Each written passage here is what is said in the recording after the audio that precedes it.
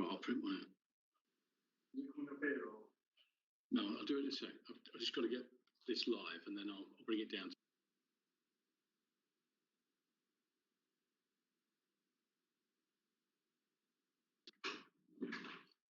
Good morning, Chairman. Good morning. I'm Councillor Michael Brooks, Chairman of Lincolnshire County Council, and I would like to welcome you all to this meeting of the Council on 19th of February 2021. To enable the smooth running of this virtual meeting of the County Council, I will shortly propose to suspend some of the Council procedure rules under paragraph 21(1) of the Council procedure rules of the Council's Constitution.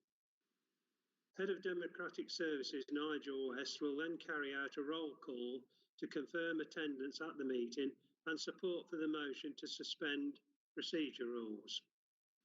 Firstly, to avoid numerous roll call votes and the length of time that such votes take, I propose to have a roll call vote on agenda item 6, Council Budget 2021-22, and 12 motions on notice, and otherwise to conduct votes on the business on the agenda in the following way.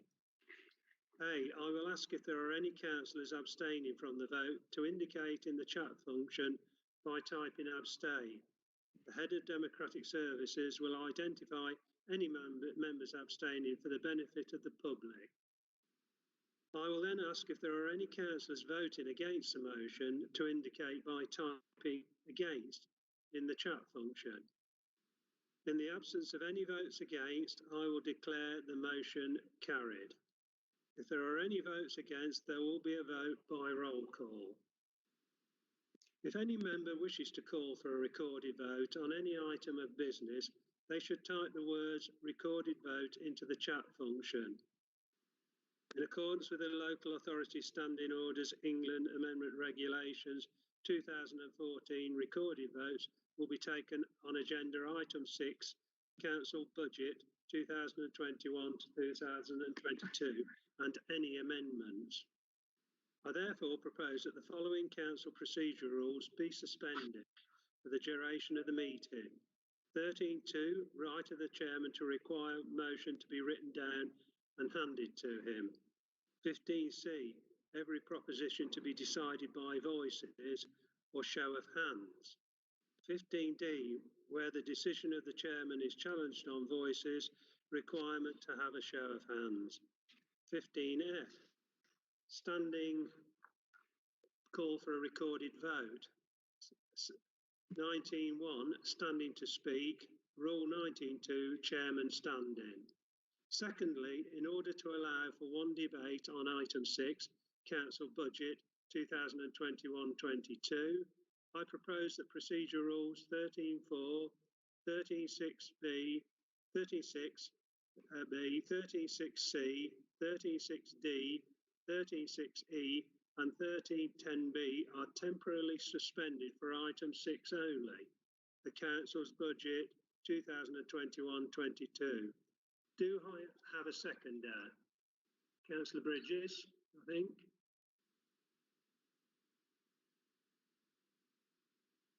Councillor Bridges, you're muted.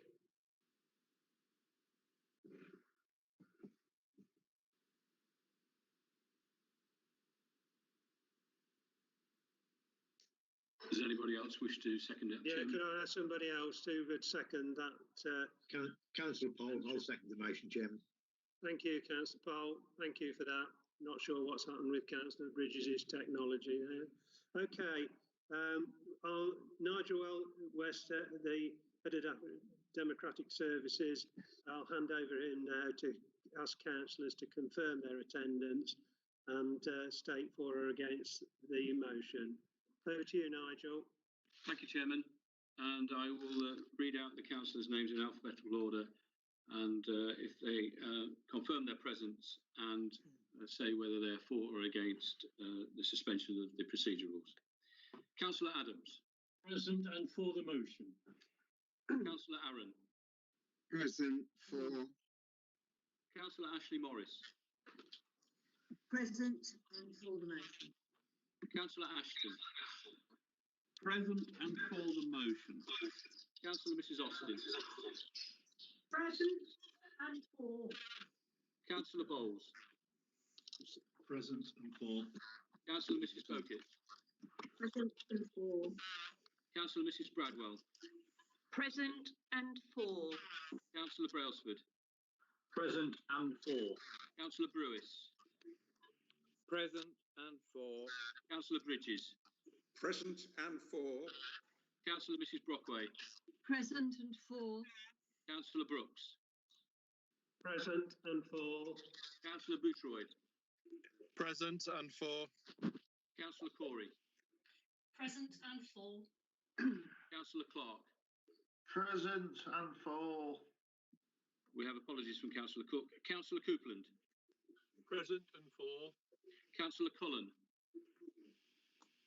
Present and for. Councillor Davey.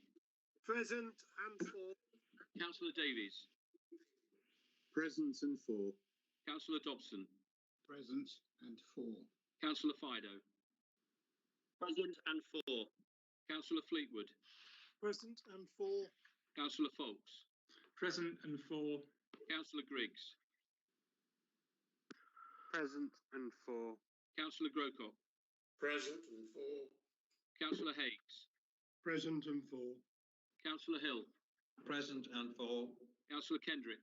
Present and for. Councillor Key. Present and for. Councillor Killy. Present and for.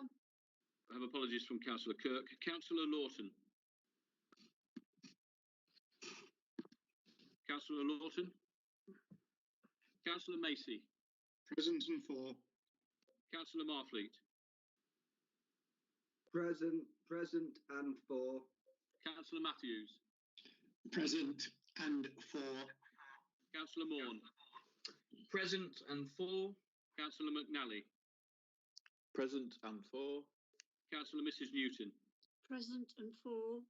Councillor Mrs Overton. Councillor Mrs Overton. Councillor Oxby. Present and for. Councillor Parker. Present and for. Councillor Parkin. Present and for. Councillor Pepper. Present and for. Councillor Perrotton Williams. Present and for. Councillor Pole. Present and for. We've had apologies from Councillor Mrs Rawlins. Councillor Christopher Reid. Present and for. Councillor Robert Reid. Present and for. Councillor Renshaw. Present and for. Councillor Rowe. Present and for. Councillor Skinner. Present and for. Councillor Mrs Sneath. Present and for. We have apologies from Councillor Spencer. Councillor Spratt. Present and for. Councillor Stokes. Present and for. Councillor Storer. Present and for. Councillor Strengle. Present and for. Councillor Mrs Talbot. Apologies, Mr. Chairman. Thank you. Councillor Thompson. Present and for. Councillor Trollope-Bellew. Present and for. Councillor Turner. Councillor Whittington. Present and for. Councillor Mrs Woolley. Present and for. Councillor Linda Wotton. Present and for. Councillor Ray Wotton. Present and for. Councillor Worth. Present and for. Councillor Young. Present and for.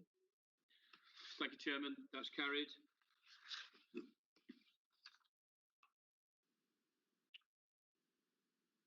I think you may be muted, Chairman. Do apologise. Thank you for that. Thanks, Nigel. That means there's a decision to suspend those procedure rules. Thank you. So we'll move on. Apologies for absence. Can I ask Nigel West to report any apologies? Over to you, Nigel. Thank you, Chairman. I have apologies from Councillor Cook, Councillor Kirk, Councillor Mrs Rawlins, Councillor Spencer, Councillor Talbot, and Councillor Turner. Thank you, Nigel. Right, on to the declaration of councillors' interest, item number 2. Councillors to indicate by typing speak in the chat function if they have any interest they wish to declare. Councillors are reminded that there is no need to declare an interest if it has already been recorded on the Register of Disposable Pecuniary Interests, DPI, or notified to the monitoring officer in accordance with the relevant authorities. Disclosure of all pecuniary interest regulations 2012. Where councillors do declare an interest, they must state what the interest is. Councillors must not speak or vote on the item if they have a DPI unless they have been awarded a dispensation by the monitoring officer. A number of dispensations have been awarded for item 6, Council Budget 2020-21, on today's agenda. Councillors are not therefore required to declare that they have a dispensation. We have some, I think, item 1, I've got... Chair, we have Councillor Mrs Parkin. Yes, Councillor Mrs Parkin, sorry. Councillor Mrs Parkin. Thank you. I do have a DPI directly in relation to the Labour amendment to the budget in regards to my tuition business, and I have been advised by the monitoring officer not to take part in that debate. Thank you for that. And Councillor Rowe. Councillor Stephen Rowe. Thank you, Mr Chairman. I have a DPI with regard to item 6, the council budget, so we'll leave the meeting for that agenda item. Thank you, Councillor Rowe. Right, I can't see any other declarations of interest there, councillor interest, so I'll move on to the next item on the agenda, which is the minutes of the meeting of the County Council held on the 11th of December 2020. The minutes, sorry, I'm getting some feedback here. Can people mute their microphones, please? Make sure that they're muted. The minutes of the meeting of the County Council held on the 11th of December 2020 be approved as a correct record and signed by the Chairman. Can I ask if there are any councillors abstaining? Please type abstain in the meeting chat.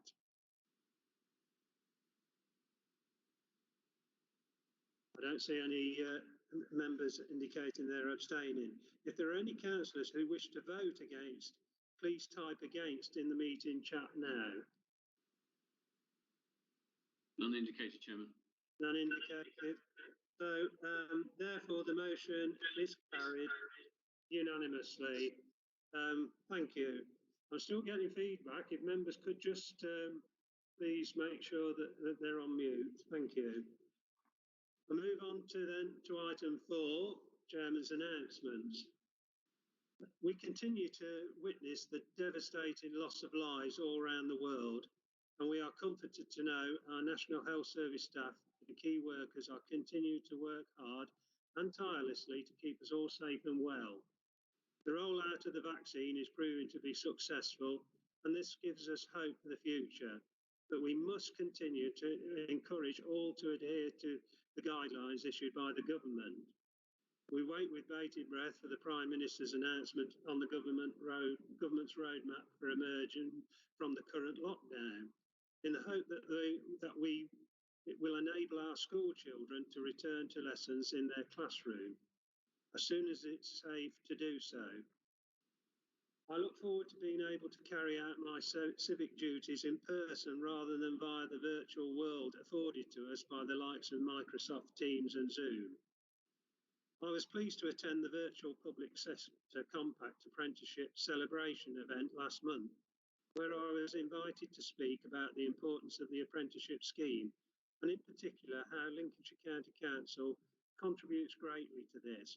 It was inspiring to hear from the providers who reported on how apprentices have continued to progress with focus and determination, despite facing such unique and difficult challenges, and this was recognised and celebrated.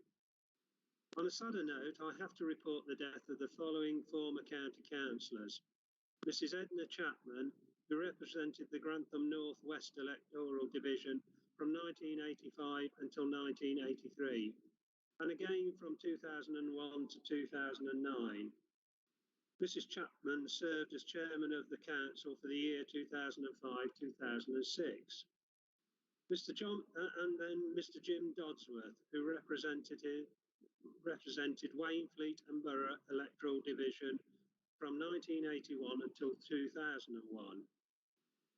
I unfortunately didn't know either of them because they were members before my time, but I know there's members who did serve with them and knew them, and so if councillors wish to pay tribute to the former councillors, please type speak in the meeting chat now. Thank you. Councillor Martin Hill, Leader of the Council. Councillor Hill. Thank you, Chairman. Yes, I think there's very few members now who will remember Jim Dodsworth, who was a leading light of this council for many years, and indeed he was, I believe, chairman of the Highways Committee then, because we had committee in those days. He was a character you remember very well. He was actually a Methodist lay preacher, so those of us on the council were often entertained by sermons and quotes from the Bible, etc. So yes, he served a long period and actually had a very leading role with the council, and was very well known in the Wainfleet area, and obviously still was until his sad late demise. Edna Chapman, of course, more of us will remember, married, of course, to Councillor Roy Chapman, who was also councillor here. Again, Edna had 2 periods on the council and was chairman of the council as well, and did that very successfully. I think her nickname was Queen Mary because she was quite imperious, but did a very good job, specialised in education in particular, and again was well known in the Grantham area, and served many years with this council with distinction. Thank you, Chairman. Thank you, Councillor Hill. Councillor Mrs. Angela Newton has indicated to speak now. Councillor Mrs. Newton. Thank you, Chairman. Well, I remember the late Jim Dodsworth with much love and affection. He was elected to the council in 1981 when I was first elected, and he was a lovely guy. As Martin said, he was a lay preacher, and it was quite entertaining at some of our meetings, the way he spoke to us and nursed us through some of the issues. He was clearly well loved in his own constituency and throughout the whole council. He was not a man who spoke ill of anybody, and he clearly did what we were all here to do, and that's look after the interests of Lincolnshire. So it's really sad to hear that he's passed on. Thank you, Chairman. Thank you, Councillor Mrs. Newton. Right, I've also got Councillor Mrs. Marianne Overton, MBE, indicating to speak. So, Councillor Mrs. Overton.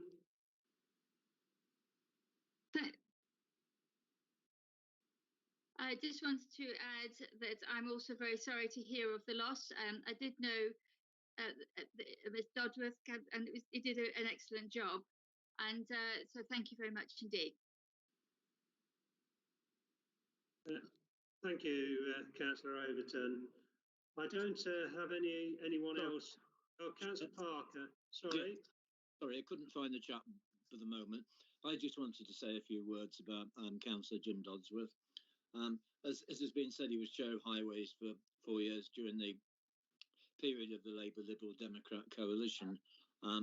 As has also been said, enthusiastic about his role, travelled the county, wanted to make sure that every pothole was looked at. And 2 big developments happened during his tenure of office. One, which I'm sure everybody knows about, is the University Bridge here in Lincoln, which was an essential feature of the development of the university. The university couldn't proceed without the bridge being built, and it was really an obstacle course because of the involvement of the Royal Fine Arts Commission, who didn't just want to see any old bridge, they wanted to see a nicely designed bridge.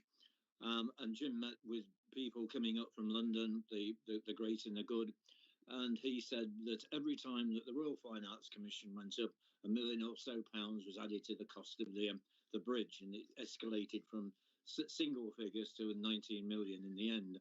But it's an important feature, and it's a testament to Jim's determination to see that happen. In much the same way, another big scheme, the Leadenham Bypass, opened back in 1995, and Jim was heavily involved in that, and in fact hosted Douglas Hogg, the local MP, on the opening on the top tier of a bus, and he was as happy as anything to be able to deliver that. So passionate about highways, and I'm sure our thoughts go to his family. He'll be much missed. Thank you, Councillor Parker.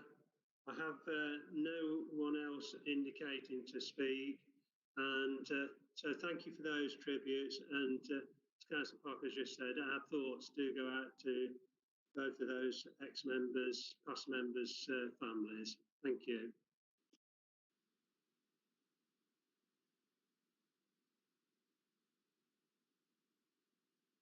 I'll move on to the next item on the agenda, which is item 5, questions to the chairman, the leader, executive councillors, chairman of committees and subcommittees. I am anxious to allow a good spread of questions across the virtual chamber within the time allocated. I intend to allow 45 minutes for questions. I am expecting councillors to be disciplined because of the time available. When invited to speak, to ask their questions, councillors should switch on their video and microphone and switch them off again when they are finished speaking. I'm getting feedback again. Can members please keep the videos and microphones switched off until invited to speak, please, because it does cause problems. Right, the first question is Councillor Adam Stokes to Councillor Mrs Sue Woolley. Thank you, Chairman.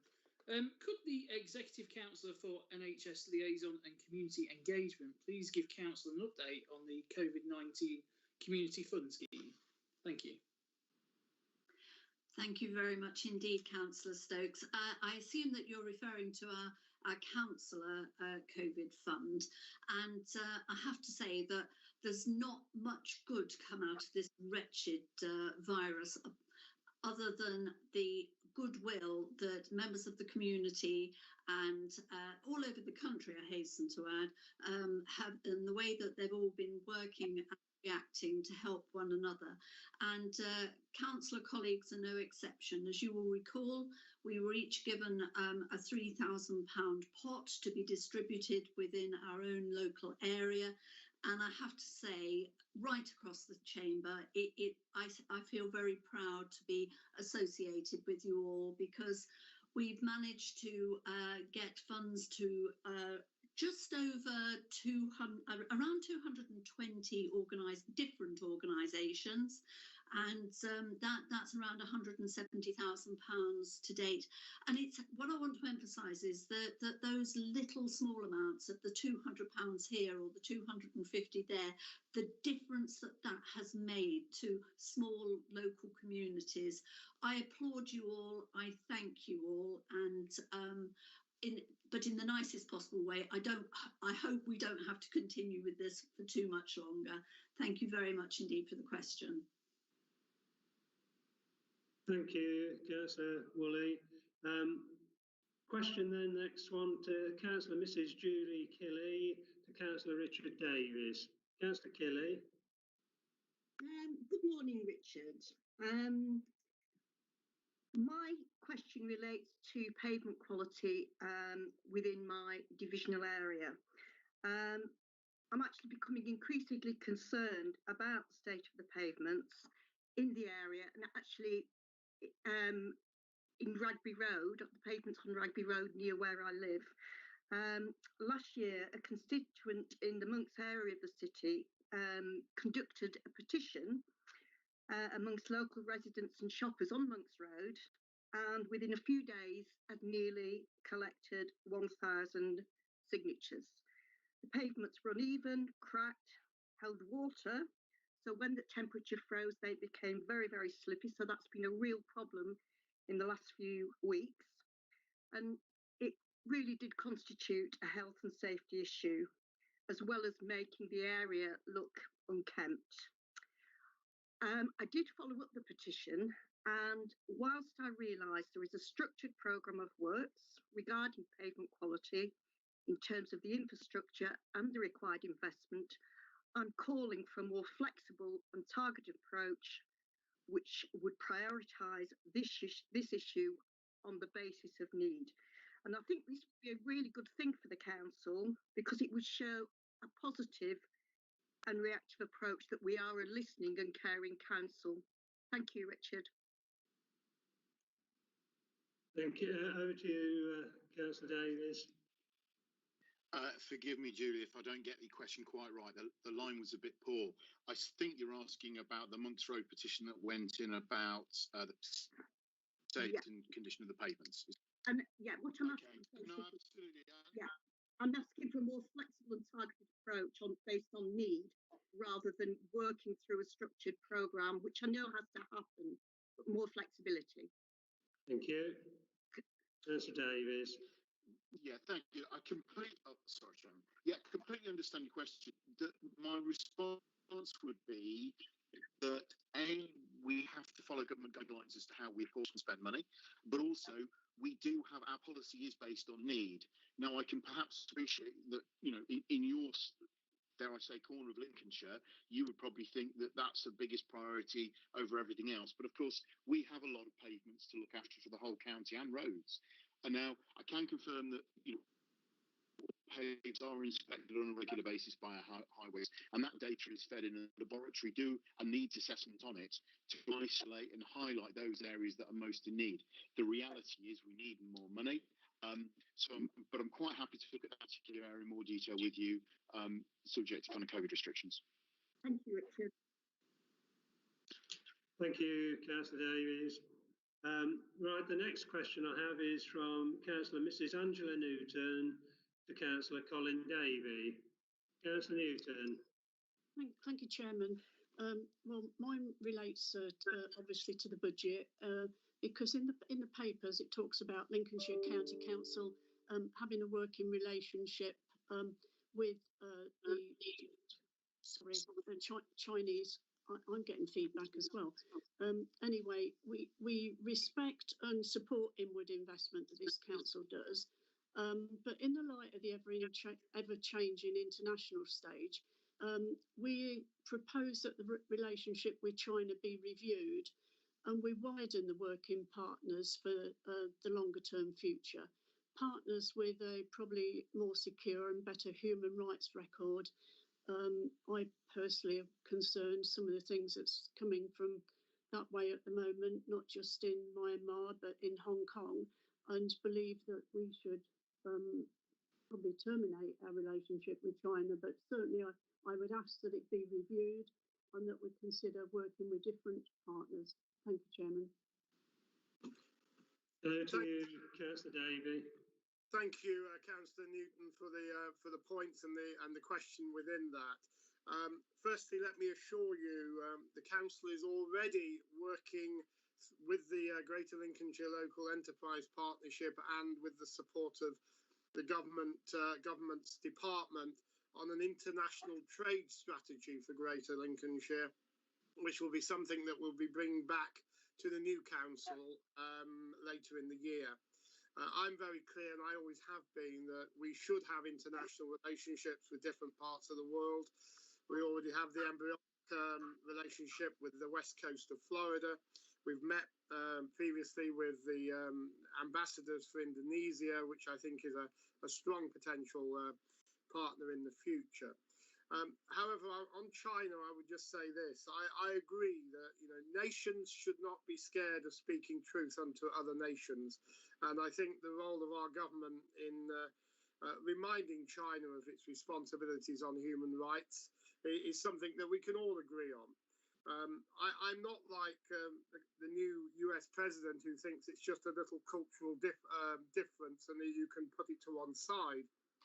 But I do believe that we also have to respect that China is going to be the global economic power of the future, and we are going to have to find a way of getting them to change their behaviour in certain areas for them to become a full global partner.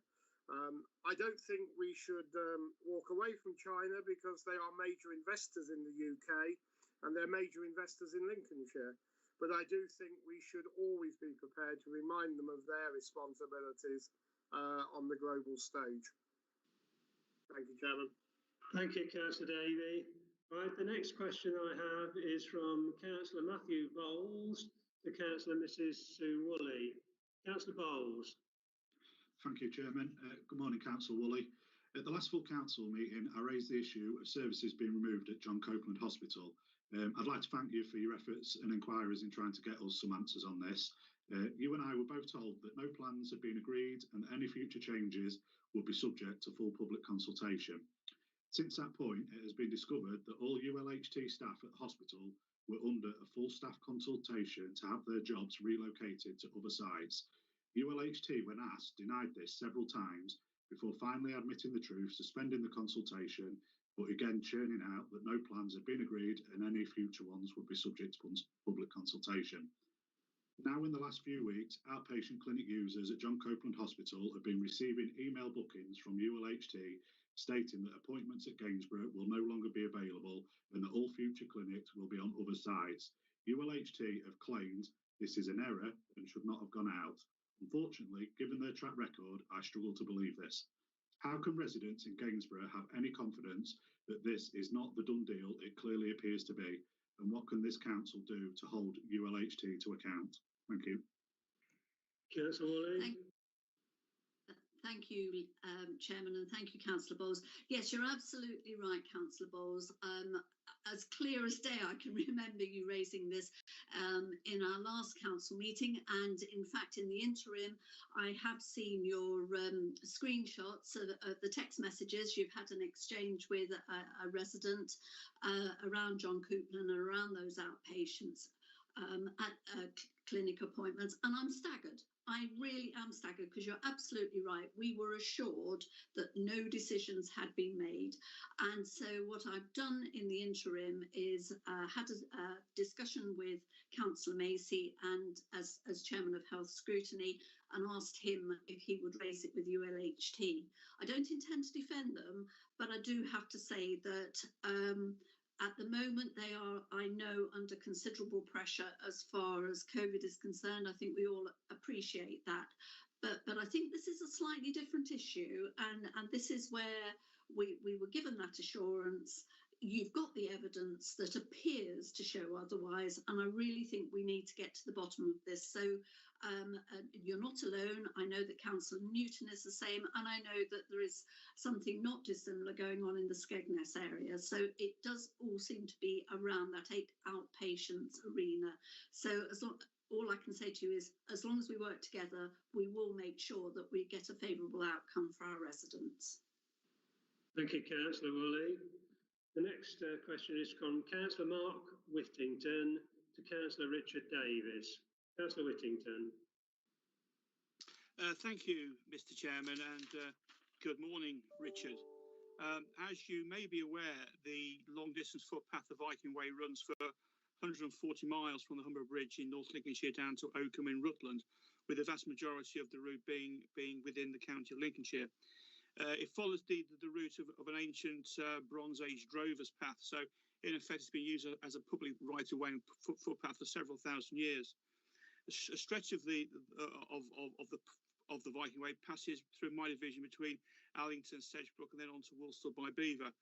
I was recently contacted by a concerned local resident and also the chairman of the Allington Parish Council, informing me that a half-mile section of the Viking Way between Allington and A52 Sedgebrook was being used by off-road 4x4 vehicle drivers who seem to be intent on causing as much damage to the pathway as they possibly can create. Apparently, they thrive on creating very hilly conditions with lots of ruts and crevices in the path. I did go and along with the resident and the chair of the parish council and actually walked along the section, and it is virtually impassable. At one point, I did actually fall in the mud, to cause a great deal of merriment to everybody present. But as I told them, I used to play rugby, so I'm used to rolling around in the mud for no apparent reason. I've seen some photographs. It really is in a very, very bad state. Some of those ruts are at least 18 inches to 2 feet deep, covered in mud. It's in a deplorable state. It's virtually impassable to pedestrians. It is totally impassable for both cyclists and also for people on horseback as well. There's no chance of getting a cycle or a horse down there safely. Obviously, the remit for countryside access and rights of way comes under the county council, and I'm just wondering if there's any action that we can take as a council. I understand that there are similar issues also within my division of Woolsthorpe. I understand there's similar issues at both Skillington and Temple Brewer, which aren't in my division, but I thought I'd throw them in. Thanks, Richard. Councillor Davies.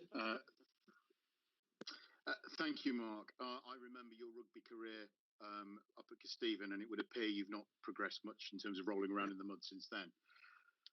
Can everybody hear me? Thank you. Yes, yeah, we can hear you. We just didn't think it was funny.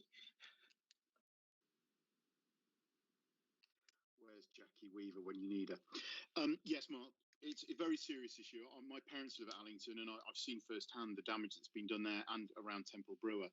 The problem is that fundamentally vehicles have access to that because it is defined as a vehicle route.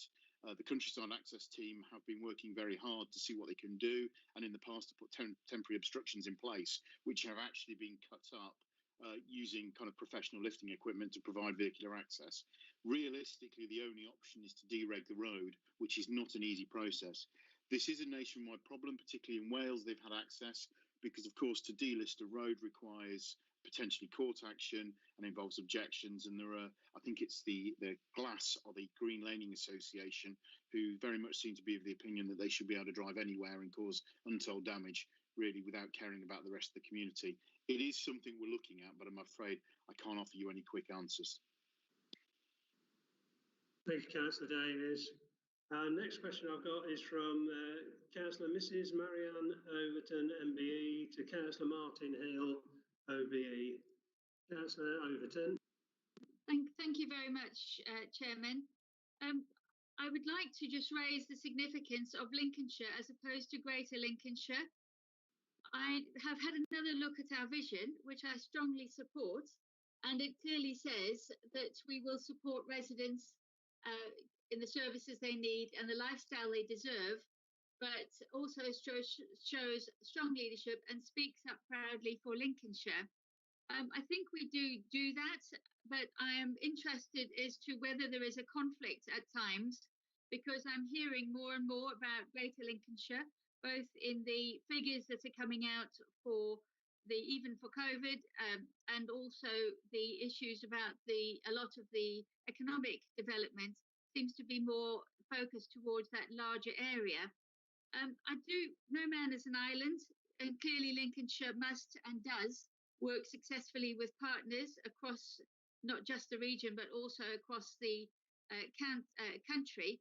But I just would like some assurance that our council is continuing to put Lincolnshire people first.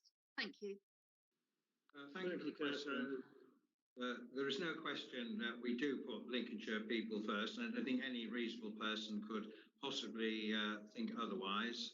And as Councillor Overton is well aware, we are prepared to fight and take up the cudgels with anybody, including a Conservative government, if we feel that that case needs to be made. We all need to remember, of course, that we are in the Greater Lincolnshire Local Economic Partnership, so we are part of the GLAP, which includes North and North East Lincolnshire, and obviously discussions with devolution which the previous round of devolution was very much in partnership with North and North East Lincolnshire. So we are standing up for our residents, and I think the view of certainly of the administration of this council is that part of standing up for our residents is also promoting Greater Lincolnshire, because we believe in terms of devolution and actually raising the profile of Greater Lincolnshire from the Humber to the Wash, which we know is a very traditional and historic area of the country with a proud heritage and a proud tradition. It's very much in line with that we will work with North and North Lincolnshire as part of the Greater Lincolnshire Partnership increasingly, I think, in the future, and we are having discussions with them how we can work together and actually share services and work together to promote the area. You will also remember there was a risk that North and North Lincolnshire would actually go in with the Humber side more formally, which I think we all believe here that would be not to the advantage of our part of Lincolnshire. We will, as you said, we will work with all partners, but I make no apology for working with Greater Lincolnshire and supporting our great larger county. Thank you. Thank you. Thank you, Councillor Hill. I don't know what happened there. I don't know whether you cut off in the middle to everybody else, but it did to me. But it's back on again now. Can I remind councillors again to turn off their video unless speaking, please, and obviously their mics as well, because it really is creating problems. So unless you need to be on the screen, if you could please turn off your video and mics, please. Thank you. Right, I'll move on to the next question then, which is Councillor Rodney Grocott, Councillor Richard Davies. Chairman, good morning, Richard. District and parish councillors in South Holland have raised many questions about pothole clusters and local flood issues on roads in the south of the county. Because central government has reduced the highways budget by 12.5 million, what can I tell councillors and residents about the grand plan to bring our roads in the south back to a good standard? Thank you, Richard. Yeah, thank you, Rodney. Good morning, and thank you for raising this. I think what I would say firstly is I'd invite them to write to their MP and ask them to lobby for the return of the budget. But secondly, I would offer some reassurance. Council colleagues will remember 2018 when we came out of a winter in a period not unlike we're just come through. Back then, we were facing a backlog of about 20,000 potholes. However, I can report at this current time, we've got a backlog of about 5,000. And that's really predominantly down to the new way of maintaining roads, the work we did last year, the use of hotboxing and cutting far more than the older style of technology, and the reorganisation that we've done that makes the highway service far more efficient. That said, as we know and we've talked about many times, Rodney, as you know, it's a function of spend. And what we need to be doing is finding that money to invest in the highway and continuing to invite members of the public and councillors, please use Fix My Street to report potholes and other surface damage where you see it, and then we can get it built into programmes which are far more efficient than simple emergency repairs.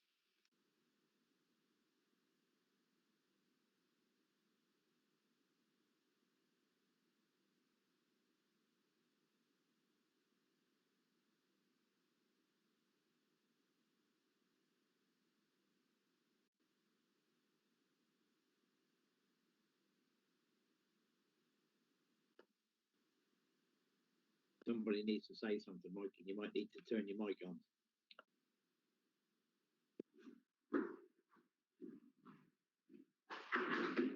Problem? Gone off. You're upsetting Councillor Pollen, he's left the building. Hello? Sorry about that. This is disconnected again for some reason, but I'm back in the meeting now. But it just went completely dead on my terminal, so I don't know what's causing the problem. That's the second time that has happened. So, did you finish replying to Councillor Grocott, Councillor Davies? I I believe so, Chairman, yes. Yeah, sorry, I missed it. I do apologise, but it's not me, definitely. It's the technology's playing up. Right, the next question I've got is from Councillor Robin Renshaw to Councillor Eddie Pole. Thank you, Chairman. Good morning, Eddie. As Lincolnshire County Council, we aim to support local business that provide local jobs. Will the portfolio holder for waste advise council of the reasons why the recycling contract for refrigerators did not clearly allow us to specify the final destination of this waste? I know that the ATF compliant businesses are not numerous in East Midlands, but there is one at Grantham. So this should have been local jobs for local people. Thank you. Yeah, good morning, Rod. Thanks for the question. I think the best way to deal with that is to get back to you with a written answer after this meeting. Thank you. That's fine. Thank you. Thank you. Councillor Mrs. Alison Austin is the next question I've got to Councillor Martin Hill, OBE. Councillor Hill. Councillor Austin, thank you. Thank you, Chairman. I hope that my connection lasts because it's come and gone this morning more than once. Thank you.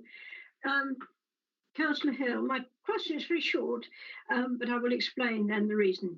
Has LCC managed to distribute all the emergency grant money that was allocated to it in last October? I ask this because of a headline in the business section of the Times on Wednesday that stated, risk to businesses as councils failed to pay 1.3 billion of emergency grants.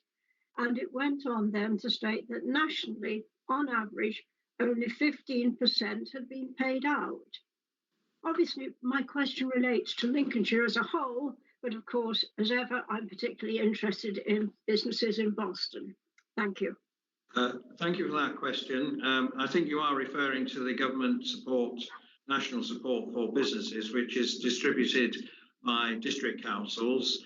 And I know that that does vary across the county, and also district councils have got till the end of next year, I think, to get it distributed. So I think some of them are pacing themselves, so to speak, so that they don't run out of money before the end of the period and therefore aren't able to support businesses. So in terms of the county council, we've had nearly £45 million worth of support from the government, not for businesses, but for social care and lost income and extra costs. All councils are now required to give a monthly report back to the government in terms of how we've spent that money and how we are spending it, which is then looked at. And at the moment, we are actually projecting that we will spend more than the 45 million in terms of support to COVID. So I think you can be reassured that certainly as a county council, we are making sure that money is spent as the government wishes it to be spent. And I think the districts do vary across the county, and whether Councillor Davey has any more information to offer you, I'll leave it there. Thank you. Thank you very much, Hill. Thank you, Councillor Hill. Right, the next question I've got is from Councillor Colin Matthews to Councillor Colin Davey. Councillor Matthews. Thank you, Chair, and good morning, Councillor Davey. Thank you and congratulations on your proposal to stimulate the economy in Lincolnshire to the tune of £12 million. I would like to pass on my best wishes to all those businesses that have been struggling under lockdown conditions. This despite the far-reaching and excellent support provided by government. Please, can you explain the range of businesses targeted and how the money we are setting aside will reach the businesses and companies along the Lincolnshire coast from Skegness to Sullerby who have not been able to thrive during the lockdown despite the government grants available? Thank you, Colin. Thank you, Councillor Matthews, for the question. And before I answer it, I think it's just probably apt that I thank Justin Brown and the economy team at the County Council for the help and support they've given, not just to me, but to the leader and to the executive in shaping this package of support for our county's businesses as we try and help them not just survive, but to thrive and prosper as we come out of lockdown. You and I are both aware that many of our businesses on the coast are small and micro businesses. They're very seasonal in nature.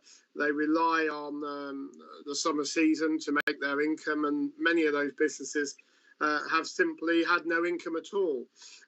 Just so you are aware that micro businesses are the most greatly impacted, and for us, they are the greatest number that needs help and support.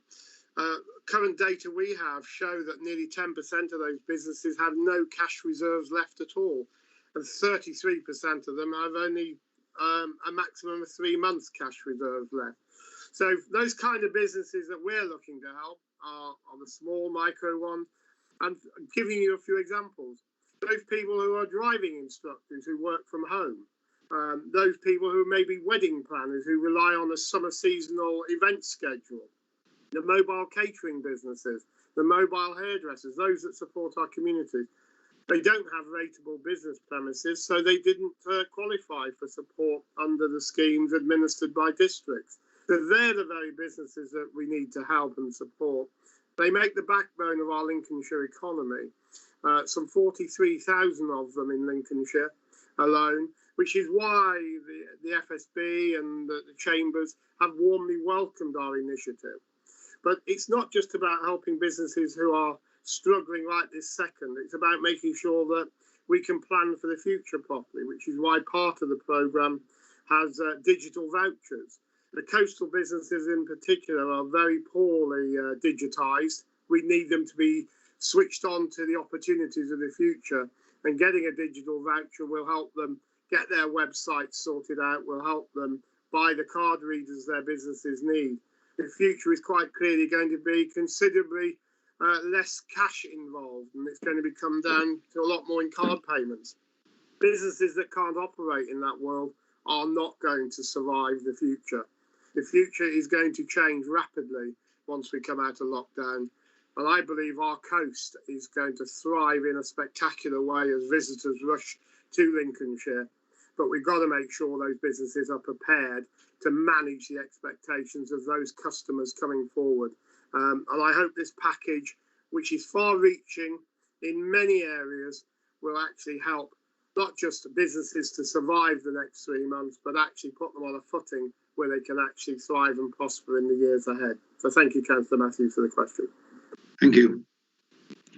Thank you, Councillor Daly. The next question I've got is Councillor Kev Clark, Councillor Mrs. Patricia Bradwell, OBE. Thank you, Chair. Councillor Bradwell, we just heard from Councillor Davey about the assistance the council's going to give to small businesses because of the impact of COVID-19. Therefore, what assistance can the schools of Lincolnshire expect from the county council to ensure they stay safe and combat COVID-19 within the schools when they reopen, hopefully in March? Thank you.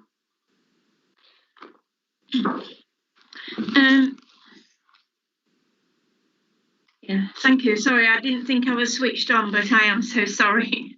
Thank you for the question. We obviously are working with schools, but we're waiting for the government to announce exactly when the schools will be opening, and with opening, what precautions they will need to take with students. And I'm talking about the lateral flow testing, which was taught they closed.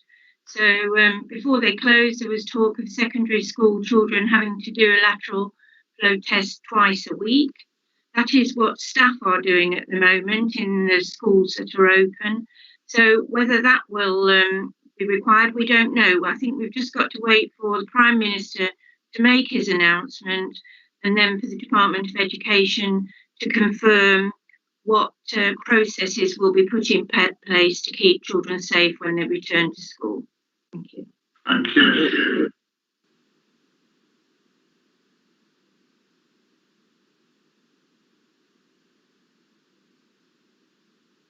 Chairman, I believe you're muted, Chairman.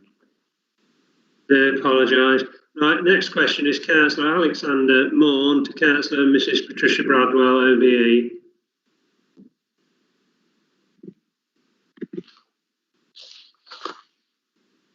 Thank you, Chairman. Can you hear me? Yeah. Brilliant. Thank you. Councillor Bradwell, we know that lockdown has been a struggle for so many people in our society, and especially for adults and children who have been suffering from abusive relationships. And I see that last month it was announced that Lincolnshire is set to receive a funding boost of £1.4 million from government to support victims of domestic abuse and their children. And I realise that in our county, that support for victims is, whether it be safe accommodation or mental health support, comes from a variety of partner organisations, including the County Council, various charities, and of course our Police Crime Commissioner, Mark Jones. I just wondered really if you could set out for us how Lincolnshire partners intend to use this additional funding to better support victims in our communities. Thank you. Thank you, Alexander. That's a very good question for the council. Yes, the DA bill passed through Parliament last year, which gave a statutory duty to upper tier authorities to ensure that domestic abuse services were fit for purpose in that area. We've got to appoint a multi-agency local partnership board very shortly, which will set out the functions of that board, and that is to ensure we've got good accommodation for domestic abuse victims, and also we've got to produce a strategy and monitor that strategy across the county to ensure that services are right and they're there all for everybody, not in just certain parts of the county. I have to say that for a number of years now we have had some domestic abuse services. We've got a refuge, in 2 refuges in the county. We've also been doing, it's called the sanctuary support, which is actually now supporting victims in their own home. So if they've got children in that, it isn't very good for children to have to, been through a terrible situation and then be moved into accommodation that they don't know. So there's lots of now support wrapping around the victim and the family so that they can stay in their own home, be near their family and that. Districts are a key part of the new arrangements. They have a duty to work with the county council, and they will be providing services around homelessness and the sanctuary support services. As you said, we'll be working very closely with the PCC. He now has a duty to give support to victim support. So, Mark will be a key person on the partnership board, as will the police and many other agencies. As you say, we've got 1.4 million to spend. The districts have all got around 30,000 to spend on these services. And, we are very closely now working towards, knowing what we need to do and how we're going to progress.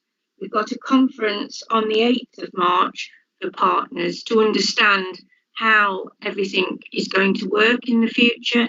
And actually, I think it is good news for the county that actually domestic abuse is so important, that the services around the victims, if something, it's terrible situation to be in. And having this now in statute, I think will ensure that all partners are around the table at the all the time. So I'm really looking forward to actually briefing you in the future.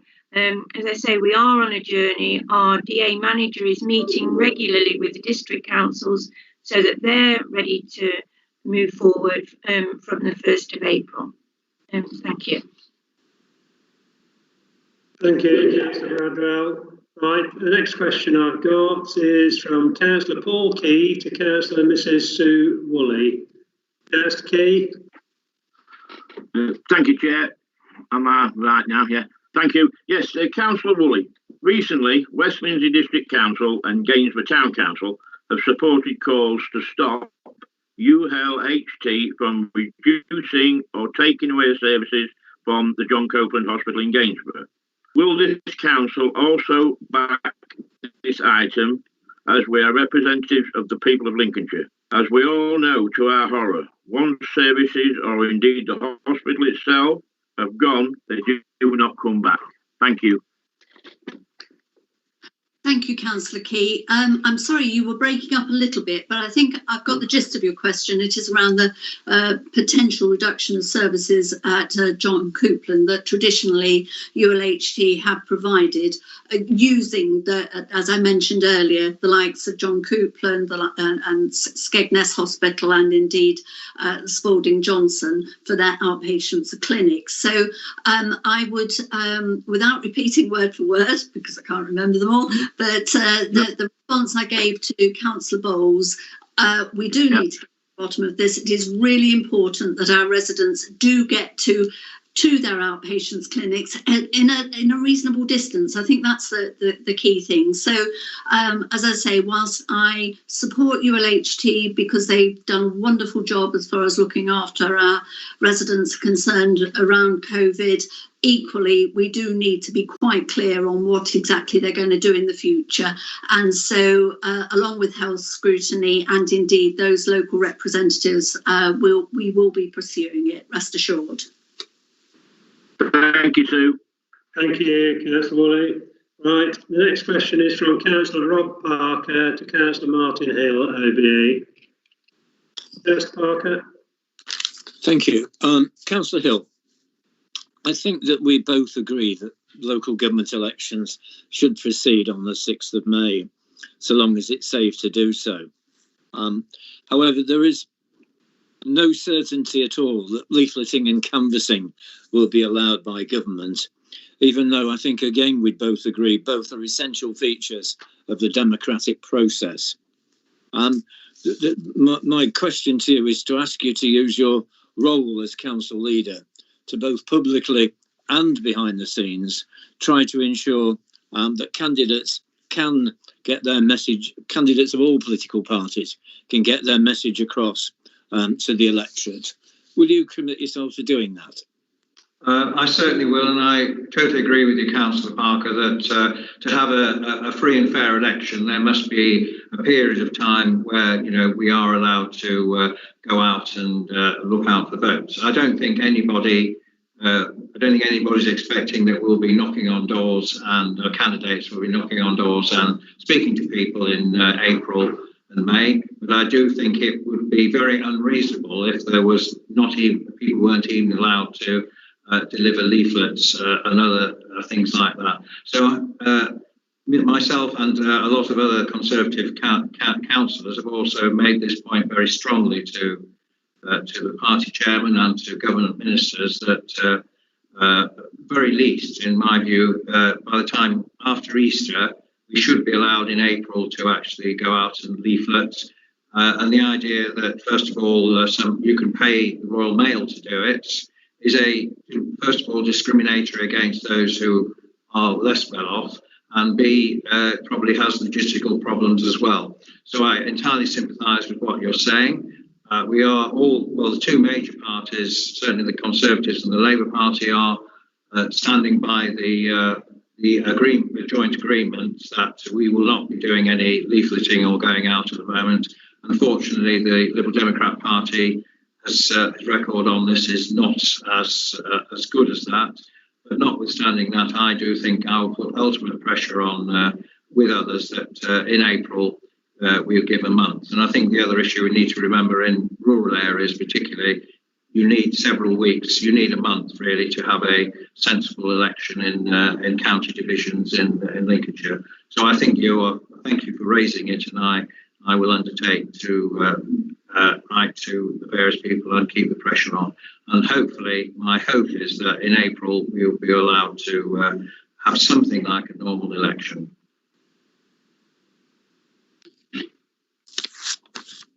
Thank you, Councillor Hill. The next question I've got is from Councillor Rob Kendrick to Councillor Nick Worth. That's final question. Thank you very much, Mr. Chairman. Councillor Worth, I'm very pleased to see that Metheringham Fire Station, which is in my division, has received a new fire appliance. It's very reassuring to know that our firefighters have the latest and the best equipment to carry out their vital role. But I was wondering if you could update us on how this rollout is progressing across the county.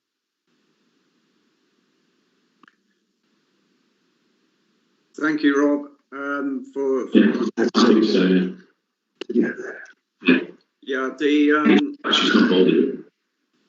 the Scania appliance rollout remains on target for the original completion date, which was 30th of April. So far, 26 appliances have been delivered. And as you say, Metheringham is one of those lucky stations that are now the best equipped. We have 4 stations that are still awaiting for their appliances, and they will get them in March and April. And then this county will be the best equipped in the whole country.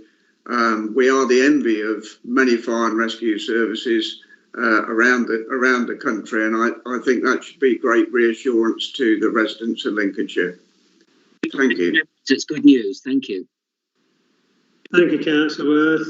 Right, thank you for that. That's the end of the questions then. So we'll move on to the next item on the agenda, which is item 6, the Council Budget 2021 to 2022.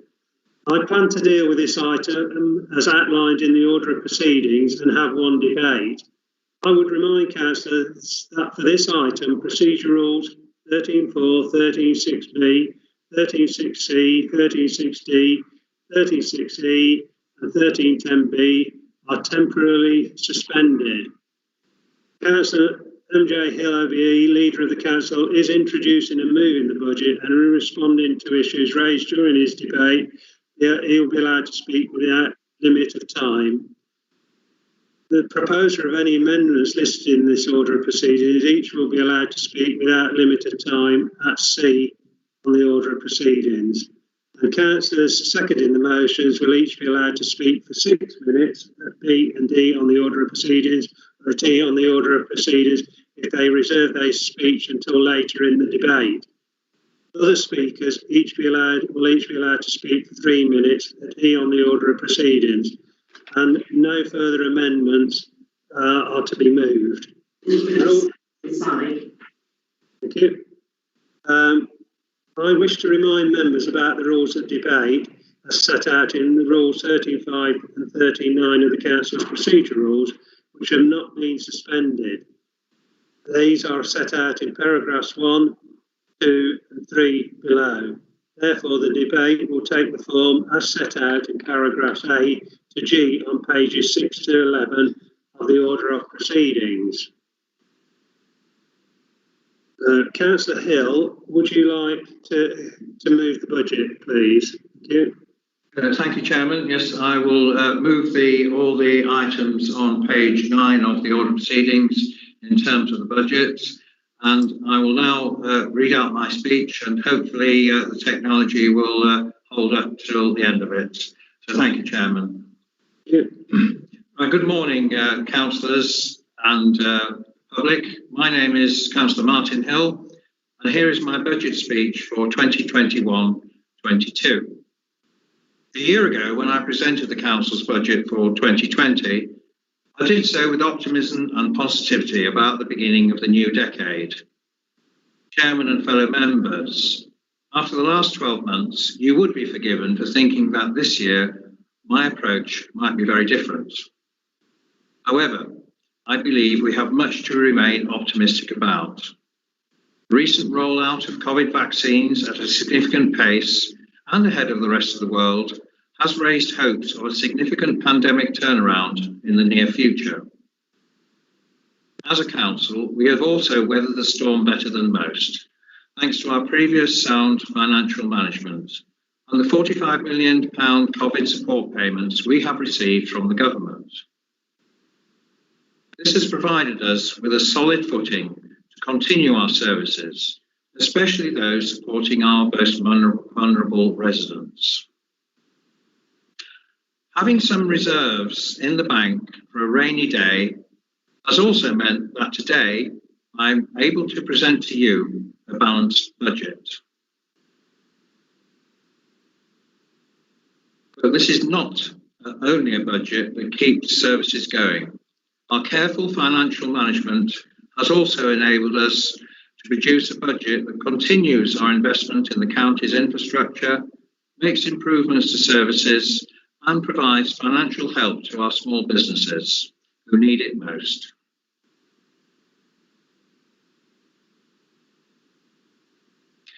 Now, it is quite possible to be optimistic but cautious. New variants of the virus pose concerns for many, and we are all aware there is still much to be done around the world before we are all free of this virus and its effects. There will be much hard work ahead of us as we manage the repercussions and the continued uncertainty. Hope of recovery in 2021, however, lies with the vaccine rollout. The Bank of England is optimistic that the UK economy can return to pre-COVID levels by March 2022, with continued support from both national and local governments to support jobs and businesses and a strong consumer bounce back once restrictions are lifted. Other major global countries have reported similar optimism for the year ahead, provided the vaccine rollout is successful in tackling the pandemic across the world. The global economy is predicted to grow by 5.5% in 2021, with a more cautious figure of 4.2% forecasted for 2022. However, in the short term, things remain difficult in the UK. GDP fell by 9.9% from pre-COVID levels in the last year to December, and is due to contract again in the first quarter of 2021. Unemployment is also forecast to rise between 5 and 8% by May 2021, which represents up to 2.5 million people without jobs. Given this backdrop, we must consider the pressures not only on our own financial futures, but those of our residents and businesses. Although the government have allowed us to increase council tax by up to 5%, this is very hard to justify morally in difficult times for residents. We are instead restricting this increase to 1.99%, which minimises the impact on residents while still allowing us to fund our ongoing pressures, especially in adult care. We have found £12 million of efficiency savings for the next year, which will also help us to do this. We expect to have one of the lowest county council precepts in the country, while still offering good services and continued investment in return. In fact, this year's budget includes over £500 million for the day-to-day services residents rely on, and that we remain committed to delivering in line with our corporate plan. This includes over £200 million for adult care, over £75 million for children's social care, just over £50 million for highways and transport, and around £20 million for the fire service and emergency planning. Since 2013, we've led a £40 million scheme with support from the private sector to bring superfast broadband to more properties across Lincolnshire. So far, over 172,000 more properties have now been connected through the scheme. And we've just launched the £5 million third phase of the project, aiming to connect a further 8,000 of the hardest to reach homes and businesses, bringing the superfast connection rate across Lincolnshire up to 97%. Working together with potential private investors and internet providers, we expect to significantly increase levels of gigabit connectivity and deliver much faster rural broadband. In addition, there's funding for heritage sites, libraries, and economic development. Thanks to our careful management over the years, we do have reserves we can call upon in times of emergency. And now is the right time to do that. Our capital budget sets out £200 million in infrastructure and building projects, such as improvements to local schools and new roads. This year, we are going to propose an extra 10 million. We were going to propose an extra 10 million for road maintenance and repair. However, the latest funding from the Department of Transport has seen our maintenance grant for this reduced by 25%. This is not an area that we want to see less investment in. And therefore, today, I am proposing to plug this funding gap fully at a cost of £12.3 million.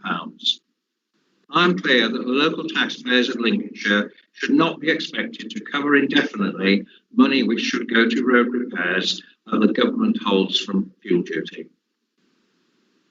We will therefore be talking to our local MPs and government ministers about the continued investment needed in Lincolnshire's infrastructure to meet their levelling up ambitions. We have also allocated a further £200,000 for flood prevention, as we know these areas are a priority for our residents. As we know, local businesses have had a particularly tough time during the pandemic, so we've also put together a £12 million support package for the local economy, including business grants, which Councillor Davey referred to in his answers to the questions. We've worked hard as a council to find savings wherever we can, so we can make the most of every pound. That means that we can also continue to invest in services for vulnerable adults, children's social care, and an extensive programme of expansion and improvement into special schools. Having successfully delivered Lincoln's Eastern Bypass before the end of 2020, we will be continuing our investment into new roads around the county. This includes, of course, work on further sections of Grantham Bypass and the Spalding Western Relief Road, and initial work on North Hykeham Relief Road. Lincolnshire received an extra £20 million, which will be passed on to schools to help with the development of children and young people. The funding is awarded by the government, with the County Council responsible for determining each school's allocation. Primary school funding overall has increased by 3.8%, and secondary schools overall by 4.5%. So I think that clearly answers the question that was asked recently in the meeting. In addition, a further £30 million has been committed for new and improved facilities for children with special educational needs and disabilities. We've increased our contribution by £15 million with extra funding from government grants and other sources, meaning there is now £86 million available for the programme. This will enable us to make significant improvements at 13 sites across the county over the next 5 years. New classrooms and remodelling have already been completed at Ambergate Sports College in Grantham, and construction is now underway at schools in Boston, Bourne and Spilsby. A sum of £2.2 million will be made available to be used on drainage repairs and projects to reduce the risk of flooding across the county. Repairing banks, reconstructing culverts and replacing drainage pipes are just some of the things our highways and flooding teams will be doing over the coming year. In 21-22, we've planned a full programme of investigation and repair works at 34 locations, including Curtin, Binbrook, Cherry Willingham and Woodhull Spa. This work builds on the projects our teams have already delivered in 2020-21, costing £350,000, including repairing a damaged drainage system at Gosmerton and repairing a damaged drainage bank at Wickenby. It is important to add that although many repair schemes are progressing, we do understand that there are other areas in the county which have also been affected by flooding. We are committed to investigating all reports and will continue to do so in the coming months and years. In the light of the economic impact of coronavirus, our budget uses some of our carefully managed reserves to provide the previously mentioned £12 million package of support for the local economy. We know local businesses have had a particularly tough time during the pandemic, and many will have taken up the financial support on offer from the government. In Lincolnshire, around £200 million has been administered to businesses in the form of the Small Business Grant Fund, and in addition, many Lincolnshire businesses have seen their rates bills reduced, often to zero. And this support has totaled just over £100 million in Lincolnshire. There's a huge investment by government. That is a huge investment by government, but there are still some businesses who have not been able to receive support, and that's where we want to act. There are estimated to be between 1,000 and 2,000 county businesses who were unable to claim government support. Where government funding has not been accessible, these businesses who have not been able to operate or whose takings have reduced significantly have often exhausted their cash reserves. The grants we are putting in place are particularly aimed at those who have not benefited from the government's COVID support schemes, such as those that are less than a year old or without premises or are home-based. We are particularly supporting smaller businesses with 50 employees or fewer. Our small local businesses are the backbone of our county's economy. There are around 43,000 in Lincolnshire, and it's vital that we help those who've had no help to ensure they survive the financial impact of the pandemic. Our main grant scheme is set to launch at 12 p.m. on Tuesday, the 23rd of February. Businesses will be able to benefit by up to £10,000 through this £7 million scheme. This main scheme will be followed by others in early March, separate pots of money for specific needs. They will be launched on a staggered basis and include a scheme to help digital transformation, a grant specifically for rural businesses and village shops, and grants to support business growth. We know that there will be a high demand for the grants and that we may not be able to help everyone. But if there was ever a time small businesses in Lincolnshire needed help, it's now. And as a council, we must do as much as we can. There is no doubt that 2021 will remain challenging, but our optimism should remain as strong as our ambition for our county's future. 2020 showed us many things, but not least what can be achieved when we come together in difficult battles, and how needed and vital the support we offer to our residents and community really is. With the government's funding on the horizon, our own commitment to the people and businesses of this county will remain on a solid footing for whatever 2021 has to throw at us. Thank you, Chairman. And as previously stated, I move all those recommendations in the order of proceedings. Thank you.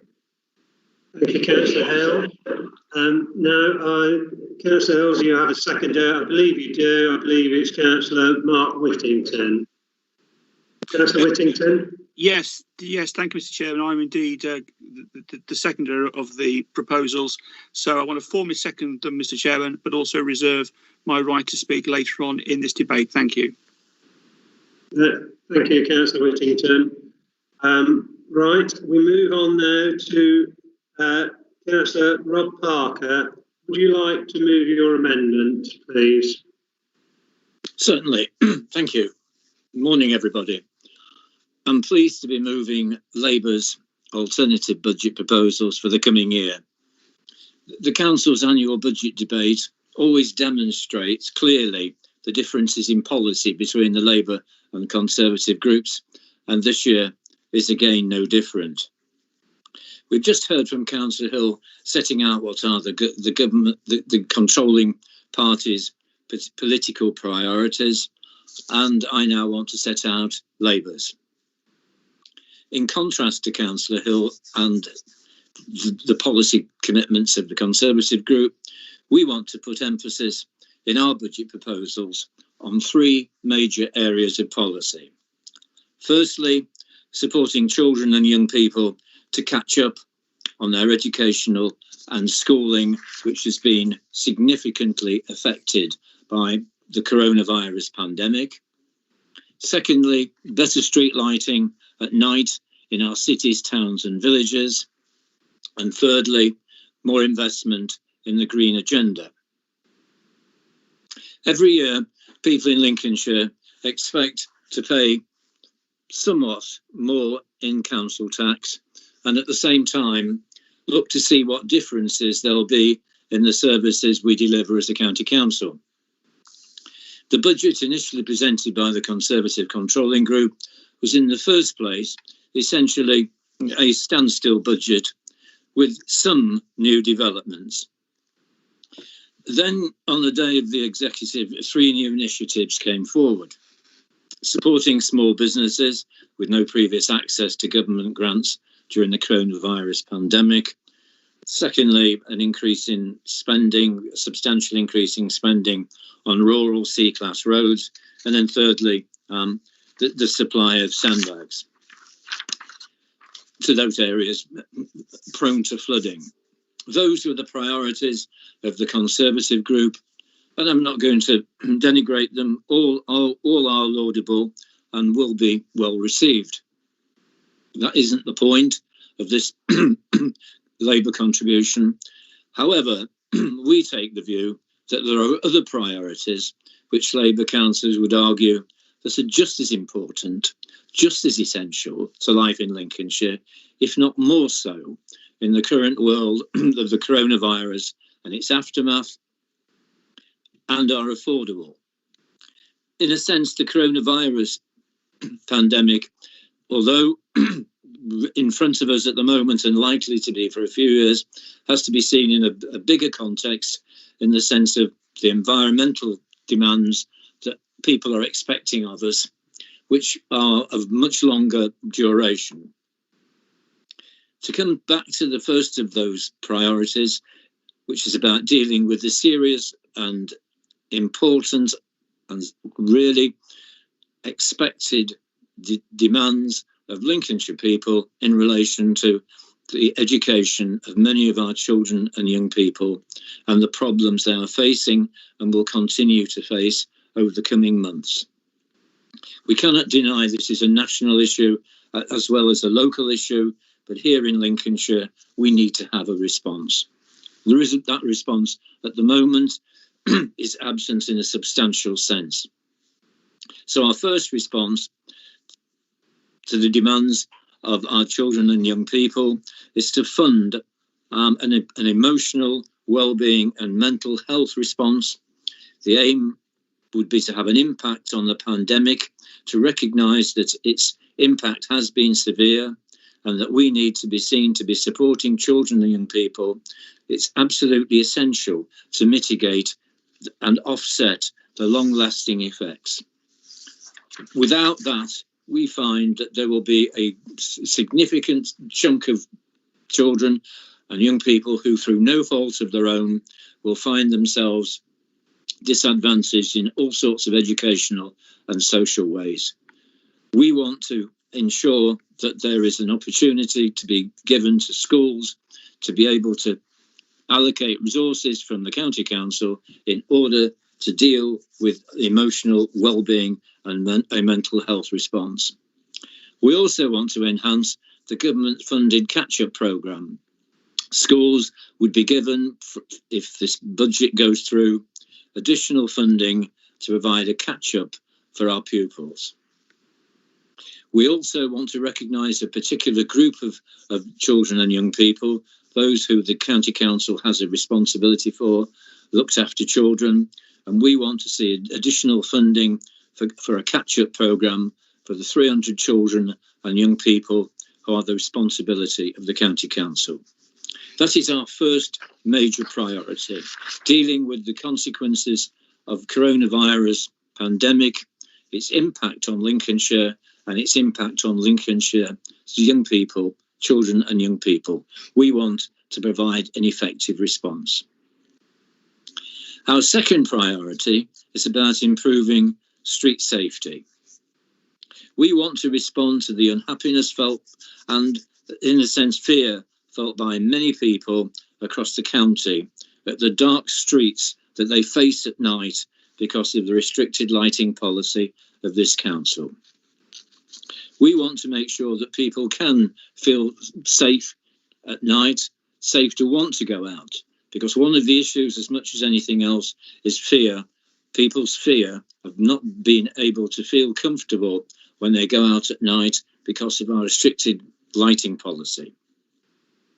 We want to create a fund totaling £7 million to be spent over 3 years to implement a full LED conversion with dimmed all-night lighting. We want to revisit existing part night lighting with LED to convert to all-night lighting. So essentially, we want to make our streets in our city of Lincoln, in our county towns and in our villages safe for people to go out at night.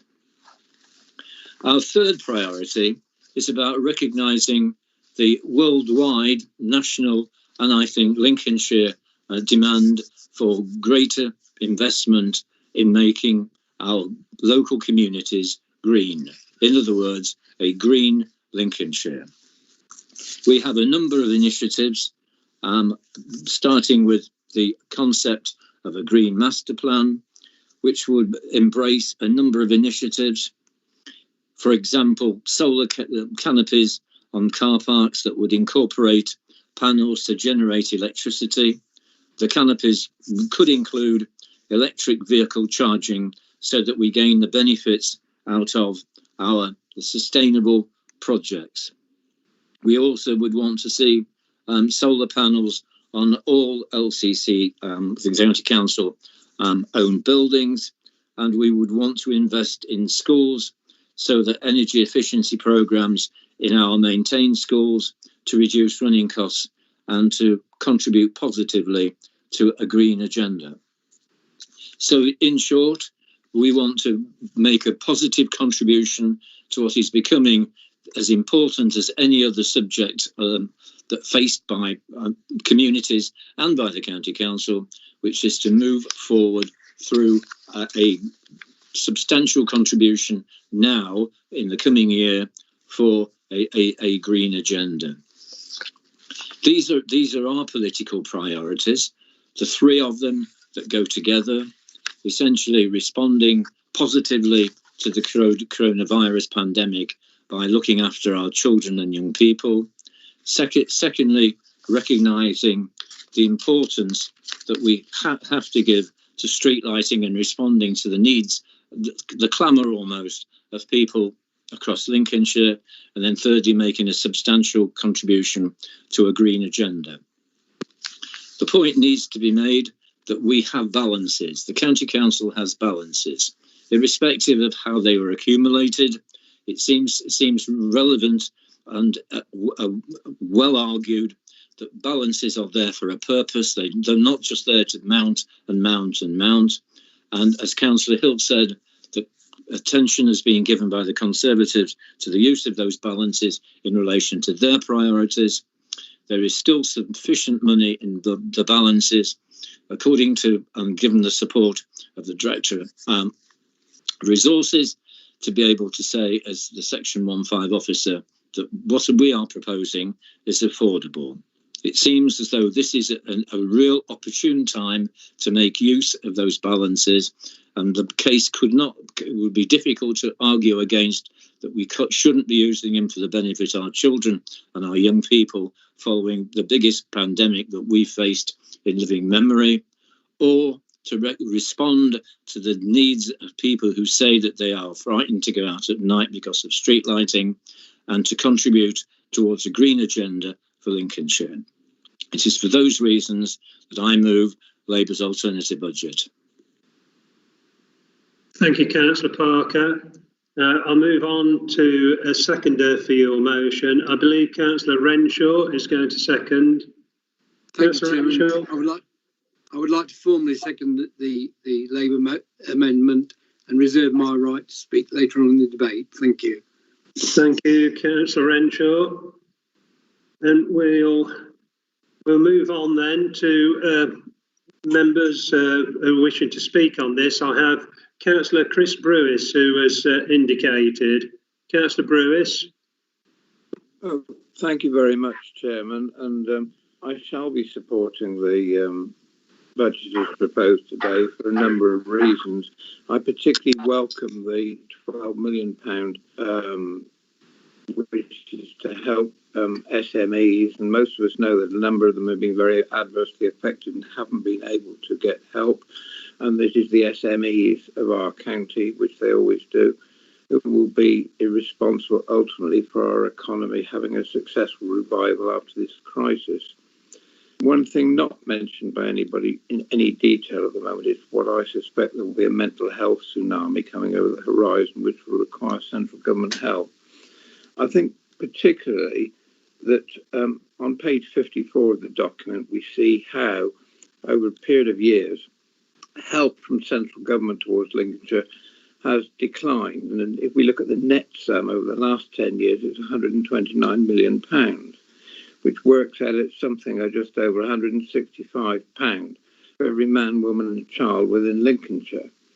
And Martin, I'm sure, will recall when I asked the question at an LAGA conference a few years ago of Vince Cable, why it was that some of the London boroughs got up to £200, £300, even £400 per capita more and government help than we did. His answer was because they've got more rough sleepers. And I'm afraid, I'm sorry to say, that was all he said.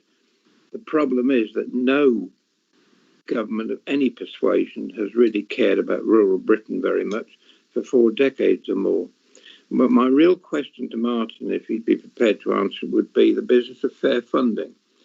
We keep hearing noises about fair funding, and now we hear it's been postponed, I believe, for another at least 12 months. Would he join forces with our colleagues in other counties in the CCN and so on to ensure that fair funding stays at the top of the agenda, because it's about time that, because it seems to me the only way to get government funding would be to create a swathe of very marginal seats within Lincolnshire. But will he use all his best efforts to ensure that fair funding is kept up on the agenda and is addressed so that we are treated remotely as fairly as some of the cities and boroughs are? I think that's all I've got to say, really, Chairman. Thank you very much. Thank you, Councillor Brewis. I now move on to Councillor Mrs. Julie Killey, who has indicated to speak. Councillor Killey.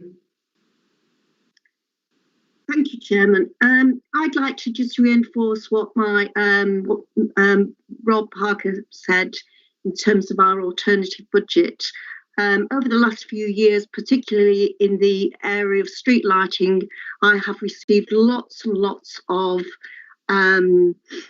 worries about people who are working shift work, going out in the dark, frightened, particularly women, I have to say, frightened about their safety. And it's not just people, it's cars, because in some of the areas I represent, the streets are very narrow and you simply just cannot see. Even though there is some street lighting, it's not available in every street. So I completely, I think there is a rural-urban different perspective on this. So I think if you live in the city, the issue of street lights and street lighting is very, very important. Secondly, I would also like to reinforce our alternative budget in relation to looking at children's mental health in relation to the pandemic as very, very important. The outgoing Children's Commissioner, Anne Longfield, who is the eyes and ears of children, actually said in a recent speech that mental health for children is patchy, the waiting lists are too long, and I think the proposal that we inject 3 million into children's mental health services will actually help to provide some extra capacity. I also think that this is not a short-term problem. So I think as an ex-teacher, providing catch-up and tutoring and allowing schools to determine how they're going to allow children to catch up is fine. But I think we have to look, as Anne Longfield said, at a long-term view, and to think of children as future contributors to employment. So it's okay to have a reactive response to what's happened over the last 11 months, a year, but I think we have to think about how we continue support generally, particularly vulnerable children. And basically, I think what we really need, and I'm really pleased to hear throughout the previous questions, that we have got a 1.4 million injection from central government and that there is going to be a multi-partnership board set up. But I think we do need more joined up thinking over children's services between the police, between the justice system, between the NHS and children's services. I think everybody suffered through this pandemic in various ways, but I do think that children's mental health has been it's not just happened now, but it's accentuated what was already there. Thank you very much, Mr. Speaker. Thank you, Councillor Kelly. Right, the next person councillor I've indicated to speak is Councillor Kev Clark. Thank you, Chair. I'm speaking in favour of the Labour amendment. It's an investment in the future. The Labour amendment does that by funding the school programmes. An example is when schools will be given additional funding to provide catch-up for their pupils in a way leaders determine best fits with the school priorities. This is a fine example of how the alternative budget will benefit generations of Lincolnshire people. Now, the other priority we've got is street lighting. And, it isn't going to go away. The issue is not going to be, just forgot about. What a good advert it is for the University of Lincoln, when the parents are worried that the children are going to attend a university, leaving home for the first time to a strange city. But not to worry, the lights are turned off to give them greater protection. Now, before everyone comes back and says, all the students should be out at night and all that lot, many of the students have part-time jobs, such as carers for the elderly. Now, on that subject, I had a phone call at 5:20 in the morning on Thursday to go to my mother.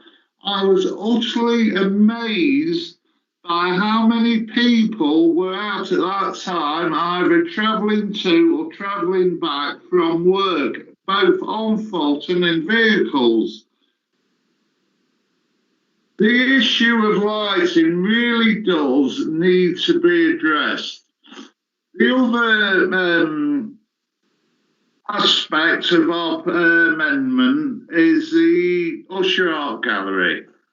Now, if you actually Google search the Usher Art Gallery, it comes out with the Usher Art Gallery is the only purpose-built public art gallery in Lincolnshire, and also one of the region's art premier art galleries. Shame the theme hasn't been taken on by the authority. Therefore, the purpose in the alternative budget will illustrate the wonder of the county, the usher to the county. Thank you. Thank you, Councillor Clark. Thank you for that. The next speaker I have is Councillor Mrs. Bradwell. Tricia. I'm here, Mr. Chairman. It's just those buttons that I have to press, and sometimes they don't work. So sorry about that. Yes, I just want to speak on the alternative budget because actually you think that we weren't doing anything at the county council, to be honest. I mean, our mental health and emotional well-being service for young people, and I have checked, and there is no waiting list for the emotional support that they can get, or the Healthy Minds projects that we've got, and all these services have been rated outstanding. So we are offering good services to our young people. And what we've also done is actually put out a training course called Mentally Healthy Return to School. And we've had over 300 teachers apply and have been trained. And obviously there'll be more come on stream as we go back to school. So I think, we are doing an awful lot. The NHS has just received some funding for mental health support, and we're working very closely with the CCG to see how we can integrate that funding into the services that we have already within the county. Just going on to the catch-up programme, I think we need to wait to see what the government fund on this. I'm sure the government will be funding the catch-up programme. But I won't deny that our young people have lost nearly a year in education, and that is a massive amount of catching up that they have to do. So I do understand how serious this is, but I do believe that, this is a big programme that the government are going to launch in the holidays and after school, and I think we just need to wait to hear what that will bring for the children of Lincolnshire, and then have perhaps a discussion about it. But I'm sure that will be funded. We talk about, the virtual school and actually putting more funding in to look after children. Now they are our children, but I am assured that the virtual school, they do work very closely with our schools. And these children are actually in school, and the school does receive additional funding in the pupil premium for those children. So again, we need to understand if there are issues that those staff will raise them and we will deal with them. But, I think there is a lot going on. I'm not saying that the young people haven't got a problem. They have got a problem in catching up. But we need to work along with our schools.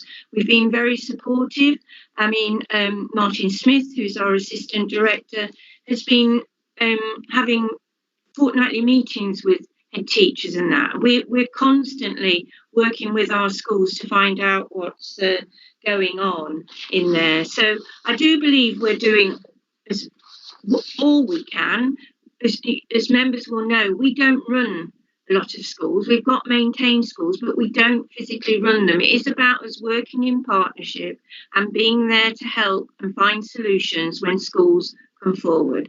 That's it, Mr. Chairman, and thank you very much for your time. Thank you. Thank you, Mr. Bradwell. Thank you, Commissioner. Right, on to Councillor Ray Wotton is the next member to have indicated to speak. Councillor Wotton. Thank you very much indeed, Mr. Chairman. I was speaking in support of the Conservative budget, particularly the recommendation from Councillor Hill for council tax relief for members of the Special Constabulary. As you may know, Mr. Chairman, tracing the roots back of officers of the Special Constabulary can go back to Alfred the Great in the 9th century. Those members then and now carry out their duty without pay. They work, or at least 4 hours minimum per week. And in Lincolnshire, we have 128 Special Constabulary officers, including those in training. And during the last 12 months, to the end of May 2020, they contributed to 49,000 hours, which averaged 29 hours a week. They are well respected and well valued.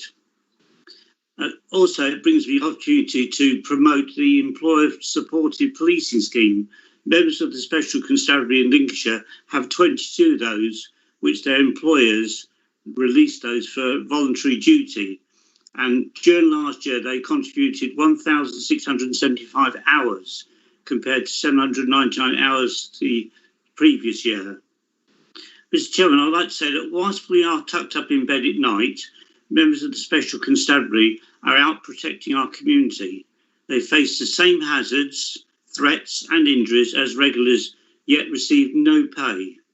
The last member in Lincolnshire who lost their life on the Special Constabulary was in 2005. That is why I support this amendment to the budget. Thank you, Chairman. Thank you, Councillor Wotton. The next member I've got indicated is Councillor Lindsay Corey. Thank you very much, Chairman. I welcome Councillor Hill's budget announcement and the further investment in highways, in particular the completion of the road around Lincoln, with the announcement that highways has secured government funding for the Highcombe Relief Road, to which we will add the remaining funds.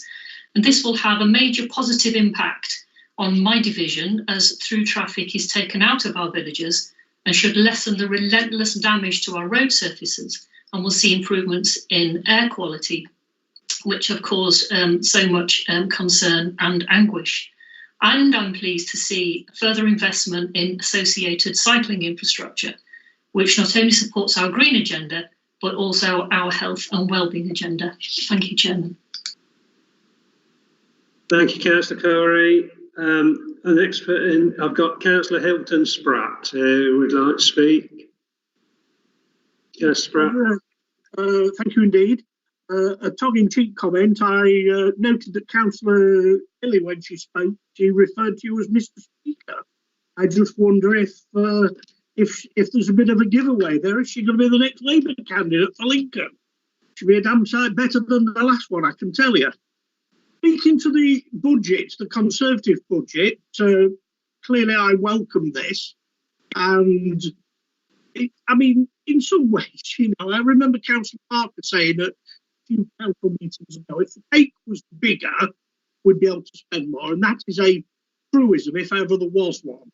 And I'm sure that if the cake was bigger, we'd be able to all have bigger slices for our individual items of expenditure that we want. For example, like extra money for education and social services, and nobody would ever dispute anything like that. But we are where we are, and I want to speak, Chairman, if I may, to the £12 million business support grant, and as my colleague Councillor Matthews said earlier on, I think the officers and Councillor David put forward a marvellous, with Martin Hill, Councillor Hill, a marvellous plan here to put £12 million to support local businesses, particularly small and medium sized, which are the lifeblood of Lincolnshire.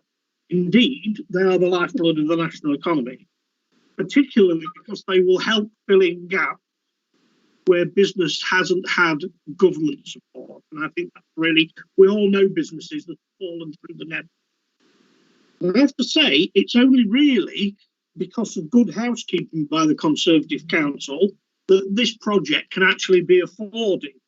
I think if you look at the Labour amended budget and the amended budget and the various amendments they put forward over the last 4 years I've been on the council, that probably amount to about 47 or 48 million pounds. And clearly, if we'd adopted all those proposals, we would not have been in the position to expand our economic development plans at this moment, thus keeping businesses and employment at a high level. It also shows, in more general terms, I'm coming to the end, Chairman, what councils can do in terms of economic policy generally. I do believe that government and local government particularly do have a role to play in economic policy. And I think in itself, the policy in itself, if it was increased, not just locally, but nationally in terms of economic regeneration, it would make a powerful argument, a very powerful argument, for devolution for councils, particularly Lincolnshire. Okay, thank you very much indeed, Chairman. Mr. Chairman. Thank you. Thank you. Right, we'll move on then to the next member who wishes to speak, Councillor Nick Worth. Councillor Worth. Thank you, Chairman. I'll just make a comment. Kev Clark kindly mentioned the Usher Gallery. And I don't know whether Kev's aware, but the management of collections at the Usher from October will come under the control of the City of Lincoln. And if we're talking about touring exhibitions, I think the only touring exhibition will be a permanent one to the City of Nottingham. And clearly that's not something I will be supporting. I'm obviously very supportive of the Conservative budget as proposed. Thank you, Chairman. Thank you, Councillor Worth. Thank you, Nick. Yeah. Move on then. Councillor Cullen is the next member I've got indicating. Councillor Cullen. Thank you, Chairman. Just on the Labour motion, which I do agree on street lighting. Street lights important. I still get complaints of people about street lighting in my area, and also the late night economy, which we haven't got at the moment because of the pandemic. But then also what I do get is visitors. When the visitors do come and they're coming to town and they want to stay out, and then they have, because the lights go out, they can't see to get back to their caravans or their hotels, and they do complain a lot because we do struggle with taxis around in Mablethorpe. And also, just the point is that when we did that survey, yes, the residents had their say, but the visitors didn't have the say. Thank you, Chairman. Thank you, Councillor Cullen. The next member is Councillor Mrs Overton, MBE. Councillor Overton. Thank you very much, Chairman. I would like to welcome all the thoughts that's gone into creating that budget, and a very big thank you to all involved. It does draw on the reserves, which I think is, as has been said, it's an essential at this time. We have been very hard hit, all of us, all of the public as well, and we do need to do our level best to try and put things right as best we can. The things I would particularly like to support and raise is the issues of highways. I'm really pleased to see that the talk about the smaller unclassified roads and the smaller roads. I have looked at the figures for those, and all of us look out the window and of the car and feel those potholes. So thinking about safety and the responsibility that we have to take care of our own assets, I think is absolutely vital. We keep those roads in reasonable repair, and so that we can keep people safe. The second part was on the small businesses, and there are grants, and there are grants even for those that are not rated. And those are, of course, the discretionary grants that the district councils are distributing. But I recognise those are oversubscribed, and they're also quite difficult to keep all the dots in a row. You know, it's quite difficult to get everything exactly right for a business. They've got to have started before a certain date, all of those things. So it is quite difficult, but I fully support the principle, and I'm hoping that it will be extremely effective in supporting those businesses just when they need it. The points about the size of the budget, I think we have had some extra money, has been pointed out from government, but it's not all of the losses that we've incurred. And the size of the budget is something we need to really work hard on. We must try to get a better deal for Lincolnshire. We have been shortchanged in the past, and it's extremely difficult to make the case because we're rural, but actually it's absolutely vital. Places like Lincolnshire are the backbone of the country, and we just keep things running, providing food and support to the economy, all kinds of ways. So it's absolutely vital that we keep the pressure up there. On the amendments, I would just like to support the amendments, except that it's quite difficult to support everything. Very strong, very good speeches from all. Thank you very much indeed. Thank you, Councillor Overton. Thank you for that. We'll move on now to next member indicating Councillor Mrs Jackie Brockway. Thank you very much, Chairman. One thing I'd like to say is how much I value the way the members right across the chamber, as it were, contribute in such an adult and thought out way. We all fundamentally want the same end, but we just have different methods of getting there. It's very refreshing to be working with such a group of people. Thank you. I think I just want to add some assurances here to some things that Councillor Bradwell said, and I need to declare a personal interest because a member of my family receives some of these services. The services and the teaching have very much kept going. Teachers have been teaching, they know what they're doing. The services have been kept going, the special needs services, the support services, and they're not just good, they're spectacular. I can tell you from personal experience, they are absolutely outstanding. I can say that without reserve. I think one thing that we need to be very careful about in a budget discussion, I would respectfully suggest this, that we be very careful about putting pressure on children and teachers, and I'm speaking as a former teacher here, about this business of catching up. The first thing that children need to do is to re-establish their friendships and to get outside and play. They need to be playing, they need to be in the parks, they need to be meeting their friends and going back and forth to each other's houses, establish some normality. Remember that catching up is catching up with a construct. We set a target and say if you're below it, you're below, you're behind, if you're above it, you're ahead. Don't forget, everybody's targets have been altered. This is a nationwide thing. In fact, it's global pretty much. So my feeling is that we shouldn't focus the budget discussion too much on a particular focus like that. We need to step back, trust teachers who have been doing their job throughout, let them continue doing their job, and let's support them as this council does hugely all the time. I'm not going to be supporting the amendment. I'm going to be supporting the budget as it stands. Thank you, Chairman. Thank you, Councillor Brockway. I now have Councillor Porkey indicating. Councillor Key. Yes, thank you, Chair.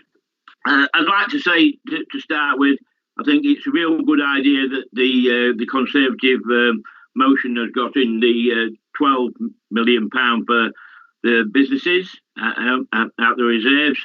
But on the other side as well, I see that there is some good things in the Labour amendment. I've got to mention the street lighting. I've been banging on about this for quite a long while. I know at the minute they are changing heads on the street columns to LED. That's caused a problem in my area for some of my residents, but hey ho, it's just a pity that we couldn't actually marry them both together, both of the things together, and I think that will be sorted. But I will be supporting the amendment from the Labour Party. Thank you. Thank you, Councillor Key. Right, I've now got Councillor Mrs. Angela Newton indicating. Thank you, Chairman. Thank you, Chairman. Well, I think there's some excellent points in the proposals from the Conservative administration, I have to say. I know our group met with Andrew and Michelle, and some of the points we'd raised had already been included. And so we didn't find it necessary to put forward any alternative proposals. I do feel that the support we're going to give to businesses is absolutely essential and called for, and it should be supported by us all. The extra money is dearly needed to improve our roads and footpaths. Unfortunately, the extra amount of water we've had this year has really damaged our footpaths. Our drains are under pressure. I would have liked to have seen something identified more for overhauling our drains, because if we can sort them out, it will save some of the wear and tear on our footpaths and having to go back and surface those. So I do hope that some of the money is diverted to there. And then we shall need to get our line people out. We definitely need to be renewing some white and yellow lines. They're urgent. They're in urgent need across the county. I think there's extra on schools as well, is well cared for.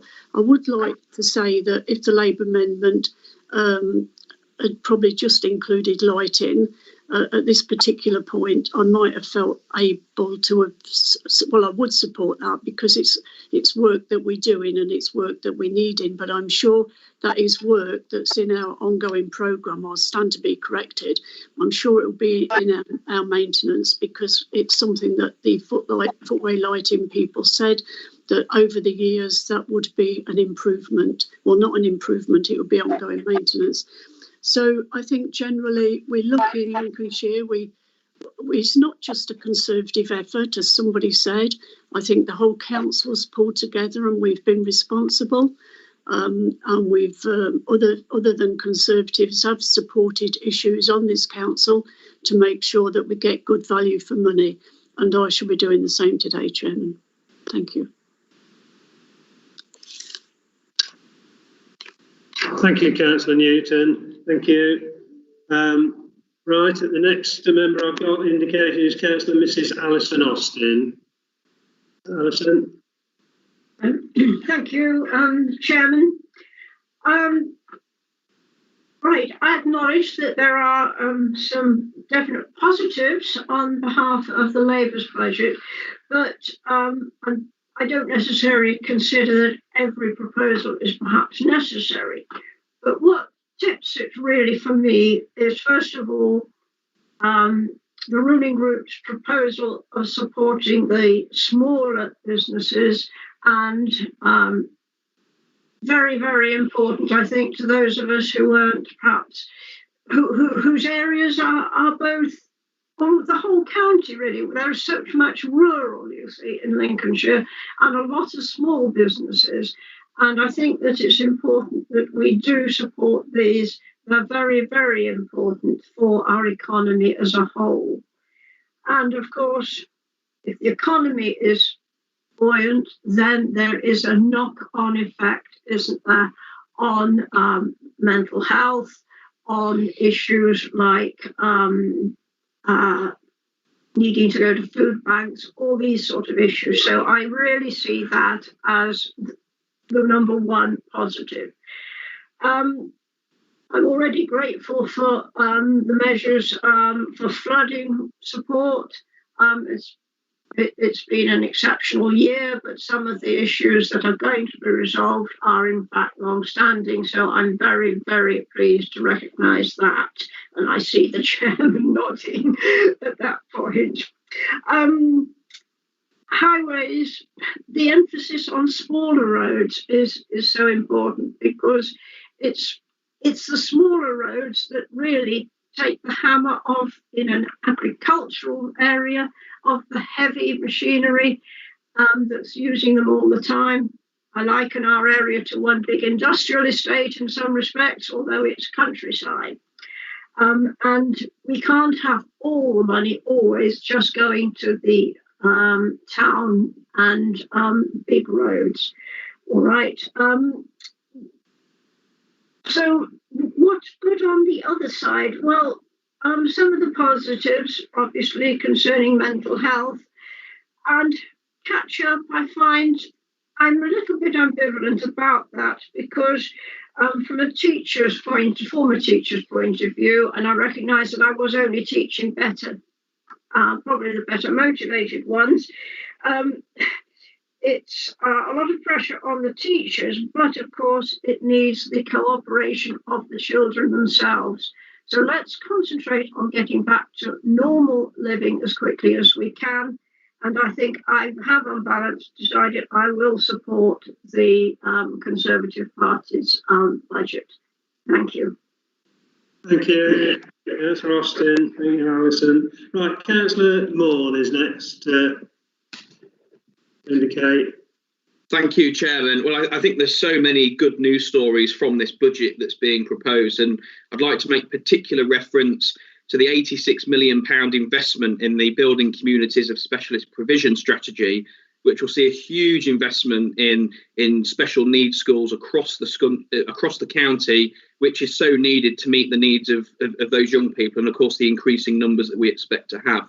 So that's a really good news story from this. And also, I would like to highlight the use of reserves for what I would consider, from my own councilling blocks, and I'm sure for many others, that investment in the community priorities of flooding, of rural roads, and of course small business support. You know, they are the issues that I think dominate most councillors' casework, and I'm really pleased to see that the Lincolnshire Conservative group is proposing investment in those areas. And credit must also be given to the executive and council officers for coming up with a business support scheme which is unparalleled anywhere else in the country. And that's a really important thing to note. It is unprecedented, and there's been such good feedback from small businesses in our county, and this will be a much needed lifeline for them post-COVID. Thank you. Thank you, Councillor Moore. Thank you, Councillor Moore. Right, I now have Councillor Colin Davey. Colin. Thank you, Chairman. Firstly, following on from Councillor Moor's comments, I want to thank him and all the members in the Chamber today for their support for the package for businesses. I think also I would like to touch on the Labour issues around the Green Agenda in their amendment. I will shortly introduce the Green Master Plan paper. And I think the Council Chamber in its entirety is fully supportive of our move towards a zero carbon future. The only disagreement we have is at pace and speed.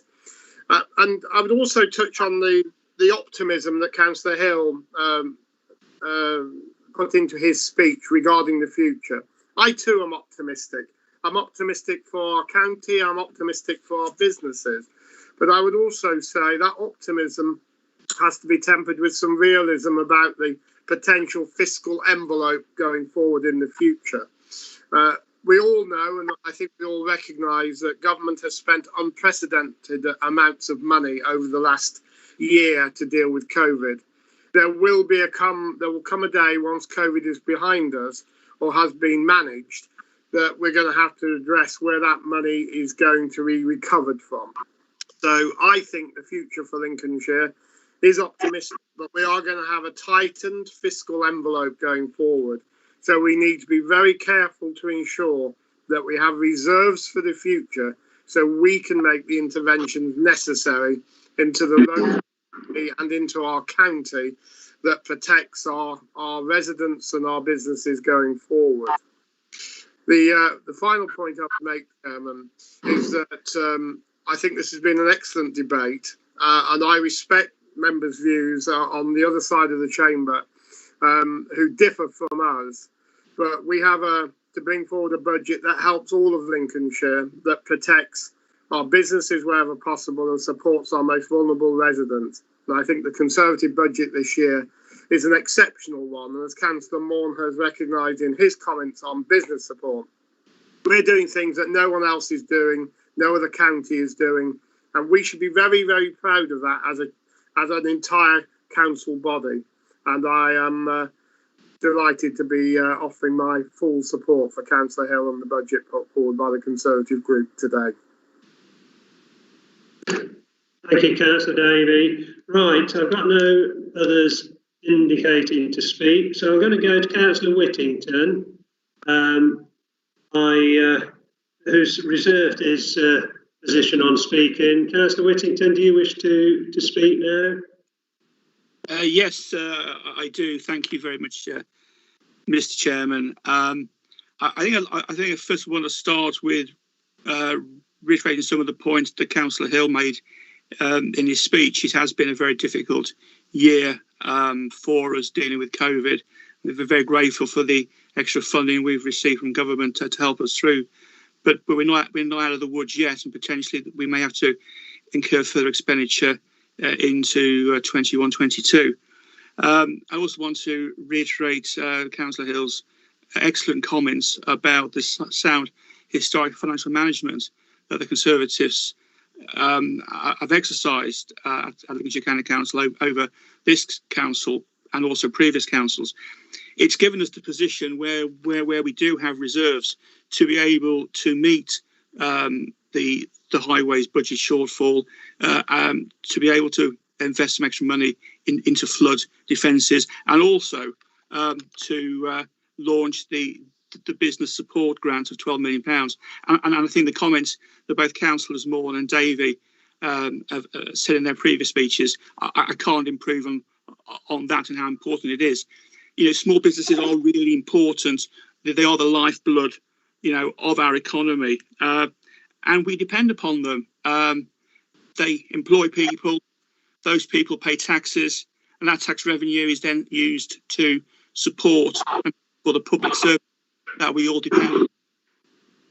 I also was quite taken with the comment that Councillor Spratt made when he said that if we as a Conservative group had supported all of the previous Labour budget amendments that they proposed over the previous period of this county council, we'd been in a position where we wouldn't have any reserves to launch our business support scheme to support highways.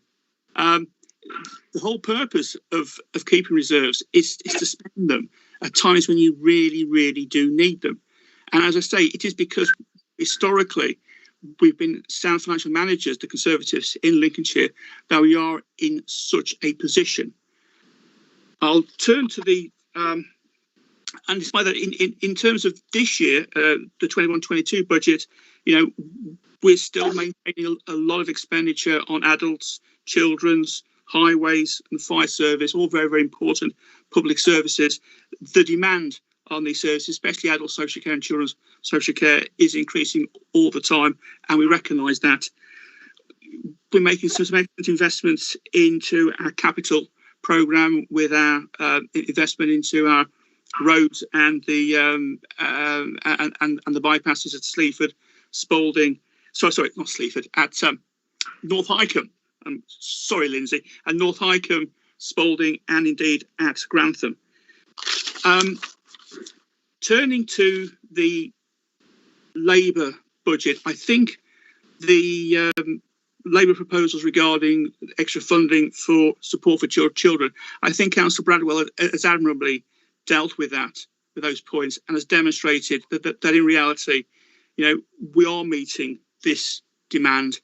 And when Councillor Bradwell, has stated, that she has checked around our waiting list for children's mental health services, and there aren't any children on the waiting list. So to me, that indicates that we are meeting the actual demand that is out there. And again, our services have been rated outstanding. So I think that's cause for all of us to take some pride in.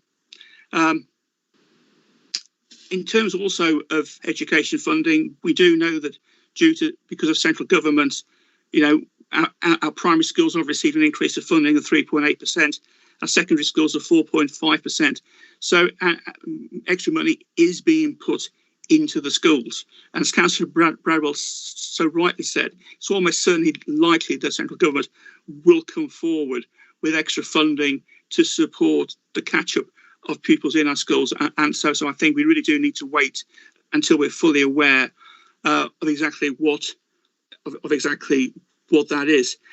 In terms of the Labour Green Agenda, again, Councillor Davies admirably dealt with this. I mean, on this council agenda, in 2 items' time, we, the Conservative Group, are launching their Green Agenda. So the Conservative Group, we do take green issues very, very seriously, and we are launching our own particular Green Agenda. In terms of street lighting, a lot of members have said that they receive an awful lot of correspondence from local residents with regard to street lighting. Well, I've got a mixed town and rural division, and I can honestly say, in this council term, I have received no correspondence at all from any resident concerned about street lighting. So I don't know if there's something particularly strange about my division or not, but I'm just wondering what the experience of other councillors is with regard to this. So the reality is, unfortunately, a lot of the stuff that Labour are proposing either is being dealt with by this group. We are prepared this year as a Conservative group to use some of those carefully stored up reserves that we've built up historically, because we've managed the budget prudently. We are able to support small businesses, and that is going to be a real lifesaver for an awful lot of those businesses. So I would just like, in closing, Mr. Chairman, to state my total support for the Conservative budget, I would urge all members to vote in favour of it, and for the reasons I've outlined, to reject the Labour alternative. Thank you, Mr. Chairman. Thank you, Councillor Whittington. Right, now I come to Councillor Robin Renshaw, who seconded the Labour motion and reserved his right to speak. So, Councillor Renshaw, I presume you'd like to come back. Thank you very much, Chairman. Just one point of caution on the sandbag issue. The Flood Protection Association, who are well respected in flooding circles, advised the Flood and Water Management Committee several years ago that sandbags were not a thing to be advised on, and proper flood protection levels, property level, were the answer. So I'll just caution a bit of putting too many eggs in sandbags. Thank you on that. Now, just on our alternative budget, it's important to stress that many pupils will not catch up in 1 year, and there are many teachers that have been asked to support the children will need training in that, because it's certainly on a new skill. And also, as Councillor Brockway said, it's not all about education, it's about catching up socially. So the wider range of skills that teachers will need to move this forward is quite diverse, and it will need the funding. And there is full relevance, of course, for children who do not have full support for home learning, because everybody's recognising that children do not have the same opportunities at home. Some parents are fully committed and others aren't. So it has to be recognised there is this divide. And to me, every child matters. Going on to onto the Green Master Plan, that support for purchasing low-grade land it comes with an extra benefit, because it's quite possible that some of that low-grade land could be used for erecting photovoltaic arrays, and that brings in more income as well as more energy. And finally, Chairman, on the street lighting, this council, like many employers and the government as well, has recognised that there are essential workers contributing to our economy. They go in when we're in bed. Well, in Lincoln, lots of these essential workers, they start work in the dark all the year round, and sometimes come home in the dark as well. And whatever transport mode that they use, being safe and secure for those journeys to and from work is not only essential, but it's a right for those people. And we should be supporting this, as it's not right to deprive them of that safety and security. I think that's what I have to say, Chairman, at this stage. Thank you. Thank you, Councillor Renshaw. Now over to Councillor Martin Hill to see if he would like to respond. Councillor Hill. Thank you very much, Chairman, and thank you for the members for that. I thought it was a very good debate, and actually a lot of the sort of debating points were covered very well from the various sides. So thank you very much for that. And again, as usual, I'd like to thank Councillor Parker for his very clear and professionally delivered alternative budget.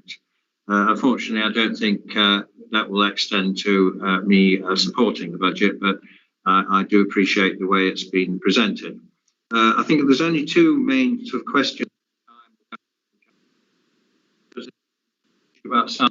I think you're quite correct, Councillor Renshaw. You know, there is an issue of use of sandbags, and I know the Environment Agency and others don't recommend the use of sandbags, but try telling that to somebody who sees the water approaching their house.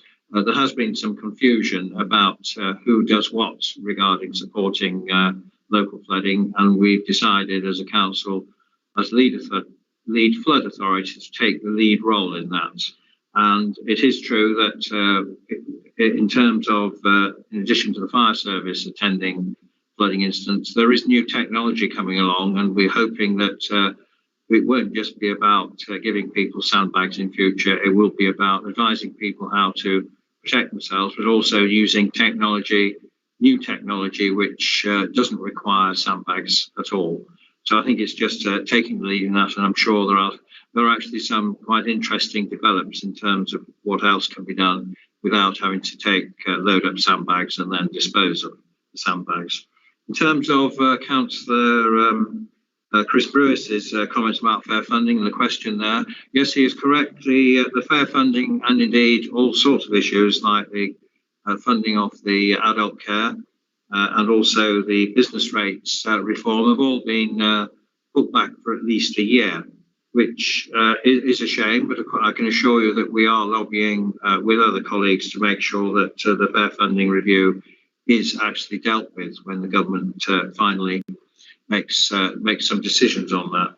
That is disappointing for us, of course, in terms of the delay. Although it was understandable, it does mean that we were hoping this year we would be able to plan ahead for the next 3 years at least and come up with what was the right level of spend for the 3 years, what would be an appropriate level of reserves, and so on and so forth. Unfortunately, we are still in the hand-to-mouth 1 year on position. So I think, again, that would indicate that there is some caution to be applied in terms of the uncertainty about the funding we will receive. I mean, it is fair. I mean, although we've had a bit of a hiccup with the highways funding, and I am too confident that hopefully the Chancellor in his budget statement next month will address this situation. The government actually does give a lot of extra money to councils, including ourselves. The problem we've got is not embedded in the formula. So every single year we rely on that additional money coming in every year. And what we really want is that support to be embedded year on year, so we know where we stand and we can plan effectively for the future. In terms of I just echo the points in terms of we've actually put over £25 million into the budget extra this year. It's more than that, actually. And that is only because we have held a high level of reserves. And, there's not many councils could have done that, actually. It's because we have been prudent and, resisted very tempting calls in the past to spend more on all sorts of things. And we've always resisted that. And that is why we can now add this additional £25 million plus, and indeed why Councillor Parker can top that up, if you like, with further spending which they are proposing. In terms of, and I'll just echo what Councillor Bradwell said, in terms of social care, children and adults, the council is spending currently £275 million on those things, and in the budget here there's proposals for extra £20 million. So we are putting extra money into that budget, and indeed the schools themselves are getting an extra £20 million. But also we need to remember the government also has actually been very generous in a very difficult financial climate to give all sorts of extra support to schools. So I do think we'd all love to have extra money, but I do think there is a situation where we just need to be realistic in terms of what is sensible to spend. I think the only final thing was that yes, we've taken money out of the reserves, and I would just ask members to look at on page 11 of the order proceedings. Although Councillor Parker is correct and has been given advice that his proposals are legal and possible, the comments of our county treasurer and director of finance, and I quote, the stated intention of we're talking about the financial volatility reserve, reiterating my comments in section 11 of the budget book, the stated intention of the reserve is to manage future funding volatility, and given that the issue is yet to be resolved, it is my strong professional opinion that the reserve should be maintained towards its historical level of around £50 million, and steps should be taken to replenish it to that level at the earliest opportunity.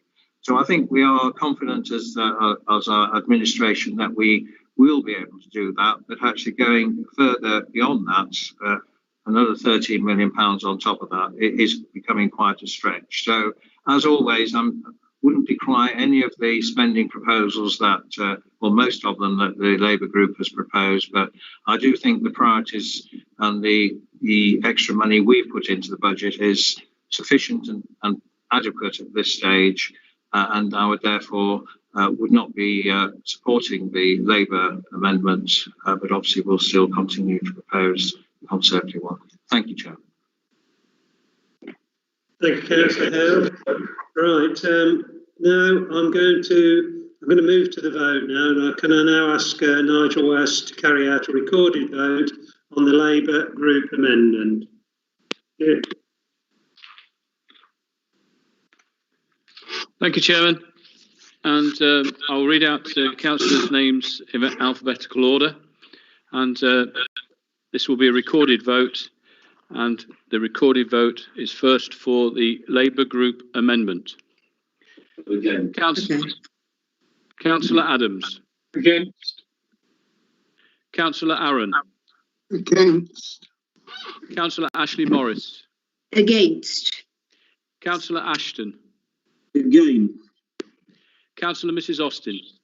Against. Councillor Bowles. For. Councillor Mrs Bowkett. Against. Councillor Mrs Bradwell. Against. Councillor Brailsford. Councillor Brailsford. Sorry, I was on mute. Against. Councillor Brewis. Against. Councillor Bridges. Against. Councillor Mrs Brockway.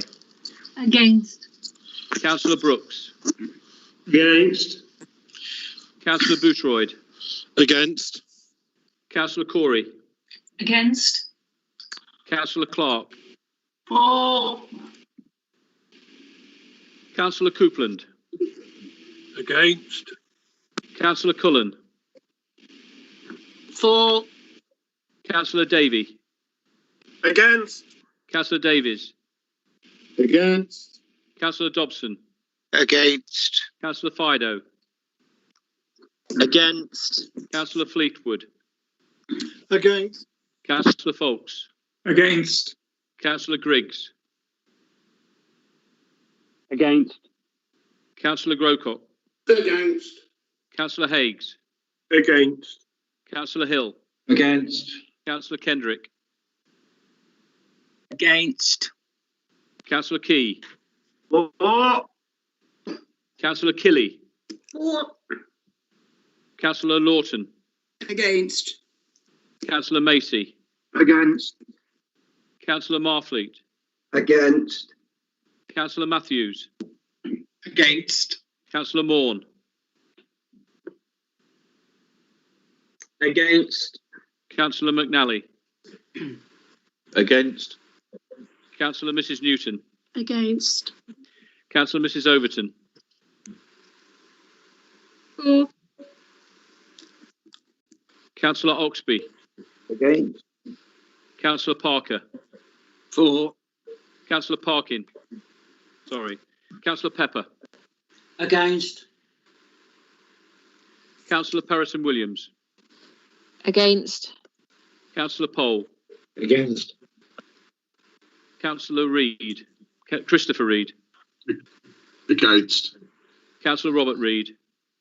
Against. Councillor Renshaw. For. Councillor Skinner. Against. Councillor Mrs Sneath. Against. Councillor Spratt. Councillor Stokes. Against. Councillor Storer. Against. Councillor Strengle. Against. Councillor Thompson. Against. Councillor Trollope-Bellew. Against. Councillor Whittington. Against. Councillor Mrs Woolley. Against. Councillor Linda Wotton. Against. Councillor Ray Wotton. Against. Councillor Worth. Against. Councillor Young. Against. Thank you, Chairman. We'll just wait for those votes to be tallied, and I'll announce the result.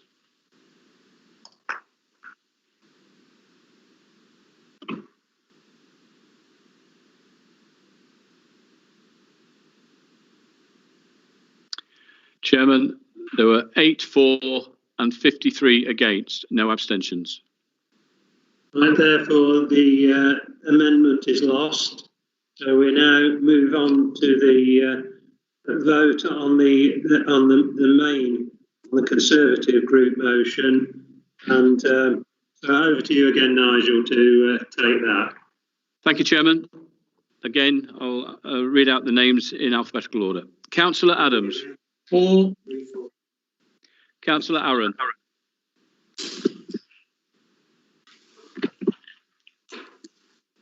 Councillor Aaron.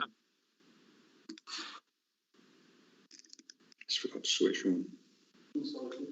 Councillor Ashley Morris. Thank you. Thank you. Councillor Ashley Morris. For. Councillor Ashton. For. Councillor Mrs Austin. For. Councillor Bowles. For. Councillor Mrs Bowkett. For. Councillor Mrs Bradwell. For. Councillor Brailsford. For. Councillor Brewis. For. Councillor Bridges. For. Councillor Mrs Brockway. For. Councillor Brooks. For. Councillor Boothroyd. For. Councillor Corey. For. Councillor Clark. Against. Councillor Coupland. For. Councillor Cullen. Abstain. Councillor Davey. For. Councillor Davies. For. Councillor Dobson. For. Councillor Fido. Absent, Maggie. Councillor Fleetwood. For. Councillor Foulkes. For. Councillor Griggs. For. Councillor, thank you. Councillor Grocott. For. Councillor Higgs. For. Councillor Hill. For. Councillor Kendrick. For. Councillor Key. For. Councillor Killy. Against. Councillor Lawton. For. Councillor Macy. For. Councillor Marfleet. For. Councillor Matthews. I'm for. Councillor Morn. For. Councillor McNally. For. Councillor Mrs Newton. For. Councillor Mrs Overton. For. Councillor Oxby. For. Councillor Parker. Against. Councillor Pepper. For. Councillor Perris Williams. For. Councillor Pole. For. Councillor Christopher Reid.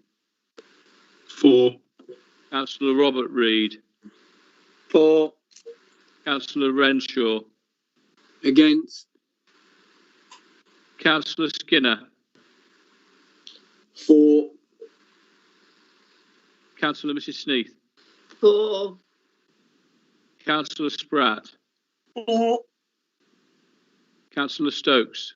For. Councillor Storer. For. Councillor Strangle. For. Councillor Thompson. For. Councillor Trollope Bellew.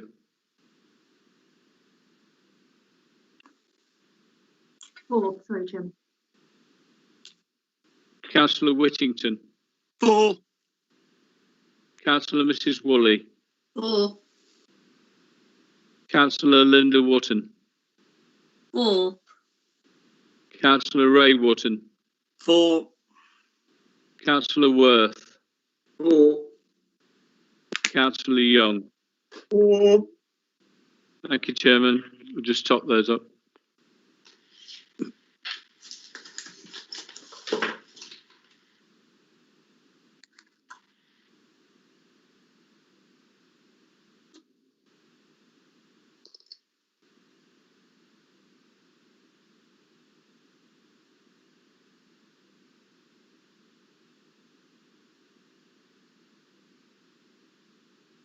Chairman, there were 56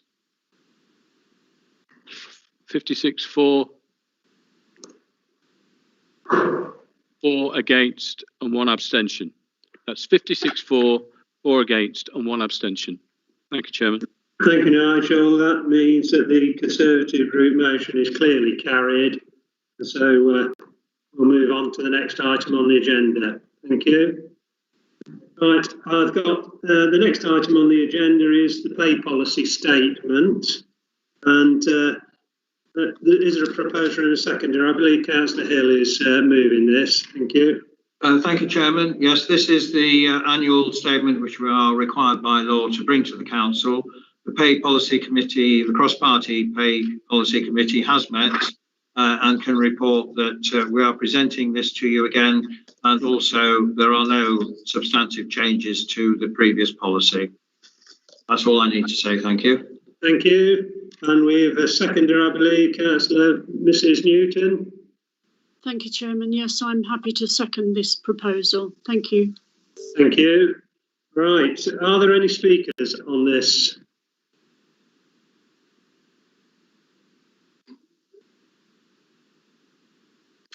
No, nobody indicated. So no indication, sir. No, so I'll move on to the vote. Can I ask if there are any councillors abstaining to please type abstain in the meeting chat? Not indicated, Chairman. Thank you. Are there any councillors who wish to vote against? Please type against into the meeting chat now. Not indicated, Chairman. Thank you, Nigel. Peter says there's no indication of anyone wishing to vote against and none abstain. Therefore, the motion is carried unanimously. Thank you. Right, the next item on the agenda is the Lincolnshire County Council's Green Master Plan. Is there a proposer and a seconder? Councillor Davey, I believe, is moving this. Indeed, thank you, Chairman, for your introduction. I'm going to take the report as read, and it has been through the various council committees. But in light of Labour's budget, I just wanted to touch on some issues relating to the Green Master Plan. Since we signed the Nottingham Declaration on Climate Change in 2012, this council has been working proactively to address the green issues that affect our county. We have reduced our carbon footprint, as you know, and this Green Master Plan is our roadmap for a zero carbon future by 2050 for our council. And I just want to pick on some points out of the paper, which I think should reassure members who would like us to go further and faster. We have already said that we intend to reduce further by 20% our carbon emissions from our own operations by 2023. We've already said that one of our aims is to reduce emissions of carbon from our street lighting across the county by a further 1,000 tonnes a year by 2024.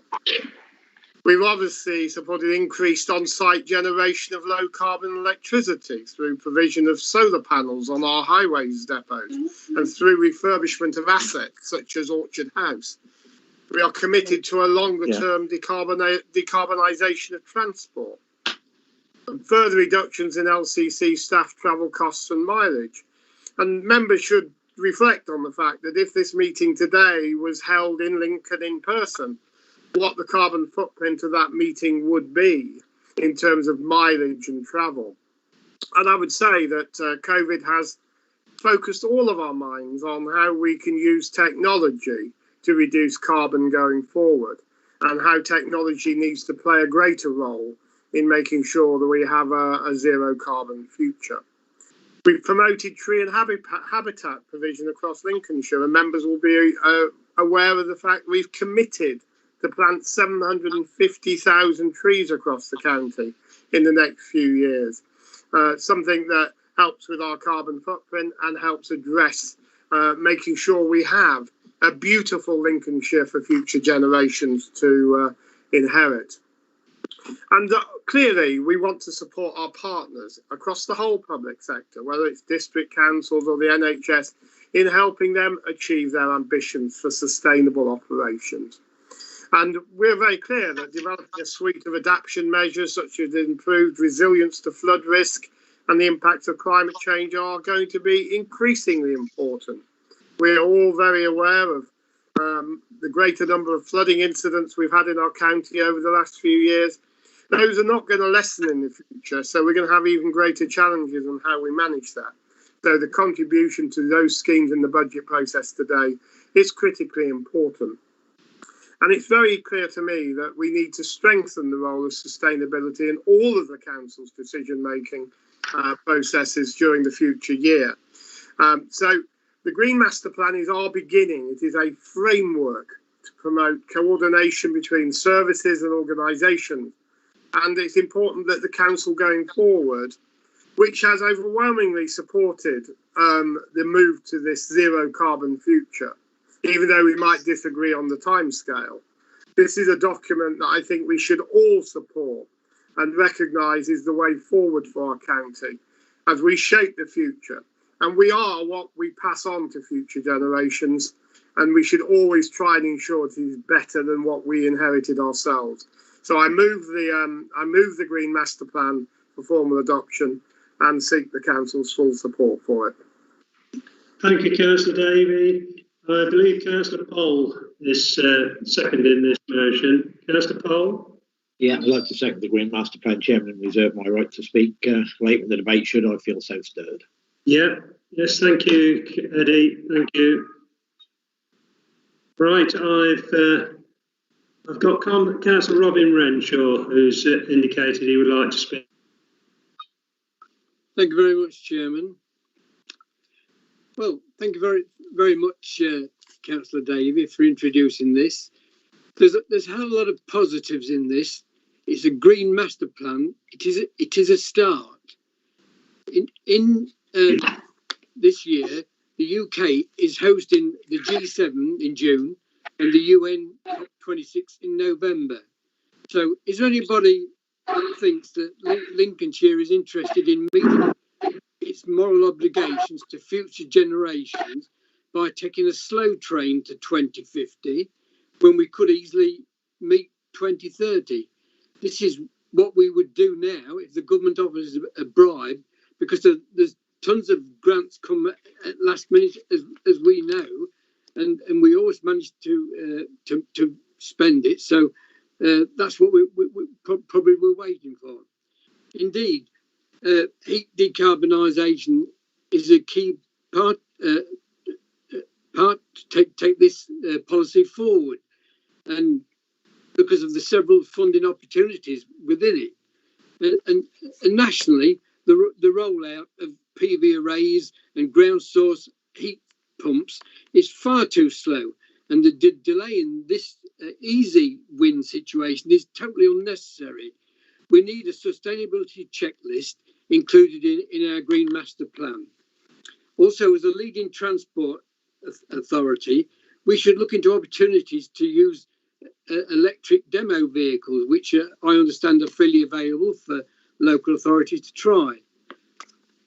And finally, I would like to say the officers have put a lot of work into this plan, and I'm sure that all across the chamber are very fully supportive and grateful for it in this degree. We have to acknowledge that the government is not equipped to tackle big challenges at speed and scale. Local government, therefore, must take up the challenge. Otherwise, we would end up with a force pass like trick and trace. Yes, I didn't say that wrong. It's trick and trace, where millions of pounds of taxpayers' money were wasted in just one example of many scams. The next council, and it will really fall to them to progress this, will really need to get a grip on this plan to ensure that we still leave the earth in a better place than we inherited it. Finally, according to the IPCC, the net zero by 2030 gives only a 60% chance of staying below 1.5 degrees in our heating. Would you cross the road if the odds were that bad? I certainly wouldn't.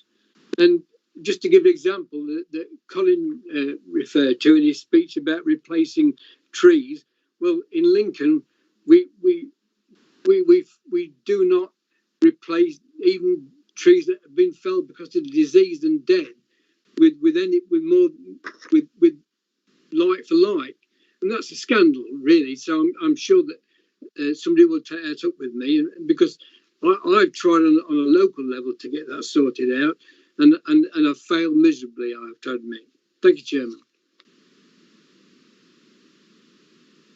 Thank you, Councillor Renshaw. Now I have Councillor Christopher Reid would like to speak. Councillor Reid. Thank you, Chairman. Yeah, I just wanted to speak in support of the work that the master plan here is doing.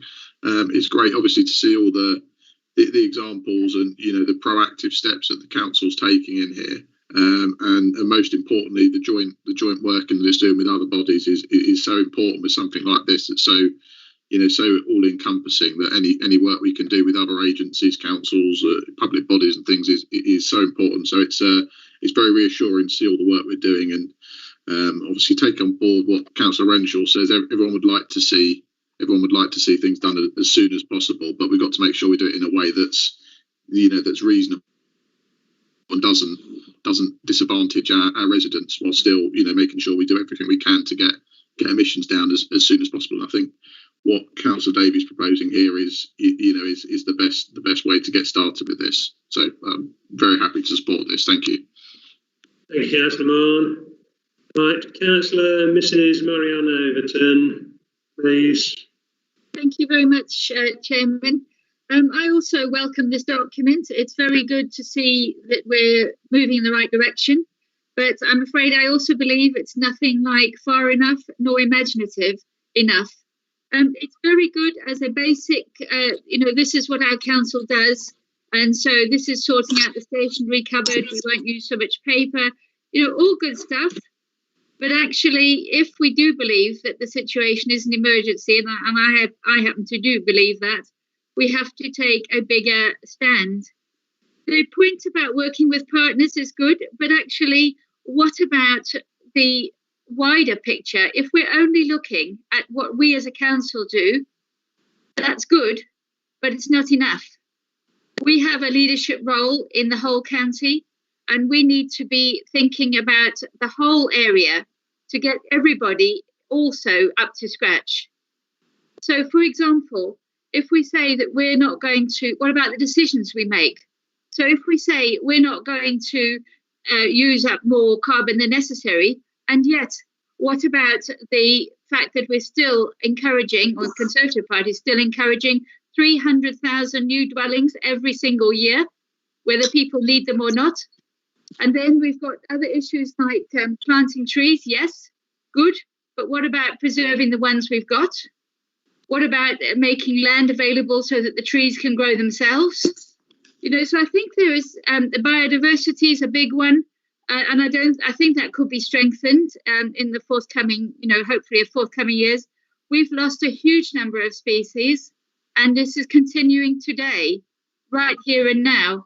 We need to think very carefully about the long-term impact of what we're doing, but also of the decisions we're making, and making sure that our whole house, the whole of Lincolnshire, and indeed the whole country, but let's say Lincolnshire because that's where our responsibility is, let's make sure that everybody is on board, getting their game right up to scratch. Some councils employ a person to do that, to go around small businesses and support that.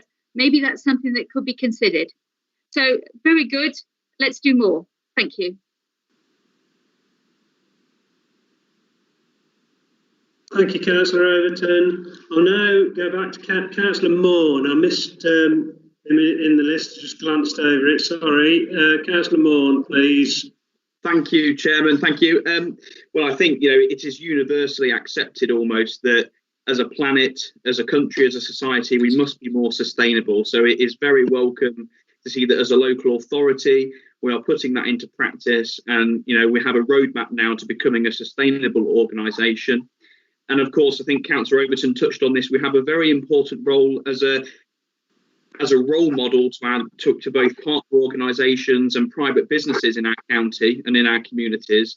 And hopefully by us taking as a council this approach, our partner organisations will do the same. So really positive to see that. I just wanted to pick up on a couple of points that both Councillor Renshaw and Councillor Overton made. Councillor Renshaw talked about, the timescales. Well, if you look at Appendix B in the papers, there is a lot of work happening in the immediate future. And of course, we won't know the impact of that until it's done. So of course there's scope for this to be done before 2050. It's one of those, it's a long-term project. You've got to do it bit by bit, and those schemes that work you can improve and enhance. So I'm personally comfortable with the paper that Councillor Davies brought forward, and it has my full support. And I just also want to pick up a point Councillor Overton made. There is a criticism there of house building and the government homes building targets. It's concerning to hear that, as lots of young people like myself need homes to live in. There needs to be houses built to manage the increasing population. So, it's a very difficult balance, but houses have got to be built. Point of order, Chairman, please. Point of, go on, yes. Point of order. I don't want to be misquoted. Just to be clear, I didn't say no houses should be built. Of course, houses should be built. It's the scale. Thank you. That's point of information, isn't it? I think? Yeah, that's that point of information, Chairman. Councillor Mrs. Overton did say that the government was intent on building 300,000 houses a year, whether they were needed or not. Now, I don't think that's really anybody's position, is it? Thank you. As Councillor Morn said, there are a lot of people out there who need these good quality, energy efficient houses. Okay, thank you. Move on there then, thank you, to Councillor Chris Brewis. Councillor Brewis. Thank you very much, Chairman. A lot of it's already been said, and I think I for one, welcome this, although I too am concerned that on a global scale, if we look at the present COVID crisis, I happen to believe that we've been fiddling around the rainforest, and maybe the natural world and the species are fighting back and saying, well, if you think you're going to make us extinct, we'll try and make you extinct.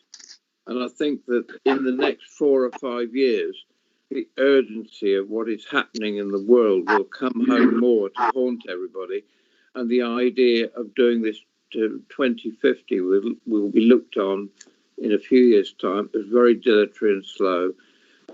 As for houses, I would love to see a lot more houses built, but why on earth do we build our houses to a lower standard of insulation and long-term sustainability than almost any other country in the whole continent of Europe? If we saw what was done in Finland, we could probably shut half of our power stations down if we built to the Finnish or Norwegian standard. Long overdue. Thank you, Chairman. Brewis.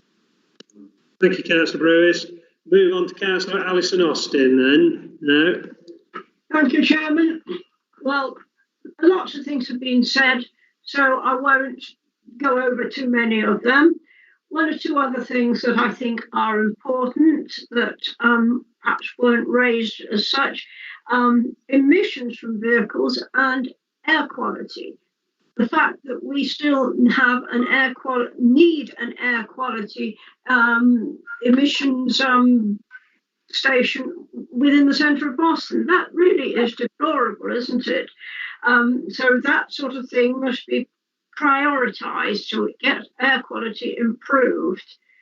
Now, I'm a great one for recycling, but I do think we ought to be really pushing that message, and if I don't get them in the right order, I apologise, but with the public, of reduce, reuse and recycle. I mean, first of all, reduce. We are a society, we are what I believe a throwaway society now, and I think this is something that we've really got to be educating the public on. And obviously we set an example ourselves before we throw something away. So the first question is, do you really need it before you buy it? You know, children's toys, perfectly good seem just to get abandoned, all this sort of thing. Then we go on to reuse. Well, I have a husband who's incredibly good at reusing things, but I think maybe some of us, those of us from an older generation are more used to that. So another message that we've got to be getting over. And finally, recycling. By now, people should have got the message, shouldn't they? So let's just keep on shouting about that. Right. Now, another thing that we should be doing ourselves, I'm surprised that the previous speaker didn't mention it, but I would say that in our aim to go paperless, right, when you've got the huge number of papers that we've got for today, any of you who've managed to cope without needing them in paper form, well, you've probably got younger eyes than I have, or else I've got good IT equipment, but even so, I needed the paper. However, in the council chamber, should we have been in the council chamber? It's time now we had a little bit of investment at an small individual screen in front of each individual person. I think, is it the Scottish or the Welsh, one of these parliaments that does? It's time we did in Lincolnshire, I think. Assuming that we're going to continue as a viable body, as a county as a whole, then let's make that investment, please. Now, another point I do think we need is publicity again, and it's a warning to the public that they don't, there's this very persuasive cold calling, isn't there?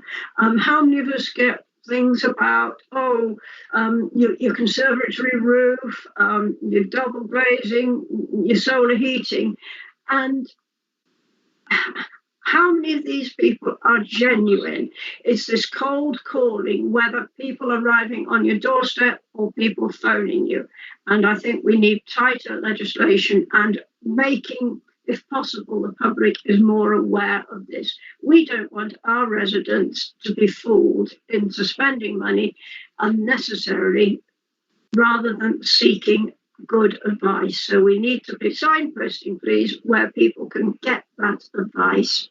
I think that's it. Thank you very much. And I'm obviously very, very supportive of all green issues, planting trees and most other things that have been mentioned. Thank you. Thank you.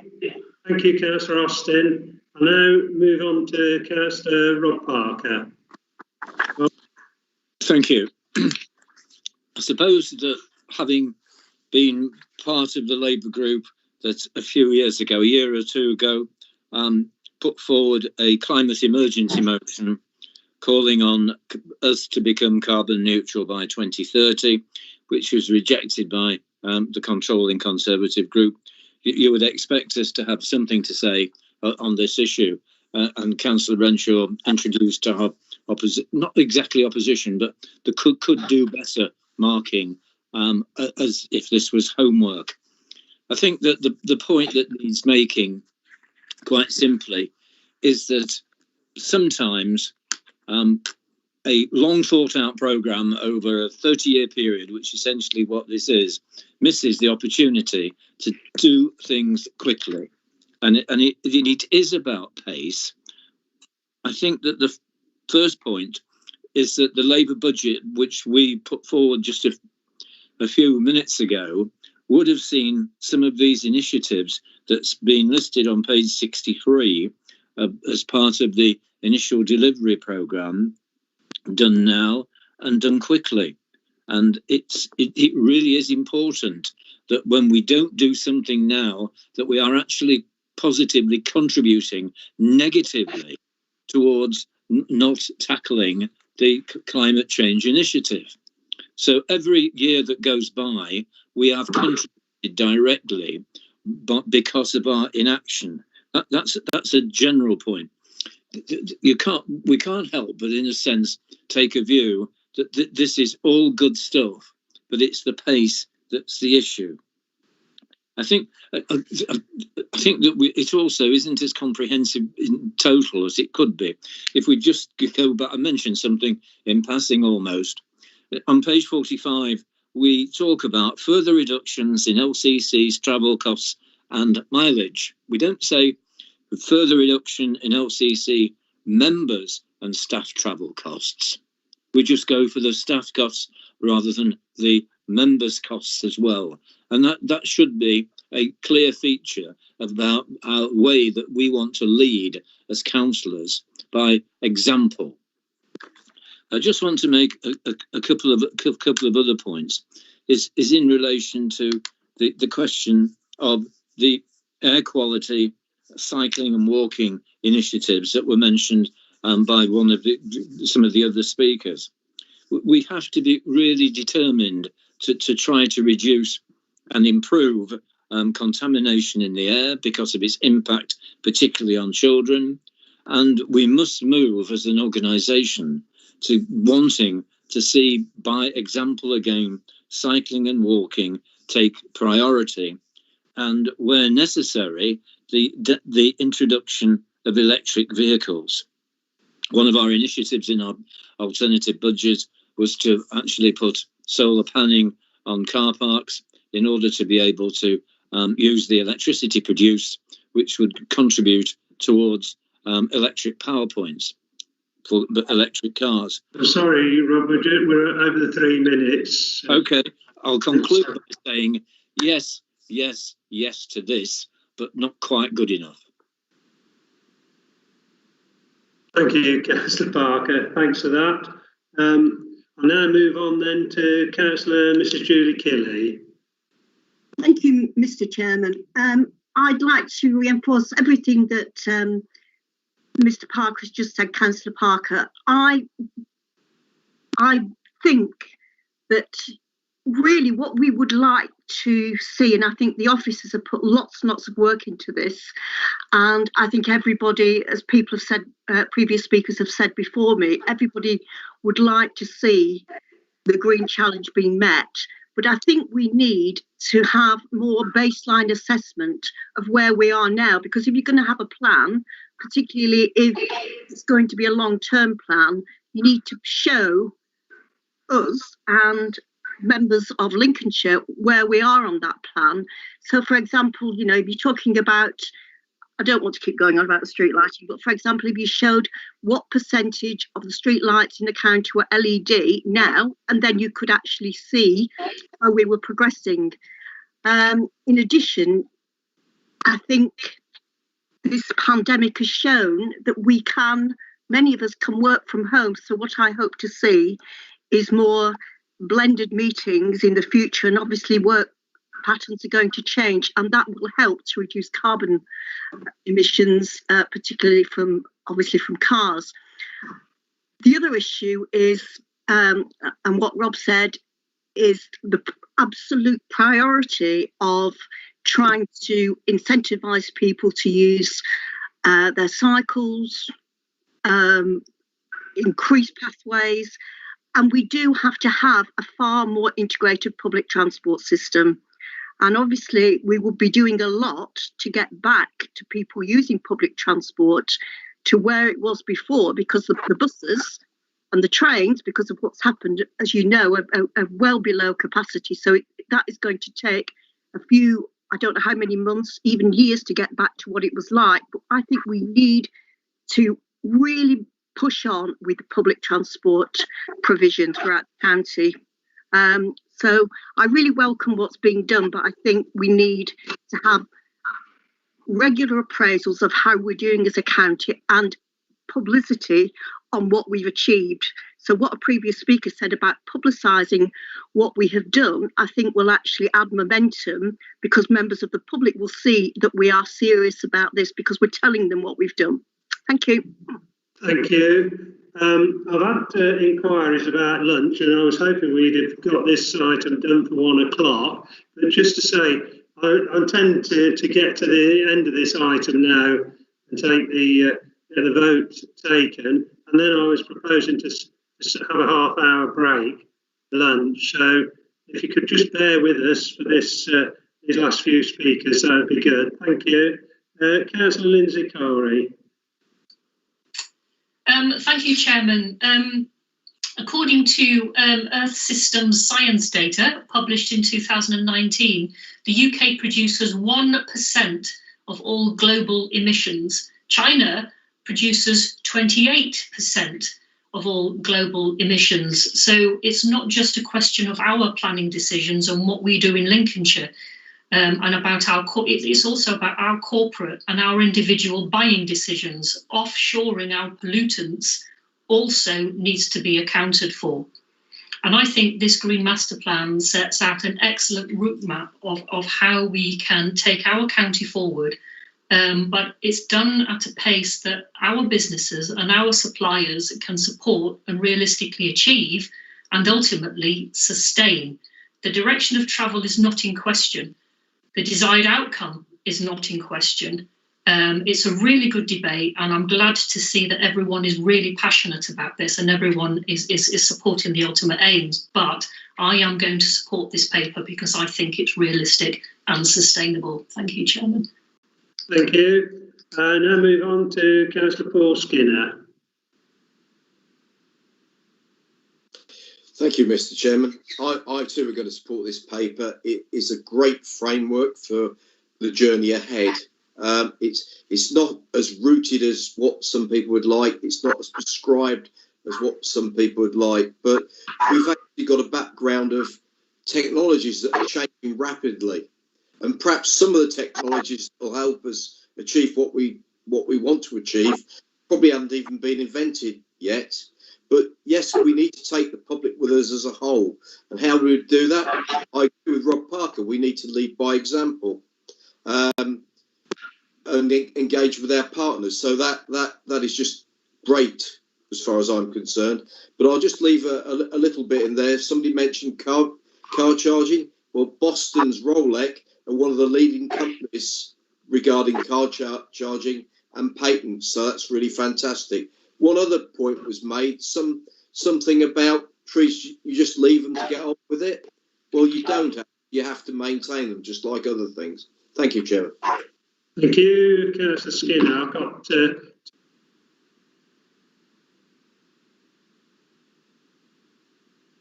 Chairman, I think you're muted. So apologies for that, I was muted. We've got, thank you for that. We've got two more speakers before we come back to the proposer and seconder. So Councillor Key, you could call you now, and then Councillor Parkin. Yes, thank you, Chair. Paper sets out, like I say, at a start, which is good.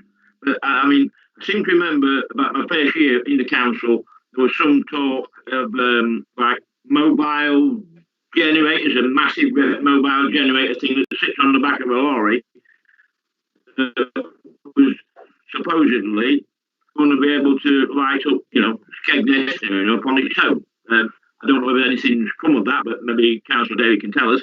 But also in there is also the wind and the solar panels and that, but there's no mention as far as I can see of wave power. We've got a massive coastline, and in the future, we are an island, we'll be able to generate as good power as well.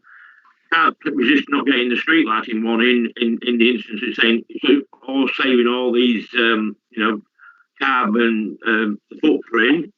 But again, people going to work in the dark, you could have a very good bicycle worth a lot of money. You could hit a pothole, and the next thing you know, the bike's wrecked, and you could be in hospital, which is more cost to the NHS. I'll just leave it at that. Thank you, Chair. Thank you, Councillor Key. Right, Councillor Miss Sarah Parkin now. Thank you. I've found the debate really interesting, and I agree, but also don't want to repeat a lot of the things that have been said. I think the things that are really have hit home to me is Councillor Skinner's comment about technology. We actually don't know the solutions yet to an awful lot of these problems, and I'm sure we will, but by 2025, 2030, we'll be looking at things that we didn't know about now. I welcome the opportunity to embrace that. think what I personally like about this paper, this document, is it deals with this on a corporate level, but also very much talks about individual responsibility. So it's dealing with both the macro organisation of us as a council, but also the role of individuals within it to embrace this in their own lives. And that really came over very strongly to me. I think the other thing that I would really, really plead for when it comes to pushing cycling and walking is that we have an absolute double win here. We are coming out of COVID-19 where we should have a much, much greater focus on public health, on fitness, and obviously the brilliance of pushing for those cycling and walking initiatives is that they are not only so positive for the environment, but a great public health benefit as well. So I would ask us all as a council, both in our individual lives and as that corporate body, to really address our behaviours in terms of those. Thank you, Chairman. Thank you, Councillor Parkin. Right, come back to the seconder now, Councillor Eddie Cole. You reserved your right to speak. Do you want to say something? I'll be very brief, Chairman. Excuse me, I appreciate we need to move towards the one. Take a bit relief, so I'll be brief. I think the Green Master Plan is exactly what it says. It's an excellent document. It's a Green Master Plan. It's not the Green Perfect Plan. It is always and always will be a work in progress. And I think Councillor Parkin for her comments here, absolutely corporate, but requires the individual to take responsibility for their own actions. So we need to be encouraging people. We need to be leading by example. And I think, as Councillor Davies said this morning, the carbon footprint we've saved by having this meeting online is excellent. And the only air quality that's suffering because of it is in our own homes. Too much hot air being expended there, perhaps. So, thank you very much, Jim. Thank you, Councillor Paul. I might come back to Councillor Colin Davey now, if you to sum up. Colin. Thank you, Chairman. I shall also be brief, but I would like to thank all members for their contributions in the debate. And I think we should all, as an organisation, as members, be proud of the fact that this council has a Green Master Plan. The end game, the destination is not in doubt of where we want to go. And, we do have a leadership role. We have a responsibility role that we can instill in our relationships with others. And I think we should take this opportunity. And as Paul Skinner mentioned, technology is going to up the pace as we go along. There are new things coming down the track, new technologies, new forms of energy. I shall still say later, the green economy is worth £1.2 billion for Lincolnshire. Lots of jobs and future jobs to be created will revolve around the green agenda. So we have real opportunities. Let's take this as our baseline today. Let's work forward. We're all committed to the end game and making sure we have the best county, the best environment, and the best opportunity for our future generations. And I hope you will all vote and support it now. Thank you. Thank you, Councillor Davey. Right, we'll move on to the vote there. I'll ask if there are any councillors abstaining to please type abstain in the meeting chat. I notice some already have. Chairman, have indications of abstentions from Councillors Parker, Clark and Renshaw. Okay, thank you. And moving on, are there any councillors who wish to vote against? Please type against in the chat, please. None indicated, Chairman. Sorry, Councillor Kelly, is that an abstention or are you voting against? Abstain. Thank you. Abstention. Right, so we moved on. So again, are there any votes against, please? None showing, Chairman. No, right, we'll move on then. As there are no votes against, and I think we've got 4 abstentions. Is it 4, Nigel? Correct, Chairman. Yeah. Therefore, the motion is clearly carried, so we declare the motion carried. Thank you. Now, I do apologise that we've gone over the what I was fixed 1 o'clock as a time in line for lunch, and I was hoping we'd get that in. But it's really good that there was so much contribution to that debate and positive as well. So what I intend to do is have a 30-minute break now and reconvene at 10 to 2. That's okay. I'm going to have to listen to both. We'll adjourn the meeting now and reconvene at 10 to 2. Thank you.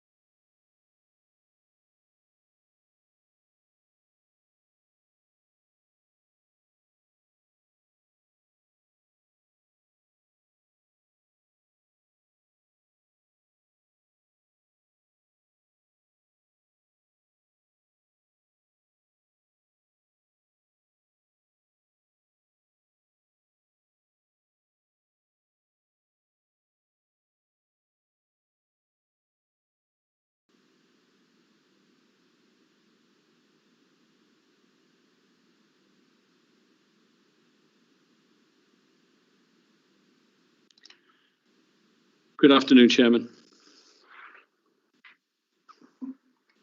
Good afternoon, everyone.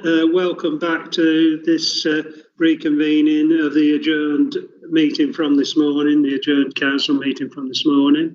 I'll move straight on to item 9 on the agenda now, the review of the Lincolnshire Minerals and Waste Local Plan.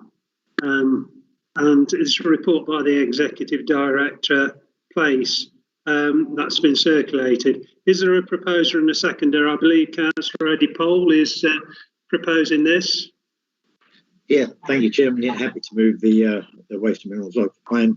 As members will be aware, it's been through due process. There's plenty of comment on it, but it's not a major change from anything we've seen in the past. So I agree. Thank you. Have we got a seconder? Councillor McNally? Yeah, thank you, Chairman. Yes, I'll second that and reserve my right to speak. Thank you. Right, I'll move on then. I've got people, at least one indicated to speak. Councillor Ray Watton. Councillor Watton. Thank you very much indeed, Mr. Chairman. It's a long report, Councillor Pole, 190 pages. I intend to start on page 1. So is that all right? Thanks, Ray. No, thank you, Chairman. Can I refer you to page 145, DM3, and followed by DM4 and DM14? And the reason I raise these is that myself and Councillor Alexander Morn spoke at a recent quarry application in Sudbrook, and these particular policies relate to noise, dust, transport, and also historical buildings. And the residents on that particular application felt that their voice had not been heard at all. And I want to know that in future, if future applications come along, will you ensure their voice is taken into account rather than just rubber stamp it through? I know it had historical permissions, but they felt as though their voice was not heard at all. Thank you, Chairman. Thank you. Move on then, because Councillor Pole can pick that up in his summing up. Councillor Mrs. Marion Overton. Thank you very much indeed. Councillor Pole won't be surprised that I might not want to miss the chance again of raising the issue that some of my residents are a long way from a bring site, more than the stipulated distance that it should be, and that would like very much to be able to use the Nottingham site in a reciprocal arrangement.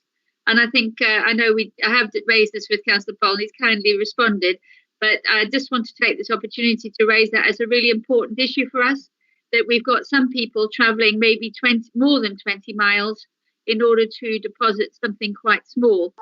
On the main issue on the planning respects, the other one that I don't know if any help can be done, but the one that worries me is where we have reservoirs, apparently, which are taking material from biodigesters, and sometimes they're deemed as waste and sometimes they're not.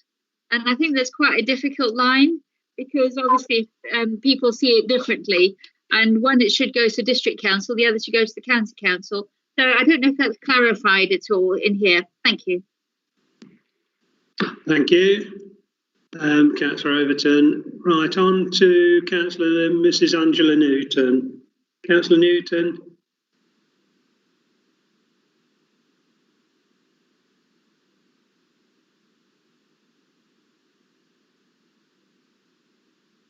Thank you, Chairman. Thank you. I'd just like to ask another question on Bring sites. I'm pleased to see there's been some correspondence about that we're going to extend the variety of waste that people can take on days that they've got their appointments. But what I've noticed as I go by the sites is that there's appears to be a lot of days when there's nobody there, or a lot of gaps. I just wondered if you've thought about a day a week or any time in the day where people can turn up without appointments even. I think we're all doing what we can to eliminate this fly tipping because it's really disastrous throughout the county. And I just feel that well, everything we can do or be seen to be doing would help. Thank you.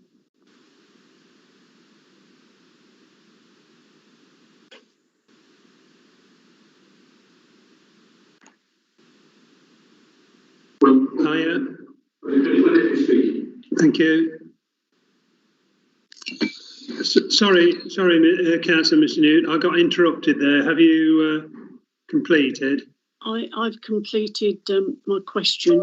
Yeah. Yeah. Okay, then I think I'll move on.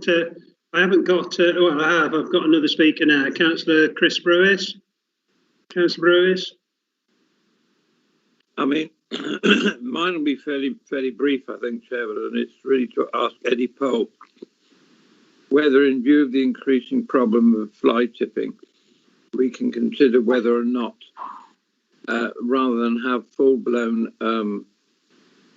recycling and deposit stations, we could revive the principle of the once a month or whatever places where people could take stuff rather than having to travel 18 miles, in some cases 20 miles. And I think this might reduce, it also might, with a collective work together with districts, it might actually reduce some of the cost of what is used in removing fly tipping was devoted to this. It might actually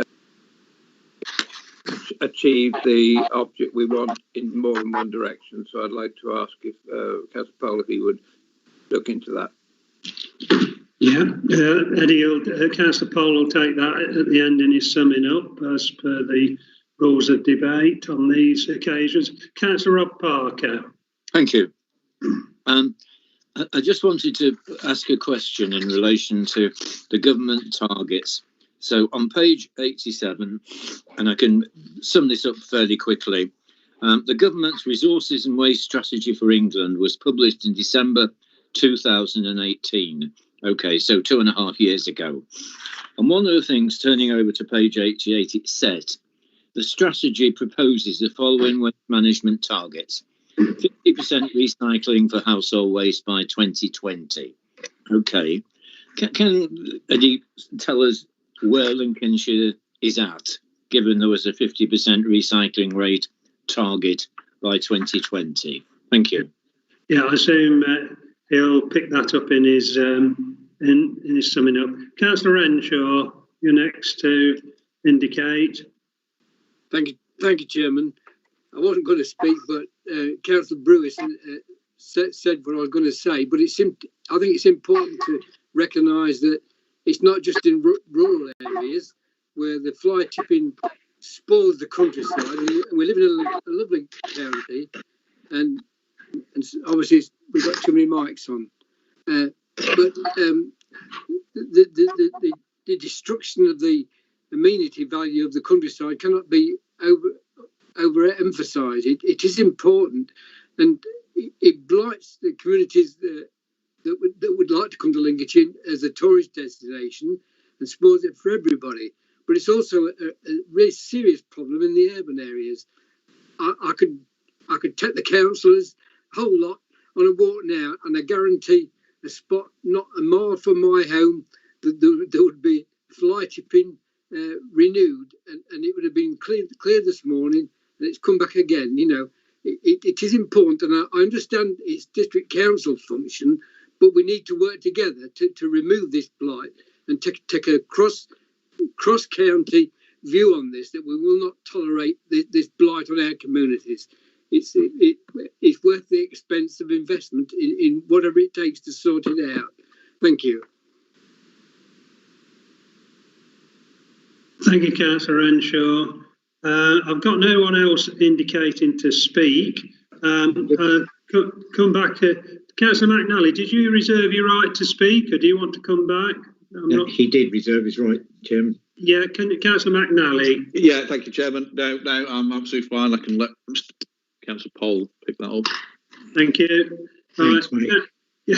Councillor Poll, over to you, Eddie. Yeah, thank you, Chairman. Yeah, So I'm not really surprised that a debate on the Waste and Minerals Local Plan got into Household Waste Recycling Centre policy and fly tipping. I mean, because that's kind of the hot topics at the moment. But I'll work through as best I can, and I will be relatively brief because, as you know, I have to leave.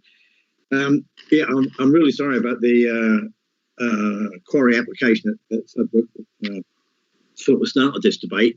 I can assure your residents that their views on noise, dust, etc. were taken into account. But of course, we were hamstrung by previous conditions, but we did everything we could to bring the application up to modern standards and to apply the conditions that we would currently make new operations to come under wherever we could. So we'll deal with that, and obviously any new applications will be treated in the light of the new policies and new requirements. There was something about the household waste recycling centre policy with going across borders. We need to maintain those discussions with our neighbours, and we continue to do so. But yeah, just as we don't want to be paying for people to come and dump their rubbish here, they don't want to be paying for us to go and dump our rubbish there. If you live in the north of the county, you can buy a licence to use the household waste recycling centre in North Lincolnshire. That is something they will do. We don't yet have that reciprocal arrangement.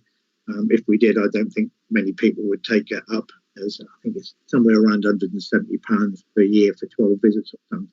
So there is a charge involved, and I think it's only right that there should be a charge involved. So we'll deal with that one. Fly tipping is, we say it time after time, it's a national problem, or it's a problem across the nation, I should say. It's not a national problem, it's a personal problem.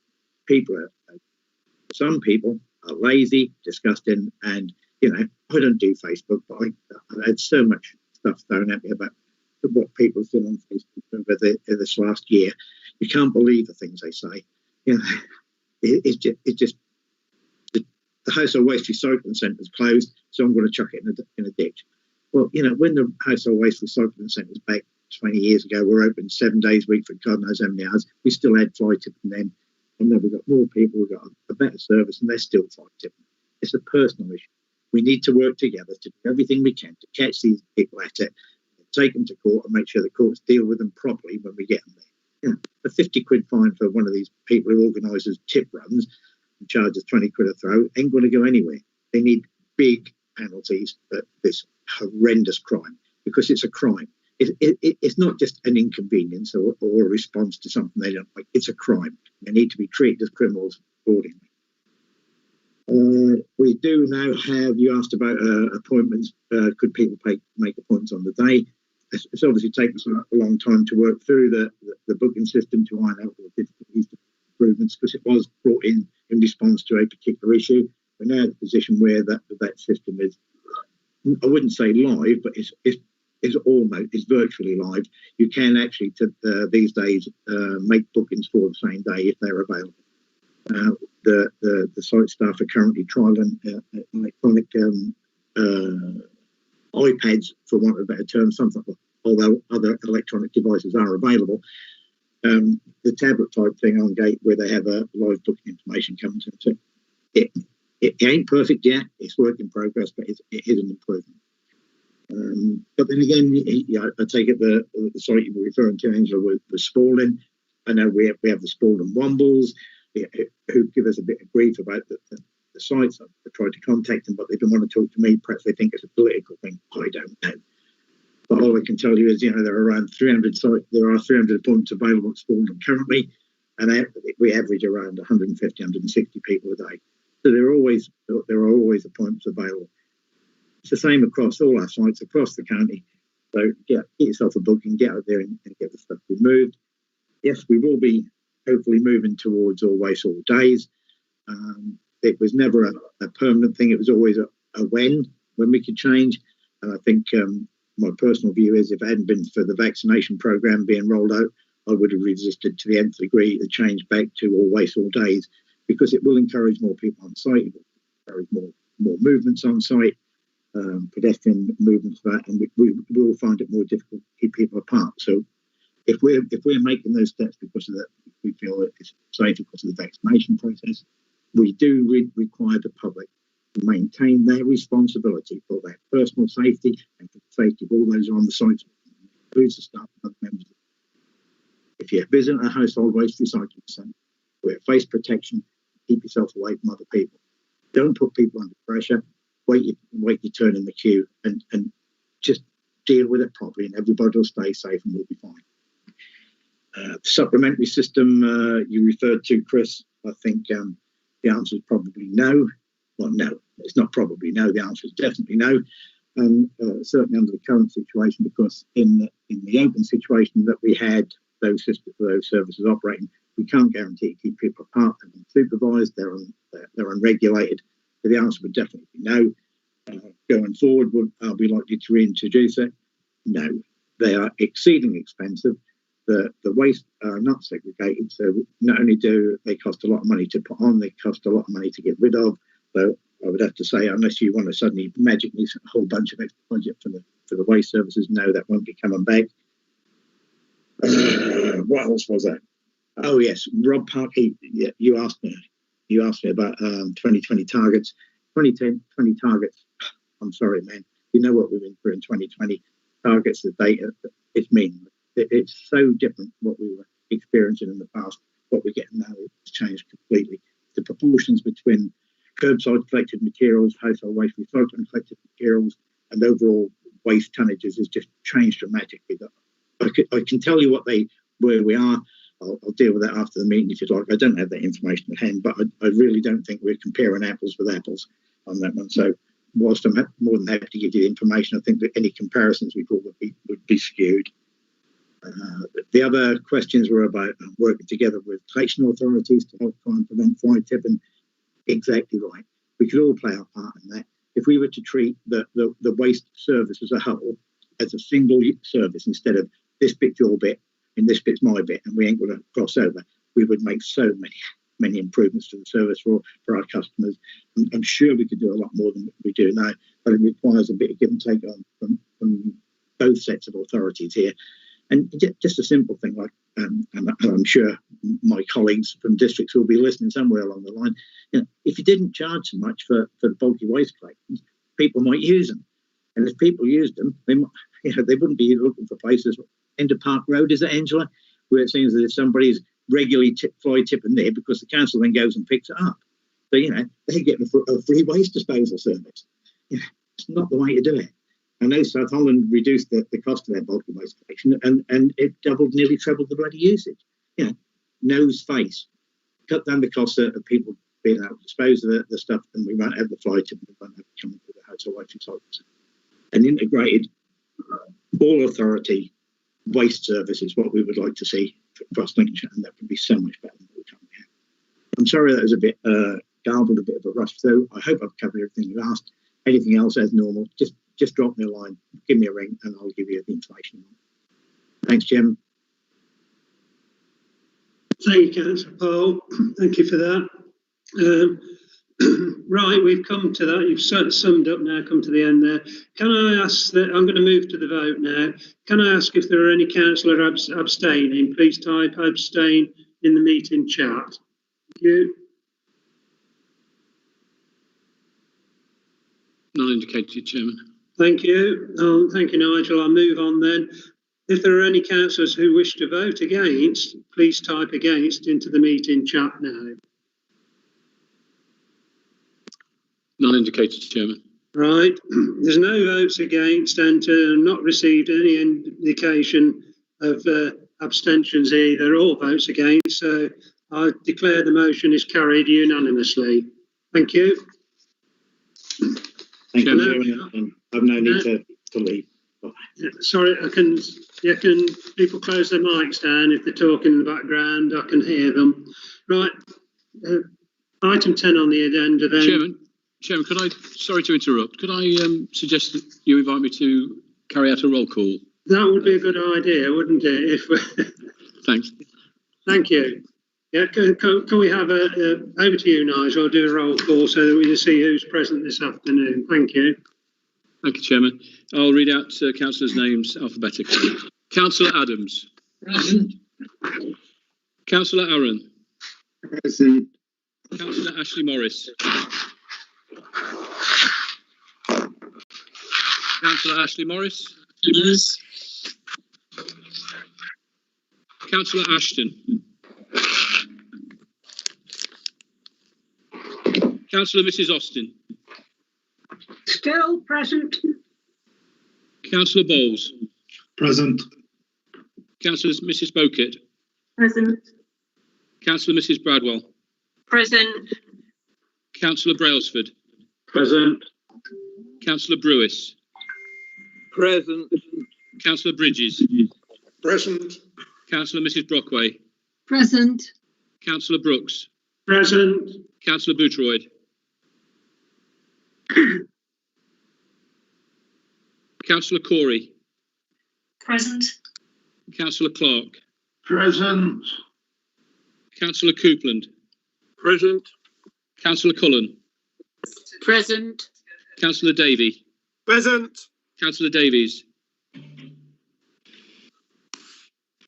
Present. Councillor Dobson. Present. Councillor Fido. Present. Councillor Fleetwood. Present. Councillor Fawkes. Present. Councillor Griggs. Present. Councillor Grocock. Present. Councillor Higgs. Present. Councillor Hill. Present. Councillor Kendrick. Present. Councillor Key. Present. Councillor Killy. Present. Councillor Lawton. Present. Councillor Macy. Present. Councillor Marfleet. Present. Councillor Matthews. Present. Councillor Morn. Present. Councillor McNally. Present. Councillor Mrs Newton. Councillor Mrs Newton. Sorry, present. Sorry, present. So, thank you. Councillor Mrs Overton. Present. Councillor Oxby. Present. Councillor Parker. Present. Councillor Parkin. Present. Councillor Pepper. Present. Councillor Purriton Williams. Present. Councillor Pole. I believe Councillor Pole's just left. Councillor Reid. Christopher Reid. Present. Councillor Robert Reid. Present. Councillor Renshaw. Present. Councillor Renshaw. Yeah, present. I did say Thank you. it's the time Yeah. lag. Councillor Rowe. Sorry, Councillor Rowe. Present. Councillor Skinner. Present. Councillor Mrs Sneath. Present. Councillor Stokes. Present. Councillor Storer. Present. Councillor Strengle. Present. Councillor Thompson. Present. Councillor Trollope-Bellew. Present. Present. Councillor Whittington. Present. Councillor Woolley. Present. Councillor Linda Wotton. Present. Councillor Ray Wotton. Present. Councillor Worth. Present. Councillor Young. Present. Is there anybody present whose name has not been read out? Apologies, Mr. Chairman. Councillor Ashton, I'm present. I couldn't unmute in time earlier. Okay, thank you. Councillor Ashley Morris? No. Okay. That's it, Chairman. Thank you.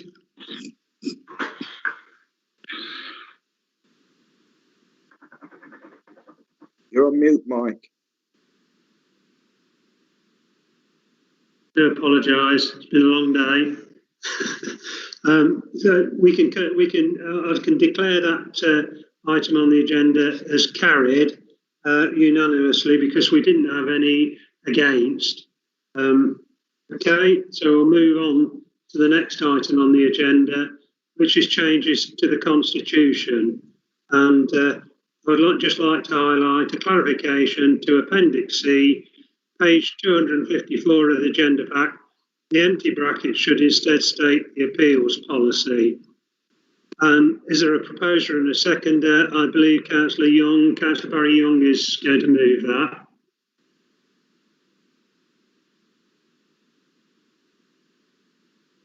Unmute.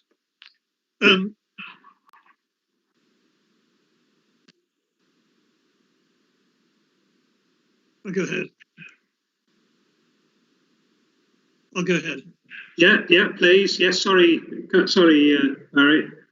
A number of matters have arisen which require amendments to the Constitution. This is something that is happening all the time. Any amendments such as these have to be approved in full council. Papers have been circulated, and I'll go straight to the moving of the resolution, which is that the council approves the changes to the Constitution shown in appendices A, B, C, and D of the report. Okay, then. Thank you for that. Happy to second, Chairman. Yeah, you're happy to second, and presumably reserve right to speak if necessary. Yeah, with the amendment to 705 in the bracket. Yeah, thank you. Okay, are there any speakers on this item?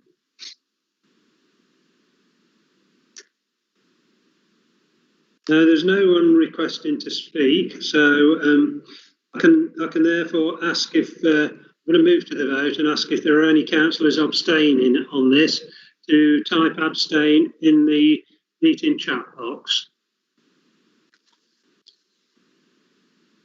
None indicating, Chairman. Thank you. Are there any councillors who wish to vote against? Please type against into the meeting chat now. Thank you. None indicating, Chairman. Thank you, Nigel. I have not received any indications of anyone wishing to vote against or abstain. Therefore, the motion is carried unanimously. Thank you.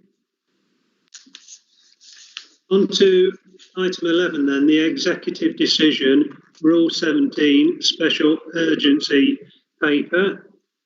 I believe Councillor Hill is going to propose this. Yes, thank you, Chairman. Very briefly, this is there was a decision, urgent decision made between the last council and this council relating to having to let a contract for the vaccination for the testing programme, which we are running out in Boston and Lincoln. So that decision was made by the Chief Executive. It was the relevant relevant scrutiny chairman, which is Councillor Murphy, was consulted, as indeed were group leaders. So I would just move this, please, just to notify the council. Thank you. Councillor Murphy. Hello, Mr. Chairman. I'd like to second this, and I may as well just say now, rather than reserve my rights, but yes, this was came about because of the rapid testing for COVID, and to roll it out into the likes of Lincoln and Boston ASAP to control the spread of coronavirus. In taking the decision and reporting back, I spoke to the leader of the opposition, to Derek Ward, Public Health Director, and to Martin, and it was the only decision was to go with Rule 17. Thank you. Thank you, Councillor Marfleet. Right, have we any speakers on this item? Can't see anybody indicating yet. None indicating, Chairman. No, none indicating. I therefore move straight to the vote. Can I ask if there are any councillors abstaining? Please type abstain in the meeting chat now. None indicating, Chairman. Thank you, Nigel. If there are any councillors who wish to vote against, please type against into the meeting chat now. None indicating, Chairman. Thank you, Nigel. I've not received any indications of anybody wishing to vote against. There's no abstention, so therefore the motion is carried unanimously. Thank you for that. Right, we move on to item 12 then. Motions on notice submitted in accordance with the Council's Constitution. And the first motion is a motion by Councillor Colin Davey. And so I will hand over to Councillor Davey now. Would you like to move your motion? Please. Thank you, Chairman. Apologies about that. Sorry for my delay. we had an excellent discussion earlier about the Green Master Plan for Lincolnshire. And as we come to the end of this council, this motion seeks to tidy up a few things that we probably haven't touched upon recently, but also to recognise the way forward. And I just want to talk through a few areas. Firstly, we all recognised earlier that the council has a leadership role on the zero carbon agenda, and this motion reinforces that. And obviously, we all recognise that the South Bank of the Humber is now a national centre for green energy. I, as a director of the GLEP, fully support that. The opportunity for the low carbon agenda for Lincolnshire and Greater Lincolnshire is enormous in the years ahead. Potentially, it could be worth up to £60 billion to the GLEP economy in the next 15 or 20 years. So we want to encourage the new technologies of the future. And I'm particularly excited about hydrogen testbed that is already on the South Bank. And obviously the next round of licenses for offshore wind are going to generate considerably more jobs in that sector. So we want to reinforce the message that we are fully supportive of the green agenda and the low carbon jobs agenda and the government's wider green industrial strategy to hopefully create 250,000 new jobs nationally in the green energy and green sector generally. Back in 2013, this council had a motion in front of it, which I think was proposed by you, Chairman and Vice Chairman, regarding onshore wind. And we have a wind farm position statement that has been in place since then. Various issues have been brought into the public mix by government in particular, which is the issue of making sure communities support any wind farm development in any location going forward. And the motion seeks just to remind that needs to be placed into local plans going forward. Communities must have a say, and it should be their decision whether large-scale developments of any kind go ahead in the open countryside. This council has a position of not supporting large-scale industrial wind farms in Lincolnshire because of their impact on the natural environment. We have to remember our natural environment is critically important for our tourism sector. People come here for the Lincolnshire Wolds, the big open skies, the wide landscapes, and they do need protecting because we're the only people that can say that. We're not against all wind turbines in Lincolnshire. There will be those where they can have one or two small-scale turbines to support agricultural businesses in the countryside or developments that wish to be sustainable in their own right. But we are very clearly saying and repeating what we've already agreed as a council, that only large-scale, only small-scale turbines should even be considered. Of course, since Brexit, the importance of our land for food has become even more important. A recent survey this week said that consumers had switched by about 33% to only buying UK food products carrying the British tractor or the British flag on it. So making sure our grade 1 land is protected for food production is important.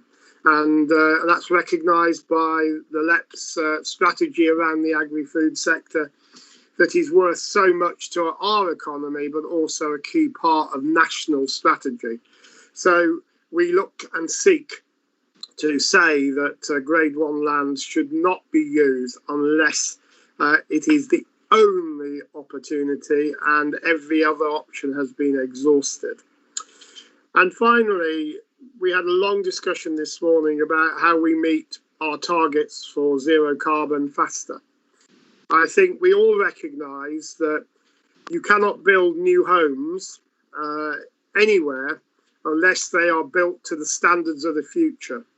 And whilst local planning authorities are the determining authority for planning applications in that regard, I recognise the situation they find themselves in. We're all going to need to work together and say to government that if we're going to meet this more stringent targets that they might wish to have, then we all need to say housing growth needs to be a zero carbon growth, and homes need to be built for the next generation and be sustainable for 100 years plus, and not built so that they have to be retrofitted with energy schemes that are very costly in the future. So let's get housing right. But I recognise that, and this council should recognise, that this is going to need to be a partnership between ourselves, the districts, sending a clear message to government about how we can achieve that in our county, and seeking their help and support for that. I think I will probably close there, and I'll pick up anything in the debate, Chairman, but the resolution is laid out before you in the order paper. And I think this is a positive motion, appreciating our role that we can play in a green agenda, but also recognising that we do need to afford some protection to our beautiful county if it's to play its full part in an environmental future that's fit for generations to come. Thank you, Chairman. Thank you, Councillor Davey. I'm now looking for a seconder. I believe Councillor Danny McNally is seconding this. Councillor McNally. Thank you, Chairman. I've actually got to leave shortly, so it's probably better if somebody else did, if possible. If not, I'll stay. Chairman, Nigel Pepper, I'm happy to do so. Yeah, thank you, Councillor Pepper. Thank you for that. So that's seconded by Councillor Pepper, and you reserve your right to speak, Councillor Pepper, at the end. Yeah. Okay, thank you, Chairman. Thank you. Okay, I'll move on to the first speaker now. Councillor Key, I'm not sure whether you're indicating to speak or not. You put a question in there. Yeah, just what I said when I was talking about the master plan earlier, I mentioned it about wave power and didn't hear Colin mention anything about wave power. That's why I put it in. Thank you. Thank you. I'm sure Councillor Davey will come back to that at the end. Councillor Brockway, Councillor Jackie Brockway. Okay, thank you, Chairman. Yeah, I'll be supporting this motion. I'm very, very pleased that it's been brought forward, because we just can't ignore this anymore. I shouldn't have been ignoring it to begin with. I don't mean the council, but generally. As a result of reading this, I went away and looked at my own carbon footprint, which I keep an eye on. And although it's improving, it's not good enough. It's improving slowly. And I had a look at it, and one of the problems about improving carbon footprints generally is the use of legacy technologies, which are not carbon zero friendly. Now, those technologies are going to be with us for some considerable time. You know, the old boilers, the old cars, some of those are going to be around for some years to come.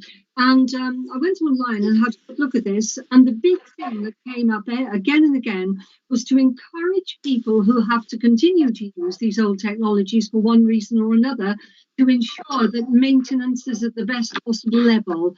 And I just wondered if, while we are concentrating on the new items that are coming forward, the new builds, the designs of cars and housing, that sort of thing, could we also please have keep an eye on these older technologies so that we can encourage people to come on board by maintaining them to the best possible level? Thank you, Chairman. Thank you, Councillor Brockway. Again, I'm sure Councillor Davey will pick that up at the end. Councillor Robin Renshaw. Thank you, Chairman. Just 2 or 3 points. On the last paragraph before the motion starts, the preamble discussed the painfully slow leadership in developing new homes, and I think that's right. We certainly need to push developers to build the homes, because there was about 2 or 3 years when I was last on the Central Lincolnshire Partnership of land available for development, so we need to push that. And certainly all new builds should have zero carbon or close to that, or achievable in the very short term. I mean, Lincoln City Council just have built 6 new homes near me, and the whole buildings are heated by the equivalent of one bar electric fire, which is absolutely phenomenal. And I don't think we trumpet enough the successes of what local councils are doing in that particular regard. And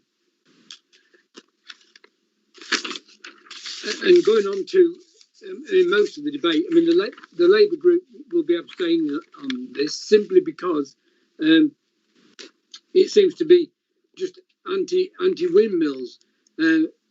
We obviously don't want a load of windmills put in areas of outstanding natural beauty. We've no right to do that, let alone the moral thing about that.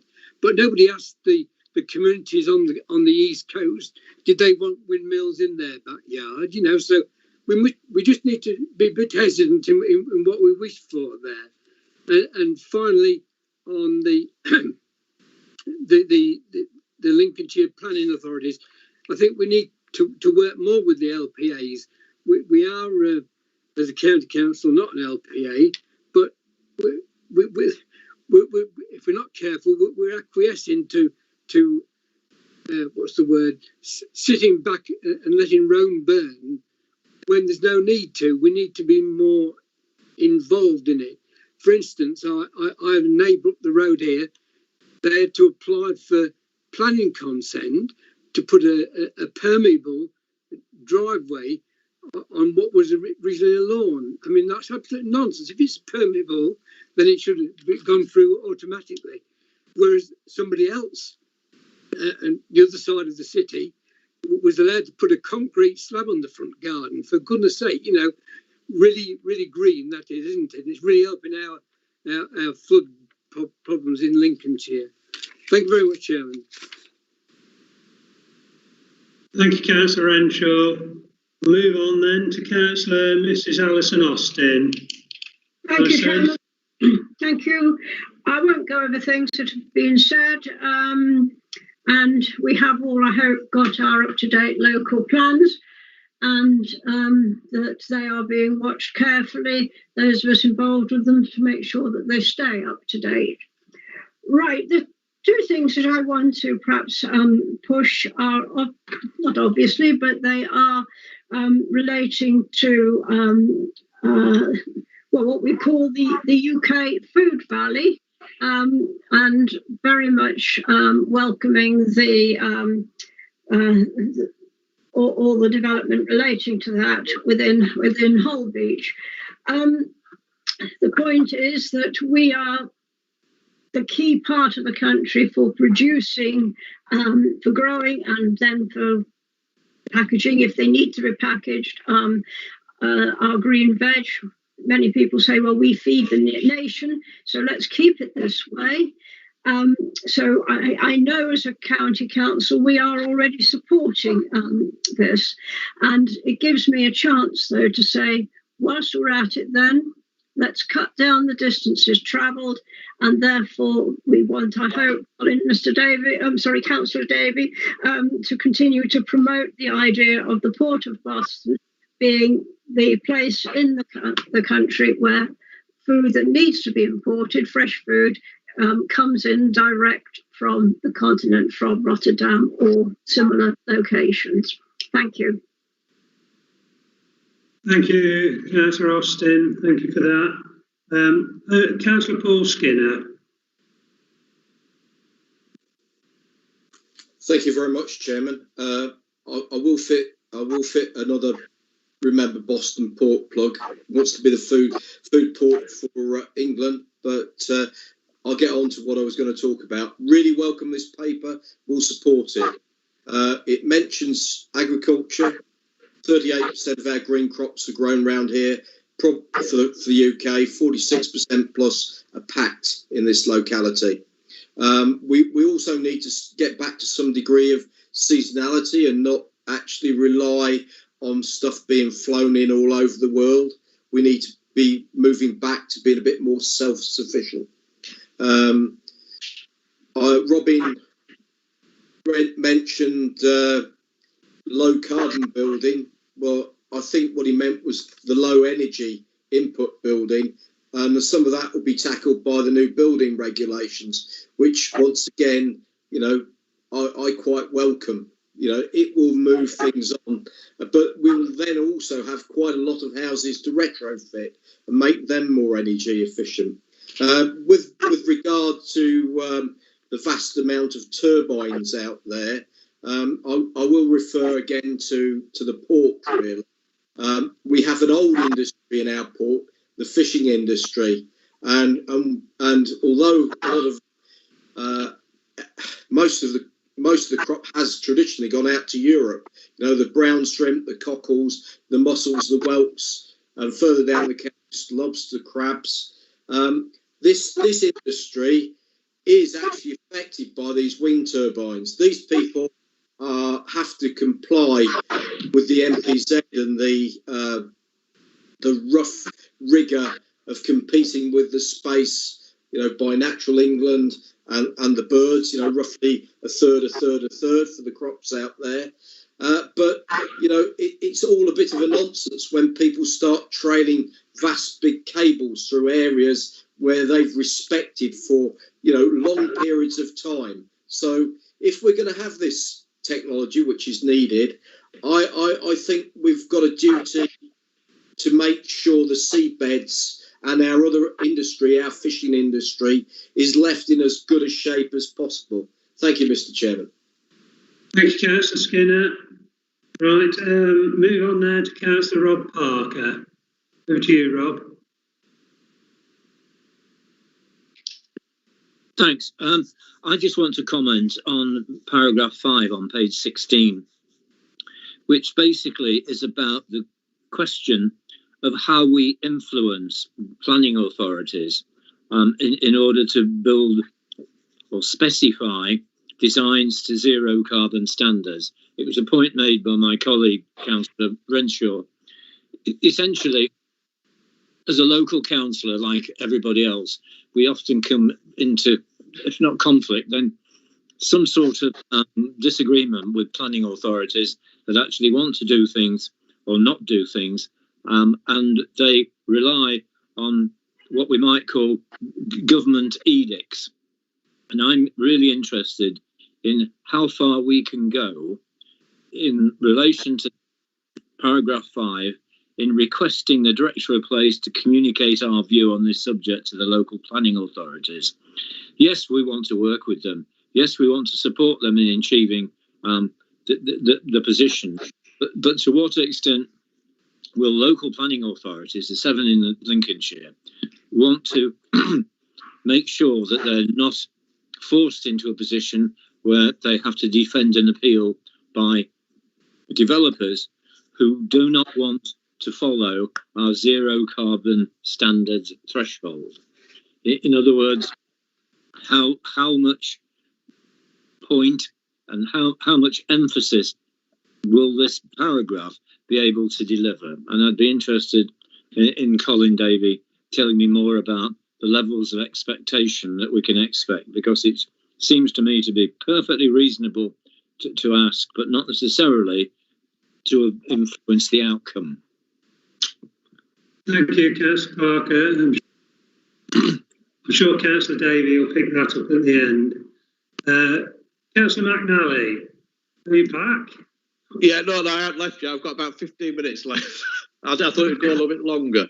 I fully support this this motion, especially on the wind turbine, reaffirming a statement on that. I mean, many of us have spent many nights in meetings with very lively residents demanding to know why the wind turbines just happen to be located near them. And a bit like Councillor Parker on number 5, the seek to lead by example. Really, I mean, we need not only to be working with the district councils, but we need to be lobbying the actual government, because if they bring in the building regulations, they're not to actually what we expect them to be at. The developers will only build to that standard and no more, due to costs and everything else. So I think we really need to be pushing the government probably more than the districts. Yes, we would like this, but actually, ultimately, It's down to the government to set the building regulations, and that's where we need to be pressing it. And on number 4, I think it might be worth Councillor Davey just reiterate. Is that I seem to be getting a lot of feedback on the thing, but on the therefore we will object to any development proposal on grade 1 land. I mean, there's a fine balance there, and if we take Boston as an example, there is nowhere else to build a few houses possibly on grade 1 land. So are we talking? There's definitely not just a viable, but that it doesn't really include the housing element of side of things. That's what I'm trying to get at. Just a clarification on that. But that's all, Chairman. Thank you, Councillor McNally. Thank you for that. Right now, Councillor Mrs. Marion Overton. Councillor Overton. Thank you very much, Chairman. I welcome this document, but I think there are a number of things that will need a bit more thought as things progress, of course, as we see it unfold. Firstly, on the issue of the onshore turbines, when we're talking about 1 or 2 serving a local facility, so say you've got a factory, it would be perfectly sensible to put whatever means you can for renewable energy around that factory, on the roof or in turbines, whatever. But what we see now is very, very large structures, and I've just been looking at the sizes, certainly bigger than the Eiffel Tower, very substantial structures.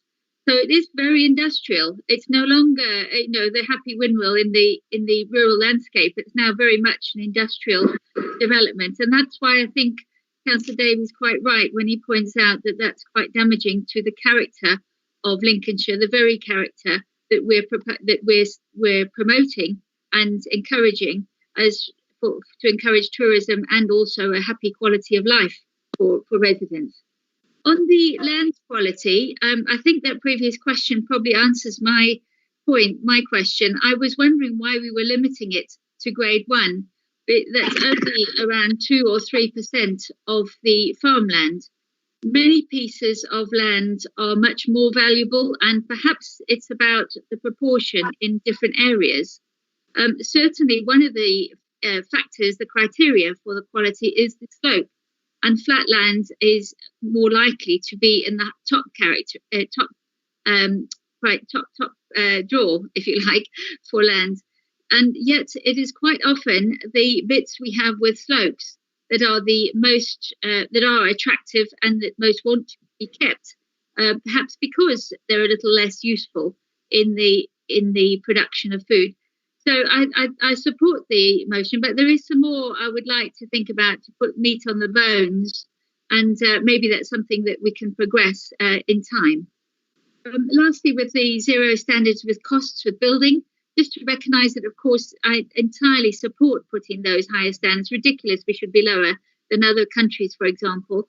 But at the same time, we do have to recognise that that will mean that the developers want to pay less for other things like roads and education.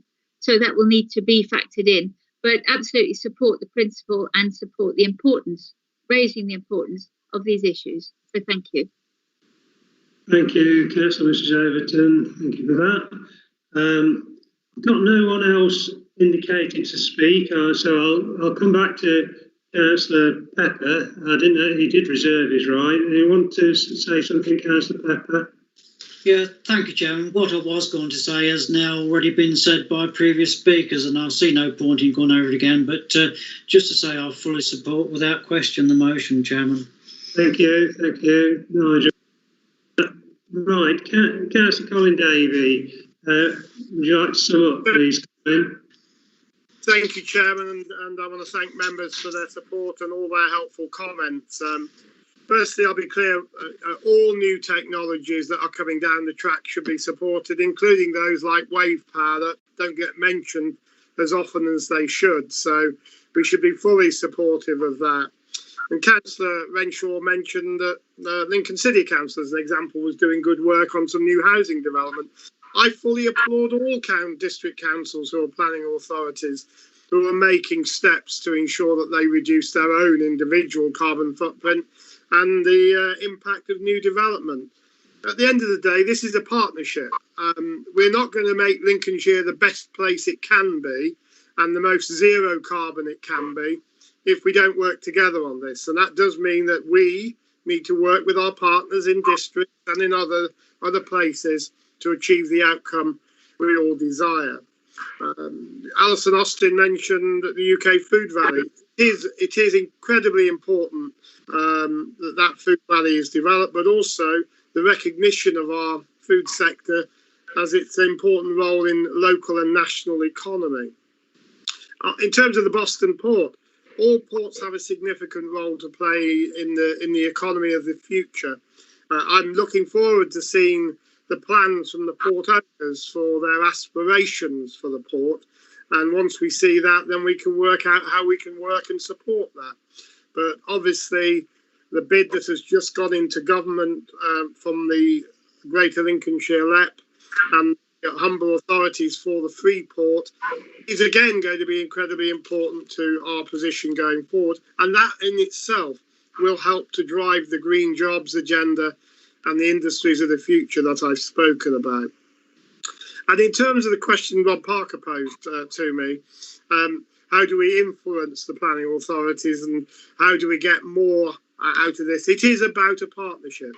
And I think if we all collectively, local planning authorities, the county, all stand together and say, our ambition is to do X, which is those zero carbon homes, and we tell government we have a plan and we need to work that plan out and go to government with it, I am sure government will back it. There is no way government is going to meet its own agenda and its own targets of going faster on a zero carbon national economy without supporting local initiative.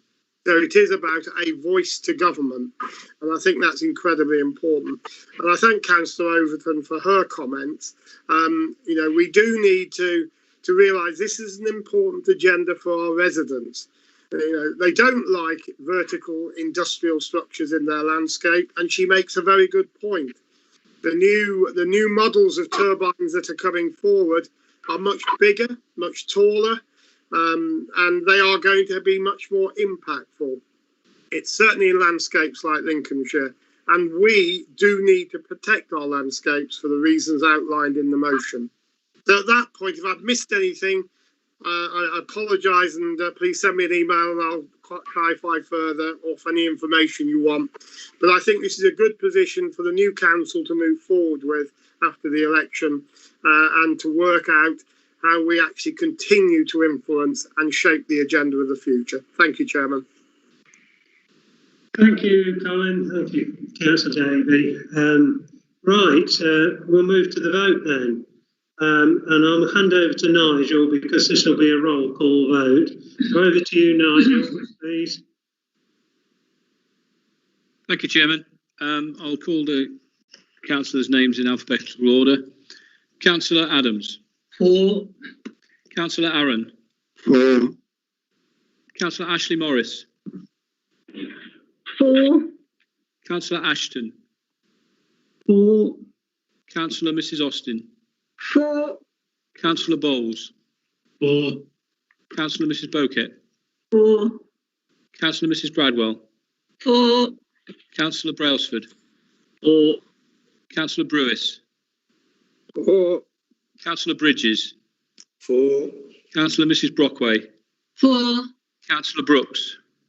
4. Councillor Corey. 4. Councillor Clark. Abstain. Councillor Coupland. 4. Councillor Cullen. 4. Councillor Davey. 4. Councillor Davies. 4. Councillor Dobson. 4. Councillor Fido. 4. Councillor Fleetwood. 4. Councillor Fawkes.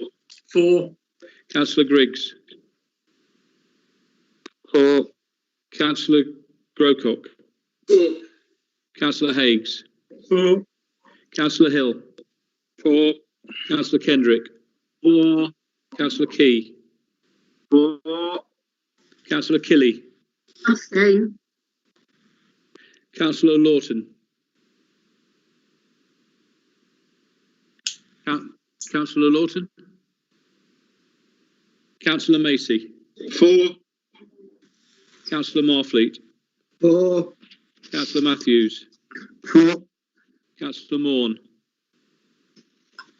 For. Councillor McNally. For. Councillor Mrs Newton. For. Councillor Mrs Overton. For. Councillor Oxby. For. Councillor Parker. Councillor Parker. Abstain. Councillor Parkin. For. Councillor Pepper. For. Councillor Perrotton Williams. For. Councillor Christopher Reid. For. Councillor Renshaw. Abstain. Councillor Skinner. For. Councillor Mrs Sneath. For. Councillor Stokes. For. Councillor Storer. For. Councillor Strangle. For. Councillor Thompson. For. Councillor Trollope-Bellew. For. Councillor Whittington. For. Councillor Mrs Woolley. For. Councillor Linda Wotton. For. Councillor Ray Wotton. For. Councillor Worth. For. Councillor Young. For. That's carried, Chairman. Chair, excuse me, but did you get my my abstention? I'm sorry, I was on mute. Yes, I heard the. Yes, we've got it. Thank you, Chair. Thank you, Mr. Councillor Parker. Sorry, Nigel. You say the vote. That's carried. The motion's clearly carried. So thank you for that. We'll move on.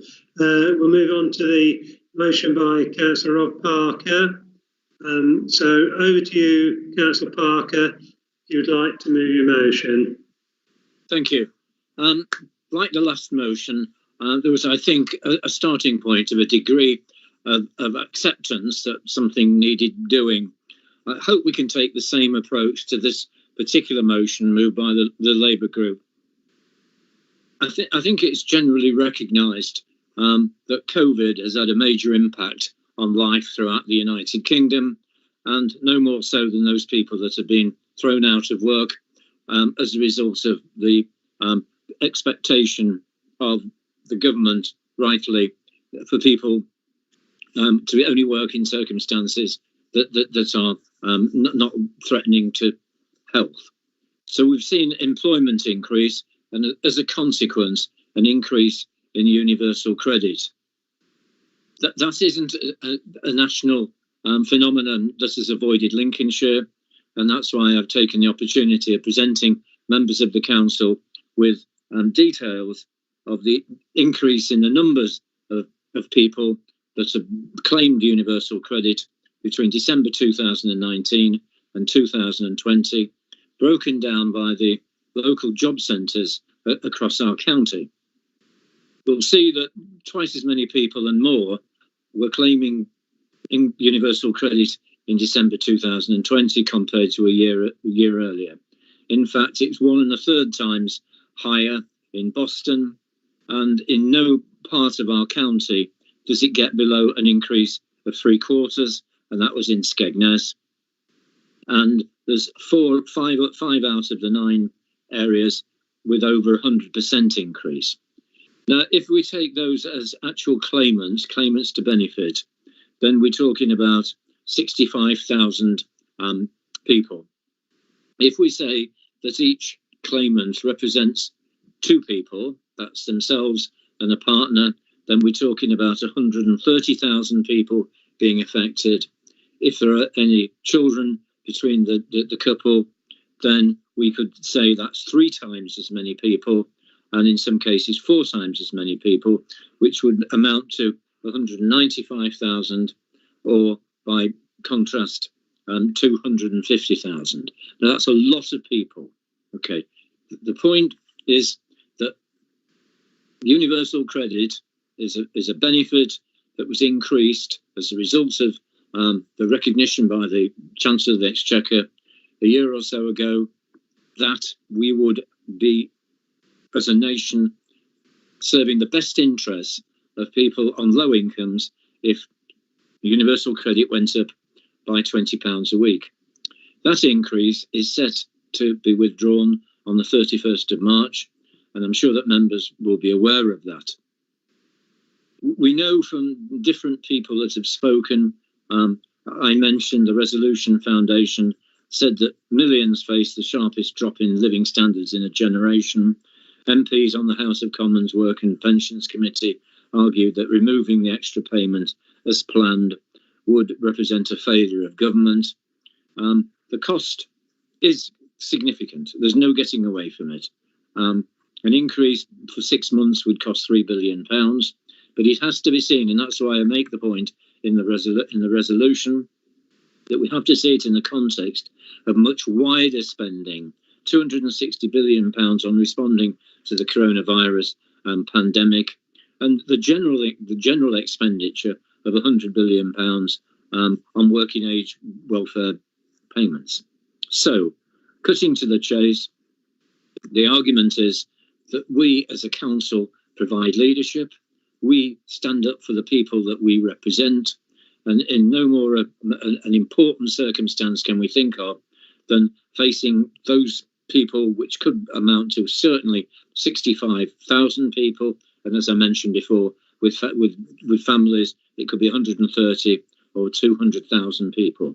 So we're saying, as a Labour group, in the spirit of wanting to take an all-party resolution forward, we're saying that the large numbers of people likely to be left struggling financially is something we can and should do something about, and that we're asking this council meeting today to agree that we should write, the leader of the council should write to the Chancellor of the Exchequer, making 2 points.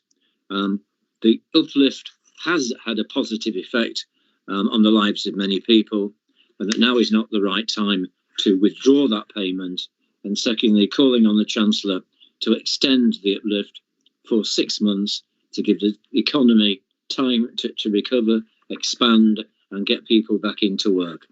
This isn't an argument about the universal credit as a benefit to be discussed. That could be discussed elsewhere, but we're talking about recognising this council should support our people in Lincolnshire, across all of Lincolnshire. We can see that from the table, and petition, as it were, lobby the Chancellor of the Exchequer to do the right thing in the budget. I move that motion. Thank you, Councillor Parker. I now move then to Councillor Robin Renshaw, I believe is seconding. Councillor Renshaw. Yes, thank you, Chairman. I would like to second it, and I'll speak now.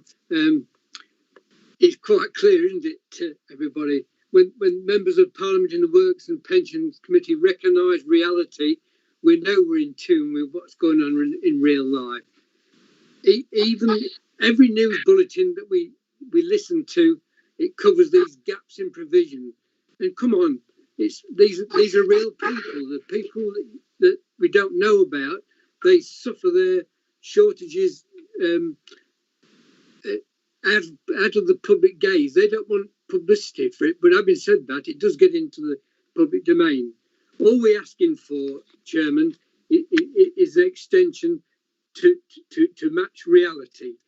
And even if we pass this today, that there's no guarantees, but LCC will clearly show to the community that it represents that we are batting for them. Thank you very much, Chairman.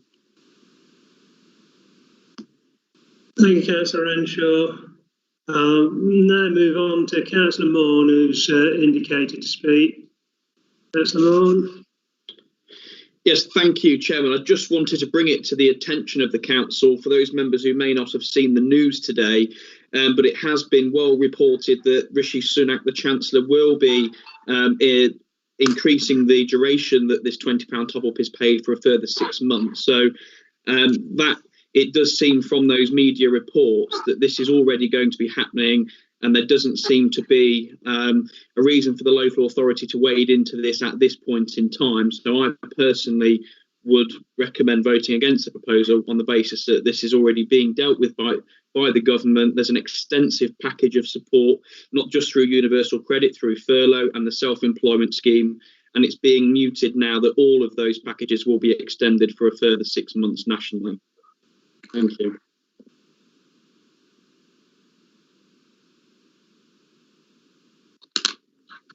Thank you for that, Councillor Moore.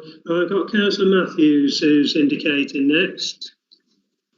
Yes, I think Councillor Moore has rather stolen my thunder. I was going to, I'm sitting here quietly watching the breaking news, and it looks like it's good news for everyone.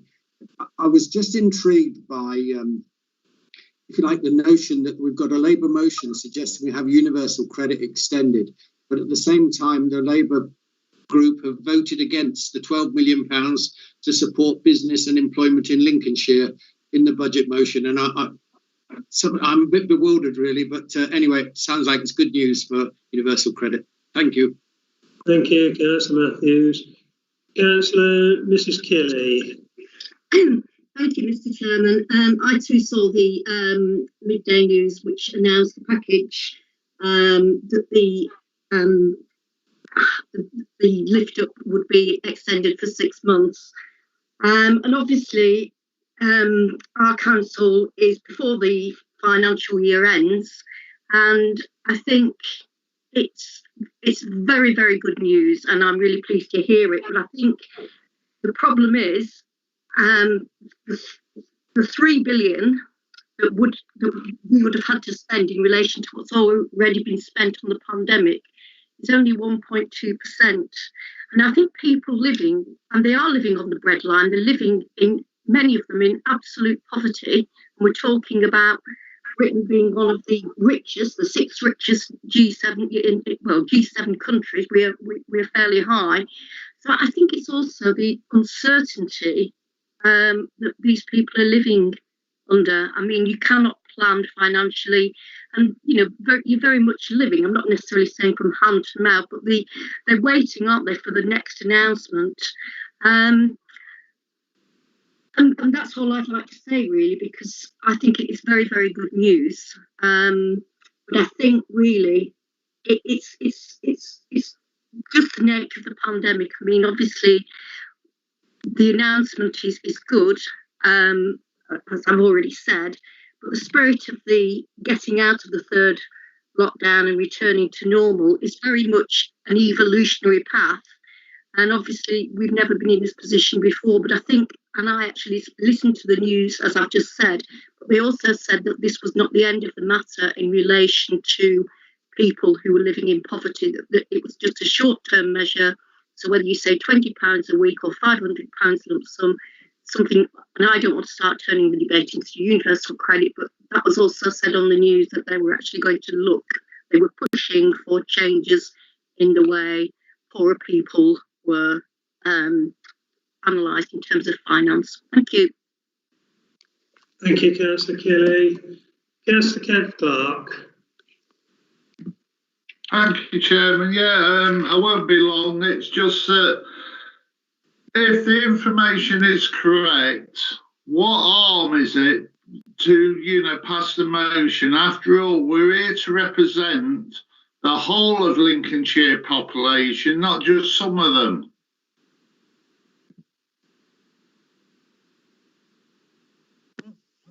Okay, thank you, Councillor Clark. Councillor Chris Brewis.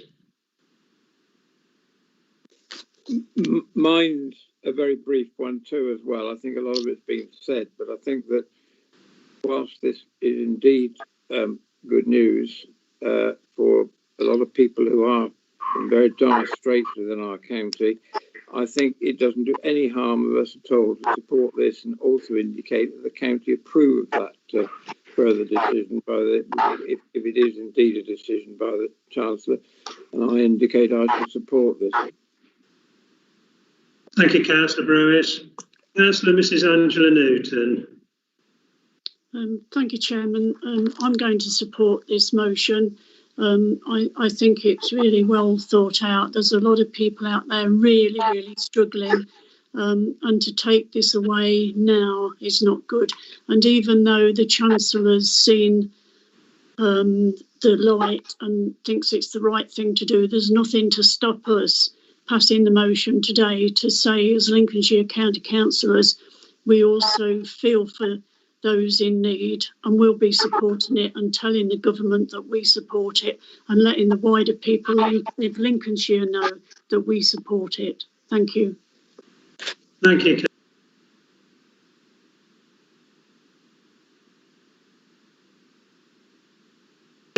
You make it, Chairman.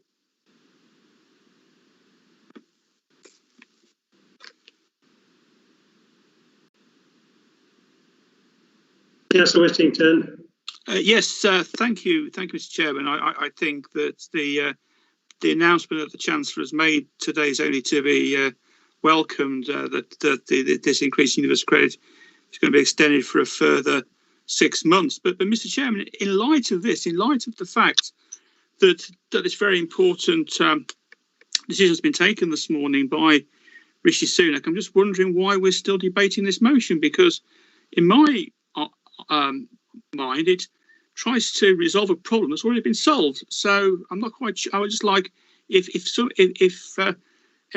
people supporting the motion could actually explain to us why we should support a motion for a problem that no longer exists. Thanks, Mr. Chairman. Thank you, Councillor Whittington. Councillor Mrs. Alison Austin. Thank you, Chairman. I disagree with the last speaker. There's still just as much need to make sure that our voice is heard. Our letter can be amended slightly, surely, to commend the fact that the government is minded to do this. Should it change its mind, we can rapidly go back to what was in the motion itself. But it's not, shall I say, altering the motion if our wording is appropriately modified. We have got a lot of people relying on food banks all the time, and this sort of thing should not be happening in this county in whatever year we're in now, 2021. It's not acceptable. So let's go ahead, please, and support this. Thank you. Thank you, Councillor Austin. I've got Councillor Jackie Brockaway down here. I'm not sure. Can't see her on No, there. I've deleted because what I was going to say has already been said, Chair. Oh, thanks. Well, I've seen things then. Thank you. Councillor Martin Hill. Councillor Hill. Thank you, Chairman. Yeah, I just want some clarification if this motion is still proceeding, because it does seem as though the issue has been resolved. Can I say that fully sympathise and understand and welcome the government's decision? My only concern about originally this motion was obviously the government, just like the council, has a very difficult job to do to make sure that people are fully supported. At the same time, the economy is given every chance and public spending is kept under as much reasonable control it can be in this pandemic. So, and it is true that the indications are now, it's being reported quite widely now that this will be happening. So I think we can assume that it will, but we can't be sure. So I don't think it's appropriate actually for the motion to carry on.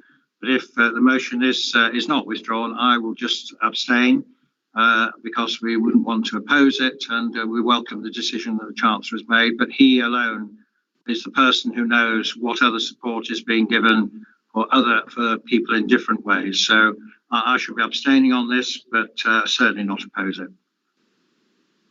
Thank you, Councillor Hill. Councillor Cullen. Thank you, Chair. Mine's just a quick brief one. Just echoing what Ken Clark said, and just remember where I live is Knowledge Resort, and I know a lot of people's been laid off. That's on universal credit, and I'm glad it's been extended. I'm over the moon on that, and our food banks has gone up tremendously. Thank you, Chair. Thank you, Councillor Cullen. Right, so I've got no one else indicated to speak, so I'll come back to Councillor Parker to sum up, because Councillor Robin Renshaw spoke when he seconded. Councillor Parker. Thank you. Quickly wanting to say that Andrew Mullen started off by saying it's been mooted. And like all good stories, and I hope this is a good story, it seemed to increase in its confirmation. But I can't find anything where it is said by the Chancellor of the Exchequer that this will happen. Okay, I know that the general way that in the 21st century of information getting out is through a series of leaks to informed sources, and that's the beginning of what we might call testing the water. I think it's great, actually. Let's be clear about it. And I'm certainly not, in a sense, in any way wanting to cause an argument here about should it be withdrawn or not. But it just seems to me the safest thing, in the absence of any categorical statement from the Chancellor of the Exchequer on record that we can read about, is to let it go ahead. That only takes it to the Leader of the Council, and I'm sure the Leader of the Council, if it does turn out to be the case, he and I can discuss the matter without it necessarily going any further. But I think it's important that this council... Can I just interrupt a minute, Councillor Parker? Councillor Moore has come in with a point of information, so could I just accede to him for a minute? It might help. Yeah, thank you, Chair. I thought I made it very clear in my comments that I said it had been reported in the media. I did not say it was a statement from Rishi Sunak. I said the media had reported that he would act in a certain way. I thought that was clear. Apologies if that wasn't clear, but I'm just making that point now to clarify that. Thank you. Thanks for that, Andy. The point I thought that I thought I described what you said, because you started off by saying it was mooted. Okay, mooted, not definite, and then it sort of picked up during the later contributions that other councillors had, that it became crystal clear and it's bang to rights. I don't think, from looking at the media at the moment, that it is bang to rights. What I'm saying, therefore, is that we progress. Okay, Councillor Hill's going to abstain, perfectly legitimate, but it seems to me that the rest of us can make a clear statement that this is what we would want. Okay, now, if, as I said just a moment ago, if circumstances prove that what has been reported is true, then clearly it would be wouldn't be necessary for it to proceed. But in the absence of direct, hard, incontrovertible fact, we, I think, should proceed. And that's what I hope will be accepted, and people will vote as though this hadn't been said, and that this is our intention. If it's right, fine, then we can work around. But I think that this is giving the opportunity for Lincolnshire councillors to be seen to be standing up for Lincolnshire people. Thank you. Thank you, Councillor Parker. So that has been summed up now. So I'll hand over to Nigel to have a roll call vote. Thank you, Chairman. Again, I'll read councillors' names in alphabetical order. Councillor Adams. Abstain. Councillor Aaron. Councillor Aaron. Councillor Ashley Morris. Councillor Ashley Morris. Councillor Ashton. Abstain. Councillor Mrs Austin. For. Councillor Bowles. For. Councillor Mrs Bradwell. Abstain. Councillor Brailsford. Abstain. Councillor Brewis. For. Councillor Bridges. Abstain. Councillor Mrs Brockway. Abstain. Councillor Brooks. Abstain. Councillor Corey. Abstain, Chairman. Councillor Clark. For. Councillor Coupland. Abstain. Councillor Cullen. For. Councillor Davey. Abstain. Councillor Davies. Abstain. Councillor Dobson.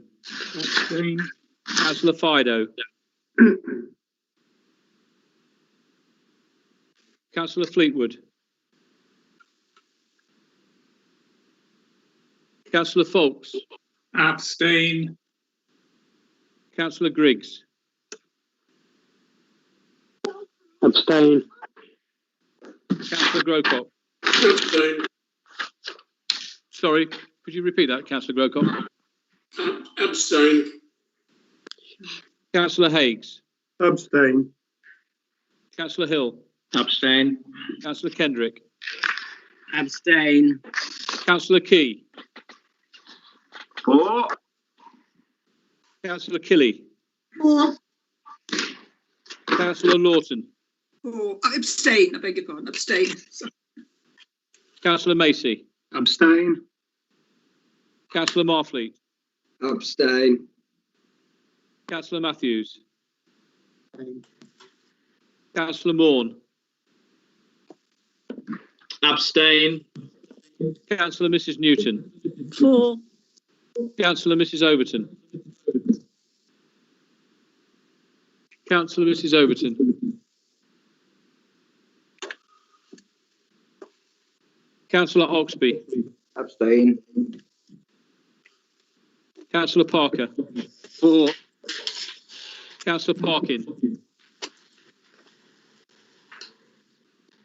Councillor Parkin. Sorry, I said abstain. Probably said it too quick. Councillor Pepper. Abstain. Councillor Perrotton Williams. Abstain. Councillor Christopher Reid. Abstain. Councillor Renshaw. For. Councillor Skinner. Abstain. Councillor Mrs Sneath. Abstain. Councillor Stokes. Abstain. Councillor Storer. Abstain. Councillor Strangle. Abstain. Councillor Thompson. Abstain. Councillor Whittington. Abstain. Councillor Mrs Woolley. Abstain. Councillor Linda Wotton. Abstain. Councillor Ray Wotton. Abstain. Councillor Worth. Abstain. Councillor Young. Abstain. That's carried, Chairman.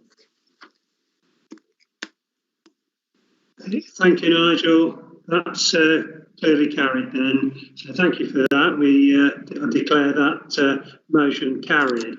So that brings me now to the end of the meeting. I'd just like to thank you all for your cooperation and support through the meeting today. It's been a long meeting, it's difficult, but you've all been superb in helping the meeting to run along smoothly. So thank you for your cooperation. Thank you very much. Declare the meeting closed. Thank you.